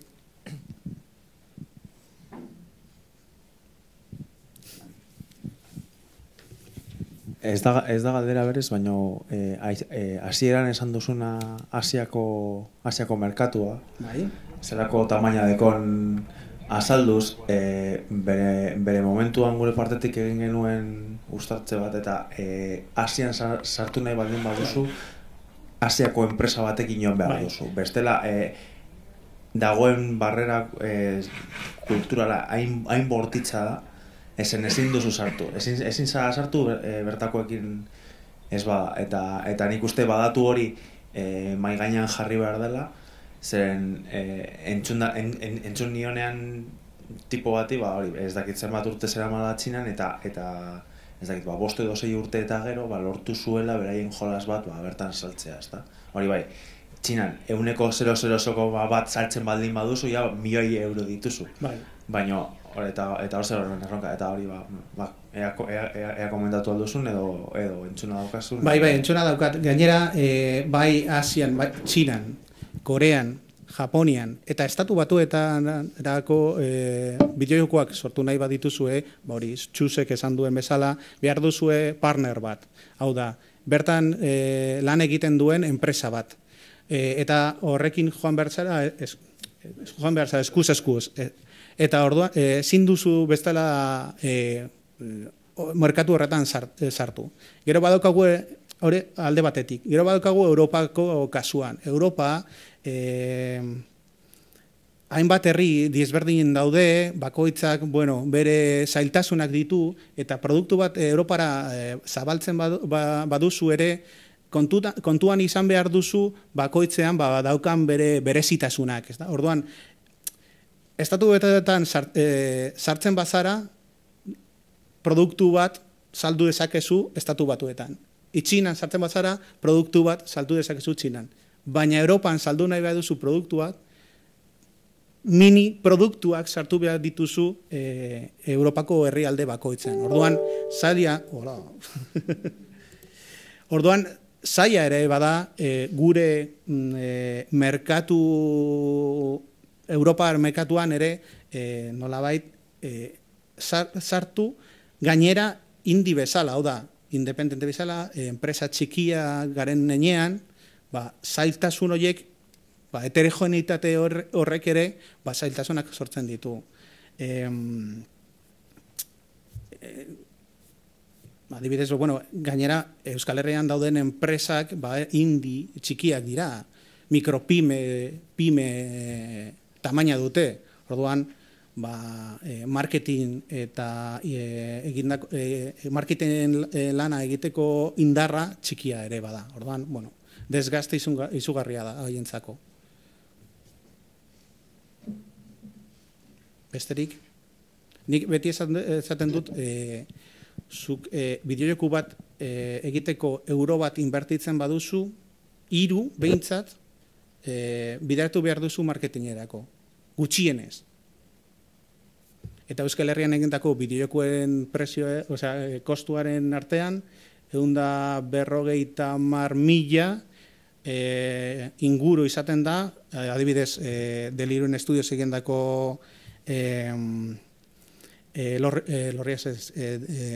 Los delirios de von Sottendorf 400.000 euro kostatu zuen, ordan.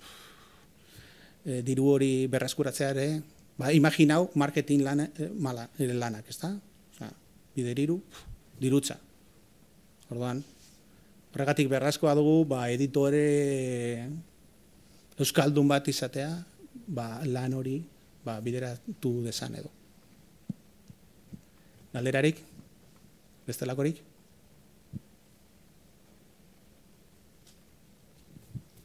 Eskerrik asko zuei.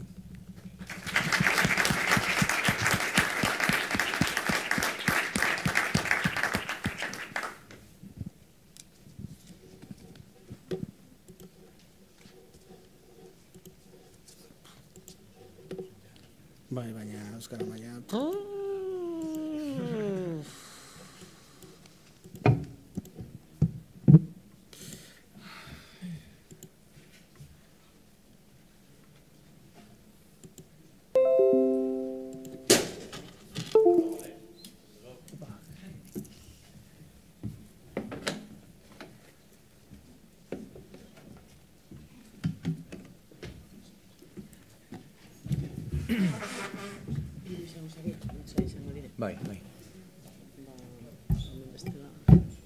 Beno, eta bukatzeko mainguru bat edukiko dugu, Digipeneko 3 ikasleekin. Arantzazu Martínez, Laura Barrenengoa eta Andoni Alonso izango dira, hemen gurekin. Eta galderatxo batzuk egingo dizkigu, da eztabaida bat edo pixka bat zea bat sortzen den, ezta? Hausnarketa txiki bat, guzti honen inguruan.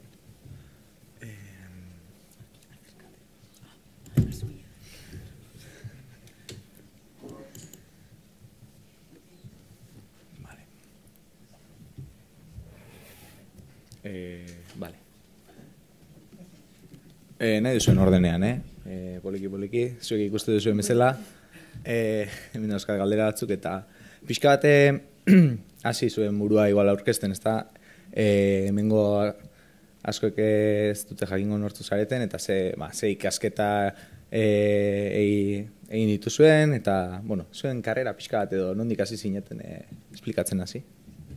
Adibidez, venga, zizu. Kaixo? Txoin mikroa igual da aurreratzen mazera, bai. Kaixo, ni Andoni naiz. Nahi txikitati gustatu izan zaizkit bideojokuek, eta askotan pentsa izan jo, ze harri izango zen, egunen batean niken neure joku bat egin ahal izango banu, eta beti hori pentsatzen da, justu kasualidadez, Digipen ezautu nun, eta esan nu, hau da neri, eta horrutz jo nintzen, eta, ontxe, 3. urtie ontxe bukatzen hain naiz, eta momentuz behintzat oso guztua nago. Ni Arantzazu naiz, eta ni orantxe bukatu dut Digipenen karrera. Eta nik egin dut artistikoa, alde artistikoa ni enfokatuta gehiago dagoen aldea. Eta nire txikitatik gustatu izan zait marraztea, eta beti gustatu zaizkit bideojokuak. Orduan Digipen topatu nuenean, izan zen Andonik esan duen moduan ikusi nuen hori niretzako zala, eta alde artistikoa igual batzutan jendeak ez du ez dakit ze gauza egiten diren, guk egiten dugu batez bideojokoetan ikusten diren gauza polit guztiak, ez dugu egiten programazio ezer, urak biak dira programazio egiten dutenak.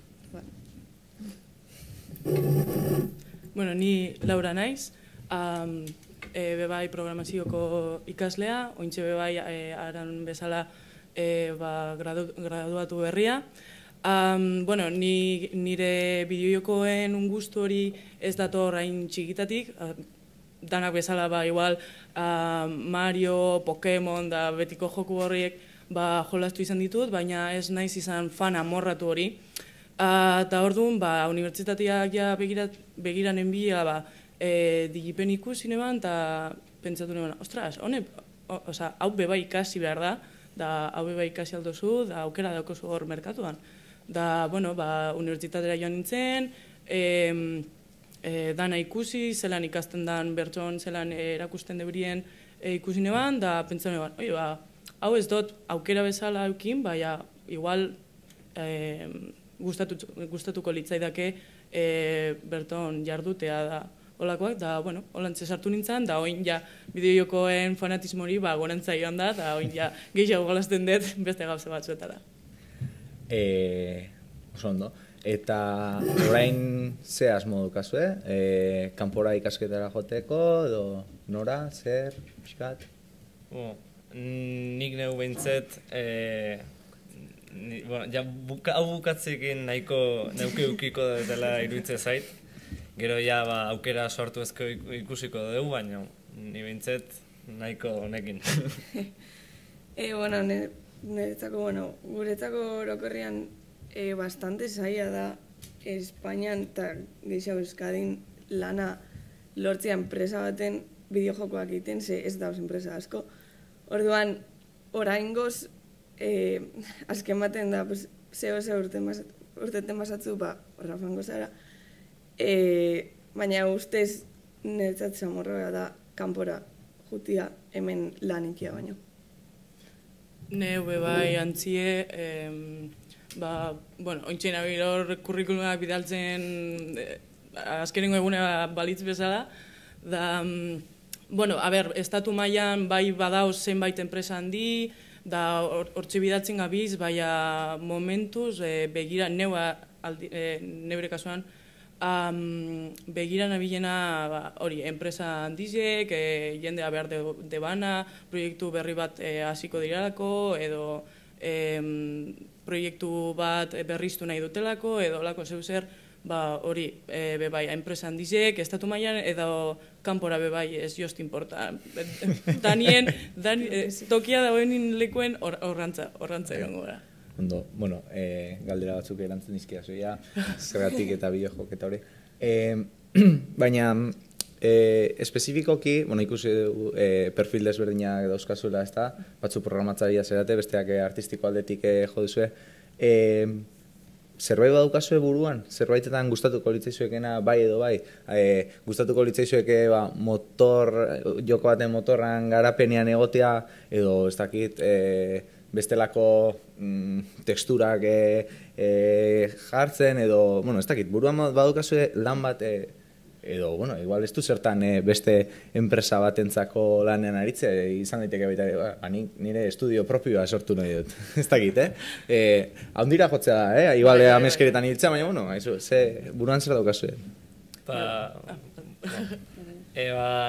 nik neuk, bueno, hasiera baten nauken ideie, neure kasaka aritzeko, bere lagunen batzukin, ikasketatan ezagututako beste batematekin, baina gertau zait, karreran zier deskubriu etela programatzia asko gustatzen zaitela. Orduan, akaso nahi izango nun alde pixkat tekniko hau batetiken jutie, motor baten lanien egiten, o baita ere, bideo-jokukin erlazioik ez dauken lan baten zuzenien, bestakit, berdun zeo zertan. Bueno, ni urte hauetan zier gameplay aldetik egonaz gehiago, lehenengo urtetik hasi nintzen mekani bat programatzen, da esan eban, hau badirudi dala joko bat jokoa bihurtzen debana, edo joko bat divertigarri egiten debana, edo berezi egiten debana, orduan ni alde honetan egon nahi dut jokoak joko bihurtzen. Da bertotik hasi egon naz lehenengoti, azkenengo urtera arte. Beste batzuk bebai ikutu dodaz jende gitxigera unibertsitatean da proiektu txekiak multitarea izen behar zara, baina hori zengo zen neure rola gameplayan. Geure enpresa sortzerakoan hasikeran igual pentsatzen duzu, ostra, que txulo, neure enpresa montako dut, da ingo dugu bideojokoak, da super ondo pasau, da nos vamos a forrar. Da, gero urtea joan ala, ekitaldi hauetara etortzen zea, edo fanan ziruzera zoaz txarla batzuk itxuten, da beste programadore edo bideojoko industriako jendea zagutzen duzu, da begiek ireki eta ikusten zu, igual ez. Igual hau ez da hain erraza, ematen duen ez da hain erraza, ez da? Ez da bakarrik jokoak egin gura izatie, diru gauzak dauzatzetik, da ondo urtetzea, kompetentzia, da horrek gauza guztizek, eta kasu gehienetan, da hitz egiten dozunean beste pertsona batzuekaz, ikusten zu gauzak ez dira ateratzen nahi dozun moduen. Da azkenien, ikusi dugu zen kasuak aurreko txarlan, bideokaz hasi, da gero Serious Gametara sartzen zea, edo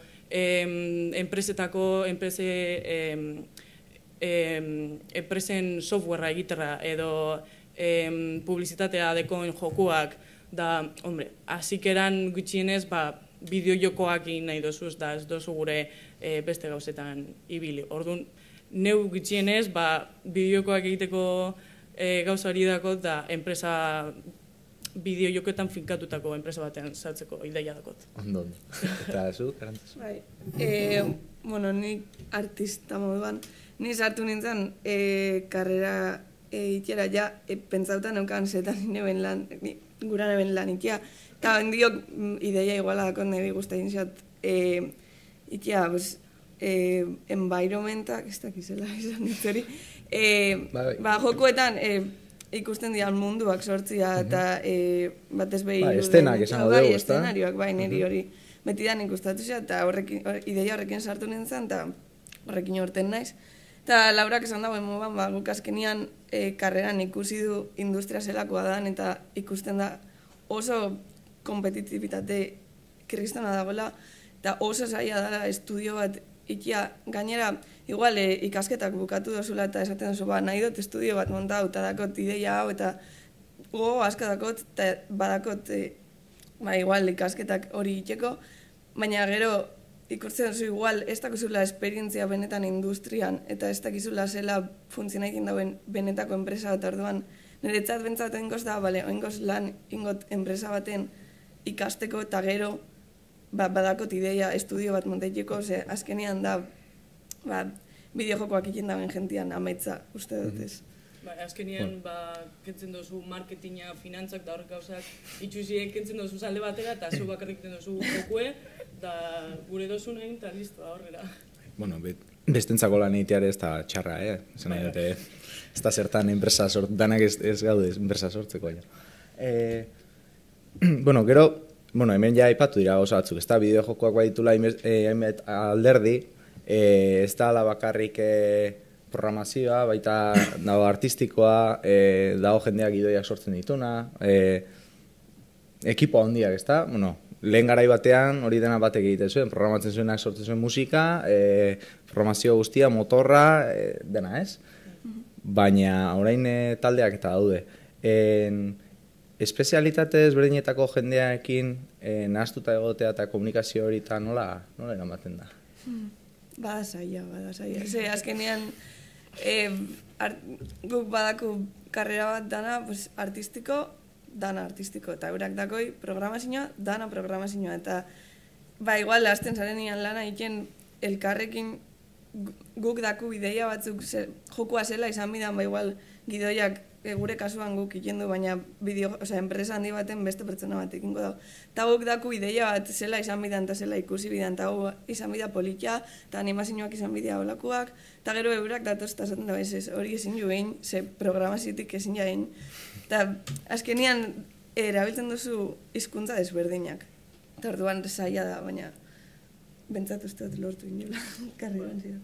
Batez be, oingo azken urtien Unrealen indogu jokua, da Explain asko indoguz, da orduan optimizazio izen da arazo handiena. Da gero datoz artista betzuk, modelo high poly 4K, da sartu behar duzuz barruen, jokuen, da, oie, hau ez da hain ondo ikusten. Ja, eske poligonoa, resoluzioa jaitzin behar izan dugu. Da zer gaitxik? Hombre, pues, ezin dugu zeuki, kriston nivelak euki, eta gero zeuen 4K modeloak barrun sartu, dan ezin da. Da hori komunikazio hori bata besteaga zulertzie, eta hori artista bakarrik. Imaginau beste talde asko soinukoak, edo ez dakizero, edo besti, eta hori kostaten da, baina, bueno, azkenien ez dago erremedio gehiago, eta bata besteaga zulertzuen behar duzu. Eta hori batzutan gertatzea, hori, inorrek espero ez ditun arazo batzuk sortzei ez, adibidez, esateo artista batek, hemen, gure jokalaiek salto iteko animazioko la izan behar du, preparazio honekin, eta hartzezu, animazio hori pintzezu, eta bale, animazio oso politia da, baina, joku baten ezin dezuki segundu bateko preparazio dauken salto bat, ezin da jolastu. Probatzea zu ikusiko ez, baina ezingo zan Mario euki, olako preparazio handi bat egin da salto egiten, ze... Denborazko galdu ez da. Bai, baina, karo, hori hartzeu artista batek eta esateu, salto olaku die benetan, hau zergatik ez da gola izango, eta karo, eta programadore batek esatu egile da, baina eske, hau moztu inberda, eta hori olako gauza konpontzen jutea denbora asko. Errendimentu arazoak eta suposatzen ez da guztia. Ze motatako jokoa dauzkaze zure guztoko edo? Erreferentzia batzuk edo zerbait badukase? Ez daukazu zertan izen konkretua gota, baina... Bueno, niri adibidez gustatzen zaizkit RPG klasikoak, adibidez Fable, asko gustatzen zait. Eta bebai estrategia jokoak, Civilization eta hola, horrek gustatzen zaizkit. Eta bebai aventura grafikoak eta hola, baina horrek gutxio. Neu, mundu zabaleko jokuak, hor esploraztzeko askatasun bat emoten dutzugonak, edo akzio jokuak azkenien, harinak da apurbet erreflojoak behar duzkon jokue horrek. Bestela aspertu itxinaz. Ni neu shooter zalia naiz, eta, godiz, a ber, geho, ez dauketola, gutxorara danetiken jolasteko problemaik ez dauke, baina gehieman nahi bizte ditut joku linealak mundu zabaleko baino, zenbat eta aukera gehiokin ni zora huiten naiz esate, gero hori inberdet, eta gero beste hori inberdet, eta gero hori indako atzea huelta berde beste hori ingabelaga eten aiteko, eta zora huiten naiz. Horta nahi hori, eukitzi, 3 gauzatxo egiteko, eta hori kondo egin. Beste topiko bat, kontsola edo PC? PC. Edo mugikorrak, PC.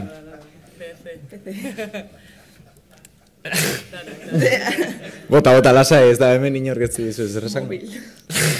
Tableta, igual. Bueno, ni beti da nik izen naiz Nintendon fan bat,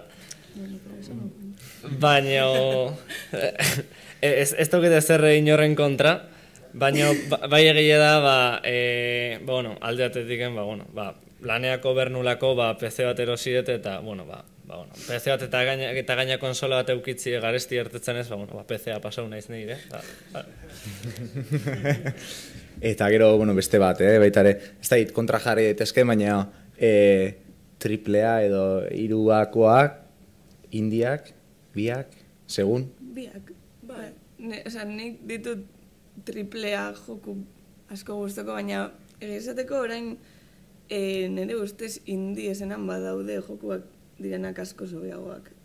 Orain egiten diren tripleak baino, azkenean eurak erabiltzen daben formula beti da iguala eta beti iken dabe joku berdinak. Eta sartzen zara indi jokuak ikustera eta igual topaiken dozu joku bat ez duzuna inoiz ikusi mekanika berdinek, mekanika berriekin eta historia askoz igual beste gai batzuei buruz berbaiken dabenak eta orain bentsat gehiago gustoko ditut indi jokuak. Estetika ere bai igual, ez? Batzuk badukate hola... Nebe bai antzekoa. Ez dut izango indien frioan azela eta danak ezugutzen dodazela, baina bai guztetan ja eta purbet investigatzea, da ez dut ezai indi joku ez ezagunak ezagutzen, baina, gorantza doazen indi horrek bai jolastea eta probatzea guztetan jat. Nik aurren harrapautako hartzen. Eta, hola, joku, zango du pixkat, zaharrak edo edade badaukatenak, igual, 80garren hamarkada aurrekoak, 80 ezautzen duzu bat emat, badaukazu bat emat guztoko? Ez que millennial gara, Horregatik da galdera. Horregatik da galdera. Jolastu duzu, bat eman, bai, suposatze du, bai, ezagutu da jolastu izana. Ni neu, nire Nintendo fan kuoti bete aliziteko, hor adibidez, ni Zelda asko gustau izen zait betianik, eta, lehenengo Zeldan pasauta duket. Eta, harrituta gehan itzen, ze pentsan nuen, probaen goet, baina, sagako lehenengo joku da, horrendiken gauza asko, ondo puliu gabe ongo ziren, baina, harrituta gehan itzen ikusita, lehenengo jokua izen da, saga osuen zier errepikaudien zenbat gauza zeuden ja ondo asentauta eta lehenengo jokutiken martxan. Eta, hola, hori, Nintendo nahin bat joku retrotan ibili izan naiz, Metroid eta, pixkat, danak ez ditu paso baina probauta. Ondo. Lehen aipatu dituzue gustoko izango zenituzketen lan mota batzuk, edo egin nahiko zenituzketen batzuk, uste erantzun duzuela hau, baina aukerarik ikusten duzu hemen Euskal Herrian lan horietan aritzeko, nola ikuste duzu hemengo industria momentu honetan? Nik egia esateko ez.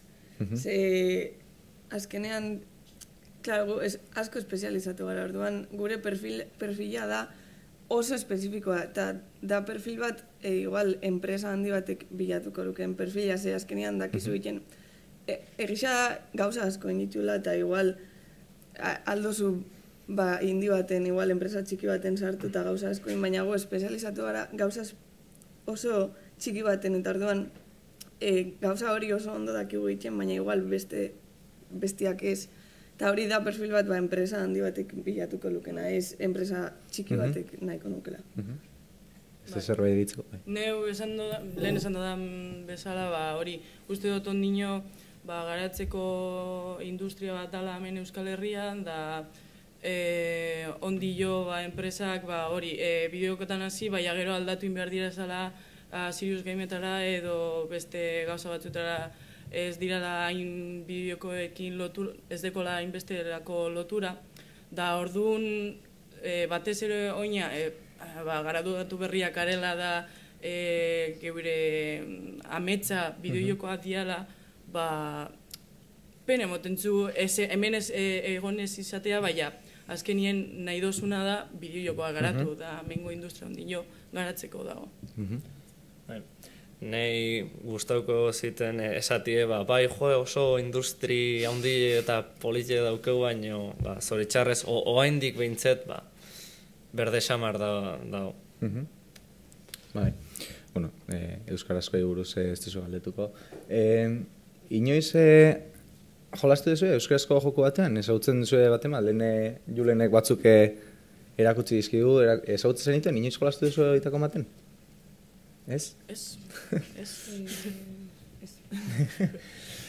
Vale. Ez dakit, probatu, batzuk pixkat mekanika zea daukate, nik estropadena adibidez jokatu, etxean dauka gaina, uste egunkariren batekin etortzen zala. Pelotan bat bebai dauela. Bai, hori mugikorretarako. Klasean ikusita dago, bai, pelota joko bat dauela, bai, ez du jolastu. Eta, bueno, beste galdera, hola, zea bat, hau antolatu den erakundetako bat edo gamer hauntxia da, ez dakit ezagutzen zenuten, eta ala baldin bada ezagutzen zen, nolatan ezagutu dezu, badakizue zerbait badagoela, badakizue jokalari euskaldun komunitate bat dagoela edo hori, Nik ez nahi ezagutzen. Ez zen ezagutzen. Ez, bueno, azkenean horre neurri bada, ez? Eta importantea da baitare hemen garapenean daudenak eta zehatzeko. Zuen ustez gure bezalako hizkuntza txiki batean egoteak zerbait erazten dio bideojokoari? Lehen Carlos Coronado ikusi dugu, berarek nola balio erantzi bat esatzen dion, eta ez dakit, alde hortatik zerbait ikusten duzu, nola ikusten duzu zuek? Nek uste dut azkenian hizkuntza baten atzien kultura bat dauela, eta kultura bat azkenien beti ematen dutzu zeu zer joko bati, beti ematen dio plus bat. Egia da beti pentsatzen dugula bideojoko bat kultura hori erakusteko hori bakarrik euki behar debala. Igual, sorginen bideojokoa dan egon behar da orientatuta kultura horretara. Da, Koronadoren presentazioagaz, ikusi dut, azkenien ez dala dana izen behar kulturari buruz, baina gauza txiki betzuk sartu aldozu zela, da azkenien ikusi zelan komunitateak zelan erantzuten deban komunitate horrek, da geroko jokoetan ia gehiago sartzen dodan, edo gitxiago, gauza berriakaz probatzen dodan, edo da egia da, hori Koronadoren presentazioa errebelazio bat izan dela kultura sartzeko bideojokoetan. Beste ez sartzeko? Ez? Horregin hau. Vale. Bueno, orduan galdetu behar nizuen, nola izan daiteken gehiago egon daitezen euskarazko bideo, igual bideo hori izan ditake jorratu daitekena, ez? Bideragarritasun aldetik ere izan digu nola testu gutxi daukan, eta horrek ematen dion baita ere, azpititulatuta, ez? Gainean, bueno, idea batzuk hemen, kontatzen. Eta, bueno, beste gai bat ikutzeagatik. Hemen biltzea lortu dugun islari guztietatik ez dakite fijatu zareten, baina bi bakarrik daude emakumeak eta justu mai honetan. Ikasleak eta gazteak, hori kasualitatea? Ez da kasualitatea. Eta arazo bat da industrian gure guztez. Industrian gauden emakume guztien ustez arazo bat da. Ze enpresa guztietan ikusten da eta onelako eventuetan ikusten da ez dagoela ia emakumerik. betidanik izan da mundu bat egon dana oso itxita, kanpoko jendeari sartzeko. Eta beti izan da, mutilen mundua, bideojokoak mutilentzako dira, eta gazteentzako dira gainera, eta orain ustez badago hori ate hori agian irekin da, eta horregatik sartu gara gu bezalako jendea, baina oraingoz bada arazo bat, eta ikusi alda. Bai, bueno, ni osatzeko. Bai. Nik uste dut hau azkenian industrien erreflexu bat dala. Badauz emakumeak bertan dauzenak, neo adibidez oin kurrikuluma bidaltzen abil enpresa ezberdinetara, eta batzuk webgunean deko die plantillan argazkitzue. Da hor danak dauz, da begiratzen zoaz argazki bakoitzea, da danak direkt gizona, da igual 50 gizon, 3 emakume. 30 gizon, 5 emakume. Bueno, proportzioa hobetuz doa da holan. Baina, bueno, holan global bezala argazkien beti egoten ez emakume oso gitzi. Da orduan ni uste dut azkenien hau erreflexio bat dala, da emakume gitzi dauz, da bakarrik hitz egiten deurie, gero publiko aurrian jartzeakoan, bakarrik hitz egiten deuriala emakumeen egoerari buruz. Ez dago emakumerik agertzen dana da txarla tekniko bat ematen debanik. Ez dago emakumerik bideo-jokoa presentatzen debanik, ez dago emakumerik motor berri bat presentatzen debanik, bete diraz. Azkenengo Fan and Serious'ean, adibidez, gutxienez ikusi neban emakume bat finantzi buruzko txarla bat emoten. Uste dut Nintendoko azala, Rayman Rabbitzeko eta Mario arteko naste hori presentatzen egon zana, da hori izen zen emakume postu, gainera postu altu batean zegona, da hori izen zen emakume bakarra ikusi nebana. Da hori, bi aldaketa egin behar dira azkenien, emakumeek errepresentazioki behar deurie kanpo aldera, baina mesedez, gauza teknikoa hauak, eta ez dut gura esan emakumeen egoera ez dara salatu behar, baina horrez gain, da badakigu emakumeen egoera txarra dala mundu hontan, baina erakutsi behar dala emakumeok bebai beste gauzi buruz bebai hitz egin aldogula. Da hori emakume ziz zurien mundua zaila dala, ez dugure hitz egin emakume beltzak edo asiatarrak edo emakume trans edo horrelako talde txikiagoak ondino, da hori guzti desagertuak dauzela mundu hontan. Zerbait gehitzeko horik ez? Bere ikuspegiare, garrantzitsua da. Zuek uste duzue, eta bideojokoen txara etorriz berriz, hor dauden topiko asko, agian ez dakite urtetan zehar egon den olako bilakaera bat, bideojokutan ere bai, azkenean gizonek egindako jokuak izan dira, ez da, orduan hori azken helburua edo bukaerakoa segurazki eta askotan gizonezkoengan pentsatua izan dela. Horrek guztiak eragin zuzena izan duela emakumeak hor sartzeko eta hori. Eta igual hori aldatzeko emakumeak beraiek, zuek programatu, diseinatu, pentsatu, eta bestelako motore batzuk, bestelako filosofia batekin egin beharko zenituztekela. Igual... Bota. Azkenen egia da, gaur egun ez dakit zenbat aldaudan egoerie, baina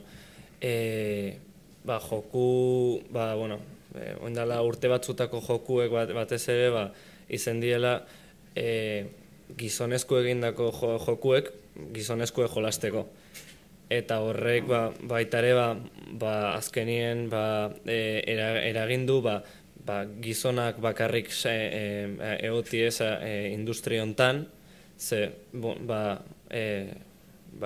etzitzaien uzten, emakumei sartzen eta esango dugu danantzako zuzendutako jokuik etze honez, etzan, ez da hon incentiboik ez dare, igual, hortan, sartzeko, orduan, hortiken, representazio eta bestelako arazo asko etorri dira. Baina, azkenean, nire ustez badabil aldatzen egoera, azkenean sartzen duzunean montaskotako jendea talde horrek egiten duen produktua beharrez aldatu ingo da. Sartzen baduzu, adibidez, guionista bat emakumea dana, segurazki berak ez du idatziko historio bat gizonentzako, idatziko du bere esperientziatik eta bere ikuspuntutik orduan. Ja, berez sartzen dianean emakumeak industria aldatu egiten da. Arazoa da oraingoz, eta beti izango da hola ustez, industria dela dirua, eta azkenean dirua doan lekura, eta jendeak publikoa erosten baditu gizonezkoentzako diren jokuak, enpresek gizonezkoentzako jokuak egingo dituzte. Beraiek nahi dute saltzea. Orduan, egia da industria aldatu behar dela, baina baita aldatu behar dela jendearen ikuspuntua. Eta jendearen ikuspuntua aldatzen duzunean, orduan aldatuko da baita industria. Azkenean da ziklo bat. Unibertsitatean izan dugu debate asko horren inguruan, euki dugu klase bat horren inguruko gaiak debatitzeko eta hitz egiteko klasekoen tartien. Da, zenbat aldiz entzun izan dugu, eske horrek ez dau saltzen. Zenbat alditan entzun dugun hori, da, izugarria dela, gehi hau tiratzen debala, saltzea egoera aldatze baino. Da hori, tristea da. Honekin ikuste luze egun altza egula, eta gero ere egongo dira galderak nahi dunak egiteko. Beste arlo batera saltotuz. Profilak, lehen esan dugu, mota askotakoak dirala, eta jokatzeko moduak ere era askotakoak dira, ezta? Eta izaten ari da, igual aldatzen ere ari da urtetan zehar, ezta? Jokatzeko moduak, lehen etxean bakarrik jolasten zen, gaur egun ja online dago eta bat besteen kontra, e-sport fenomenoare hortxe daukagu, mugikorrak sartu dira eta, bestelako jokuak eta logika simpleagokoak, baina baita ere oso divertigarrak eta asko engantzatzen dutenak, ezta? Mini joko hauetakoak daude. Zuek, nola ikusten duzue pixkat etorkizuna hemendik 5 urtera? Joera, zein izango dela uste duzu zuek? E-sports horiek sendotuko dira, eta ez dut esaten Korean aina olako makrokompetizioak eta igual egongo diren, baina horrantz joango da, edo gehiago egingo du merkatuak bestelako mini-joku, lehen aipatu den indie edo olako joeretara. Zer uste duzu? Nire ustez, oso zatituta dago azkenean. E-sports eta mundu guzti hori badago azkenean garrantzi handia hartu da azken urteetan, eta ikusten da, orain jendeak gehien jokatzen dituen jokoak dira, hori multijugador eta olako jokoak, baina nik ikusten dut adibidez mugikorren jokoak aldatzen ari dela pixka tendentzia, eta lehen zirela gehiago, igual, kontsumitzaile, igual, ez zirela oso bideojokalariak, baina igual, mugikorren jokuak erabiltzen zituztela, azkenean dia asko zerrazagoak erabiltzeko, eta nik ikusten dut hor, badagoela erabat, igual, berez, betidanik bideojokalaria ez den jendea bideojokoen mundura ekartzeko. Eta uste dut, badauzera jokuak ari direla igual hori esploratzen gehiago, eta ikuste dut igual, agian hor badagoela merkatu. Ni buruan dauzkat horrela, ez? Batzuk, eta Facebook, eta horrelako sare sozialetan denak, ez? Candy Crush eta Farm, ez da nola den jokuan izena, eta badago jendea hortan ibiltzen dena, eta ez duena pentsatzen ez da jokalaria denik ere, ez? Zu esate jozu, eta bideojokutan jolasten zara jokalari ez da, eta ez batero jolasten, baina gero tarte baduenean. Azkenean horrekin hori igual konbentzitu alduzu jende hori jokuak ez direla bakarrik astentzako eta ez direla bakarrik etxean bakarrik jolasteko, beraiek ere jokatzen dutela. Bai, da mota askotako jokoa dauzela be bai, azkenien komentzitzen badozu puzzle horrek, Candy Crush edo horrek bai jokua direzela, eta hau ez da bakarrik, mota honetako bakarra. Badeko zuz be bai, bitxu tabletean, hau jolaztu aldozu, da beste joku batzuk erakutziz, igual zabaltzen dotxazu hor markori ez egoteko beti Candy Crushean jolazten zea azkenien pena bat da. Egile da, etorkizunien noa jungoan eta hori ez dakit. Baina, bai, mobiletako eta joku simple hauetako merkatu sektore horri esker ekarri diela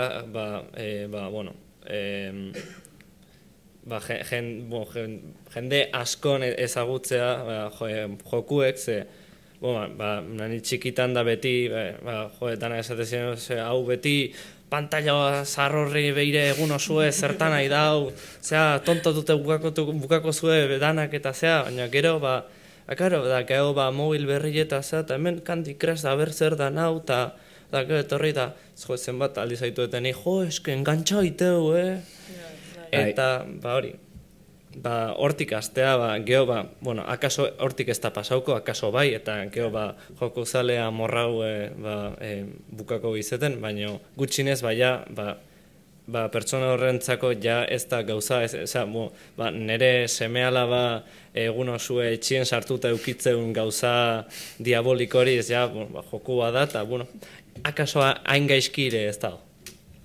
Hortara ni joan, ez da, igual horrelako minijokuek eta horrek zabaltzeak ere bai eraingo diola bideojokoan mundu honi eta daukan, ez dakit nola esan, motxila hori kentzen, ez? Ni bintzat, ez dakit zuek, baina betidanik entzun izan dute zuk esan dituzun gauzak, beti hor sartuta da biena, ez dakit zer, berezia pertsona, ondino, talde bakoitzan artien ondino estereotipo horrek badauz. Azkenien, zeure ama igual jolazten dau Candy Crushera, baina ondino zeuri esaten zu. Ze zabeiz hor egun guztien ordenagailuen aurrien. Da hori ondino entzun berdi ez da, mugikorrean jolazten deban jendea ez daki gamerrak direzela edo. Mundu berdinean sartuta dauzela. Da horrek estereotipiko ondino entzun behar dozuz jende horretatik. Edo eSporteko jokalariek beren burbuja hori deko die, da zu Witcherrera, Assassin's Creed, edo horrelako jolazten bat duzuz, ondino friki bat zara. Da, pentsatzen duzu, zeu bai jolazten duzu, shooter horrek, Call of Duty, Overwatch da horrek gauzek, da neunaz friki bakarri. Osa, ondino, talde ezberdinen arteko estereotipo horrek ondino badauz. Jarraituko dute, igual. Igual, noiz behin, danak batzen dian, da komunitate hori unifikatzen dugun, ondino, entzun berrak dauz. Eta, hola, azken galdera bat, eta nola ikuste duzu bideo-joko bintza hemendik 5 urtera, edo pixka luzera, epe motzera, epe luzera, ze garapen ikusten dioze, gerota bideo-joko joko zale gehiago dao, igual estilo horretakoak edo bestelakoak, nola ikusten duzu, enpresak ere bai, ze zantzu dauzkazue, esan nahi dute, pixkat, zaila da, ez dakite. A ber, jokalariek beti joan direz gorantza, orduan nire guztu dut, ondino handiago izin aldara zenbaki hori. Industrian aldetik, ideiarik, suposatzen dut be bai, komunitateak handitzen doa zeinean, enpresa be bai, mugiduin beharko direzela, baina ez dakit... Nik ikusten dut, igual, enpresa handizekin gertatzen ari dela, igual, badauzela estudio txikina, baina azkenean, enpresa handizek estudio horrek hartzen daue bere barruan, eta azkenean jokoak enpresa berdinak egin ditu, baina estudio txikizekin, eta hori uste dut dala industria hori hartzen da bilen forma. Alde horretik jarraituko da.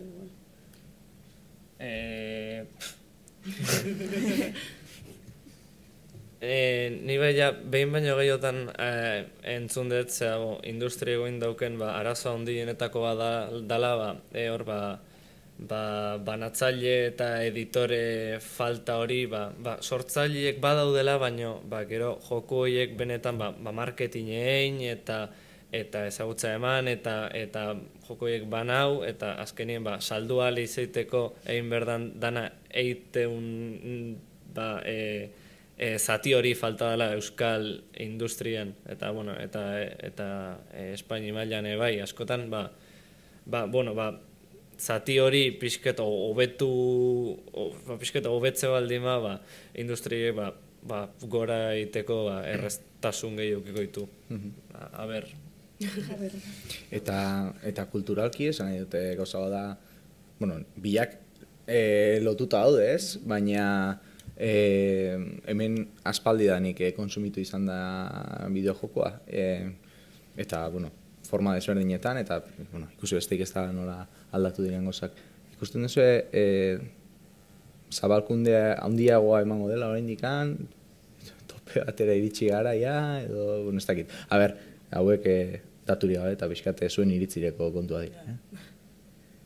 Emakumean gaiegaz erlazionatuta dago apurtxo dute bai, gero eta zabaltzen duan inean, bertan lan egiten deuren jendea bai, zabaldu edo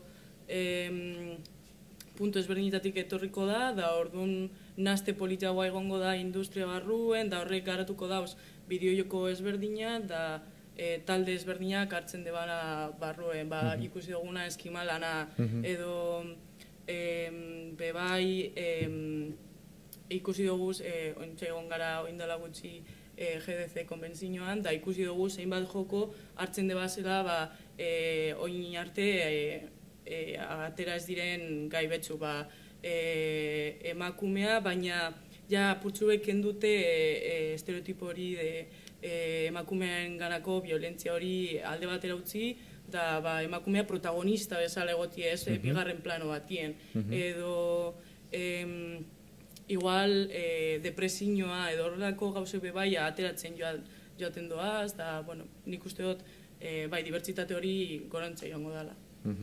Igual poliki, baina gorantza, azkenien. Nire ustez nik ikusten duten tendentzia da oin bideojokoak dauzela igual gertu hau zinemari eta igual literaturari eta ari dira nola bide hori hartzen igual jendeak ikusten dauela badagola potentzial artistiko bat bideojokoak egitean eta aldela hitz egin gai importantez bideojoko baten eta ez dela bakarrik hartzea pistola bat eta tiroka hastea jente guztiaren kontra ez dela hori badagola hor garatzeko hori berak esan duen moduan depresioari buruz eta edo Alzheimerra ikusi dugula horako gaiei buruz hitz egitea aldela bideojokoen bidez eta gainera badala era oso ona jendea kontzientziatzeko eta jendeari esateko mezu bat igual errazagoa dela beraientzako ulertzeko bideojoko baten bidez igual pelikula baten bidez baino. Azkenien pertsonari historio barruen sartzen dozu da berakin interaktzen da orduan. Ekintzak berak egiten dauz historio horren barruan. Ikusten da diez badola hemen bestelako arlo batzuk edo forma batzuk literatura edo filmak egitea eta horrek horiek indarra handia daukate, baina bideojokoak oraindik pixka bat ez dakit nola esan atzean bezala daude edo ez dira ez daukate horrelako prestigio hori, ez? Hitza igual hori da prestigio hori, ez? Ikusten duzu hori bat horrela edo... Nik ikusten dut bat horrela, eta horren bidean goazela uste dut. Egile da, oaindik ene, zinemak eta literaturak bideojokoi goitik bera behitze jo dela, baina hori teknologiek aurrea egin duen einien eta tresnak eta hobetu dienez, inoiz baino errazo da, histori bat kontatzie bideojoko baten bidez eta denbora kontu da hori pixket berdintzia. nire partetik ez daukat besterik, norbaitek galderan emate edo egin baldin badei 60.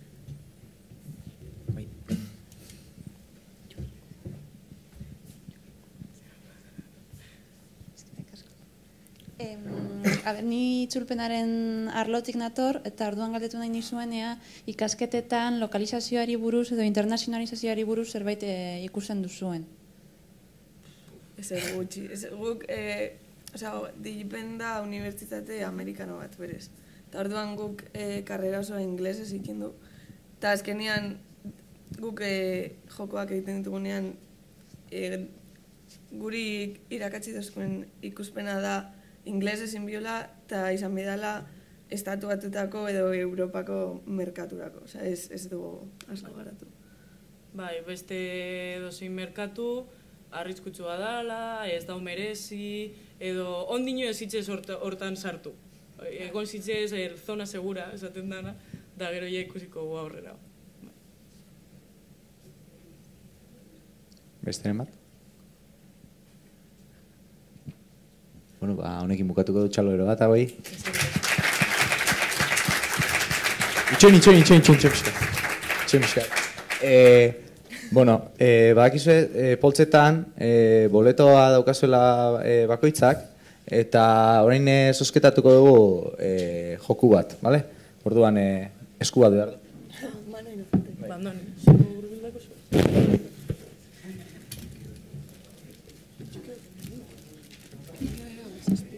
Gauza bat ingo dugu. Ez dakit dena osaudeten, ordan, aterako dugu zenbaki bat, eta... Eseri, lasai.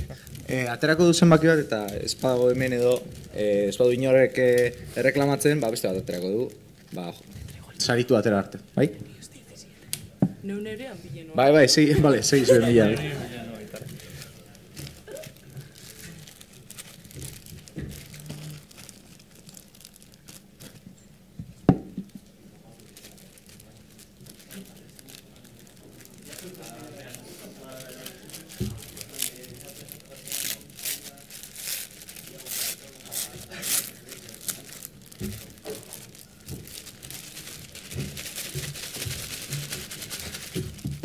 Zenek atera nahi dut.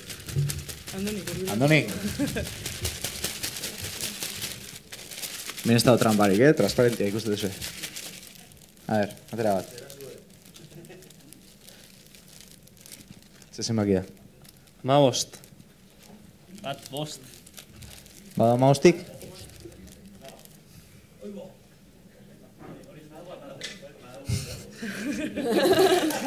Venga, bigarren bat.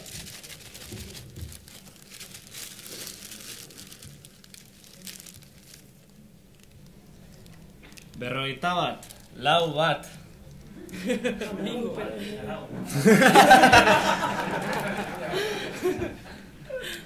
Ez da, ne?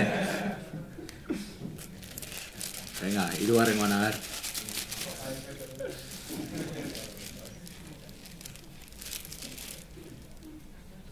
Amairu, bat, 3.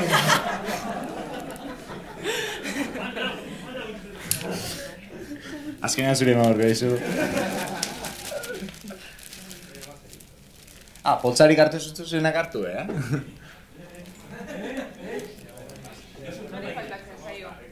Hogeita 5, 2, 5.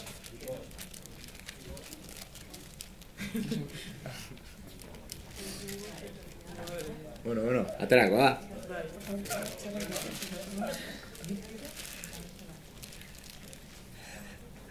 Amar, bat, 0.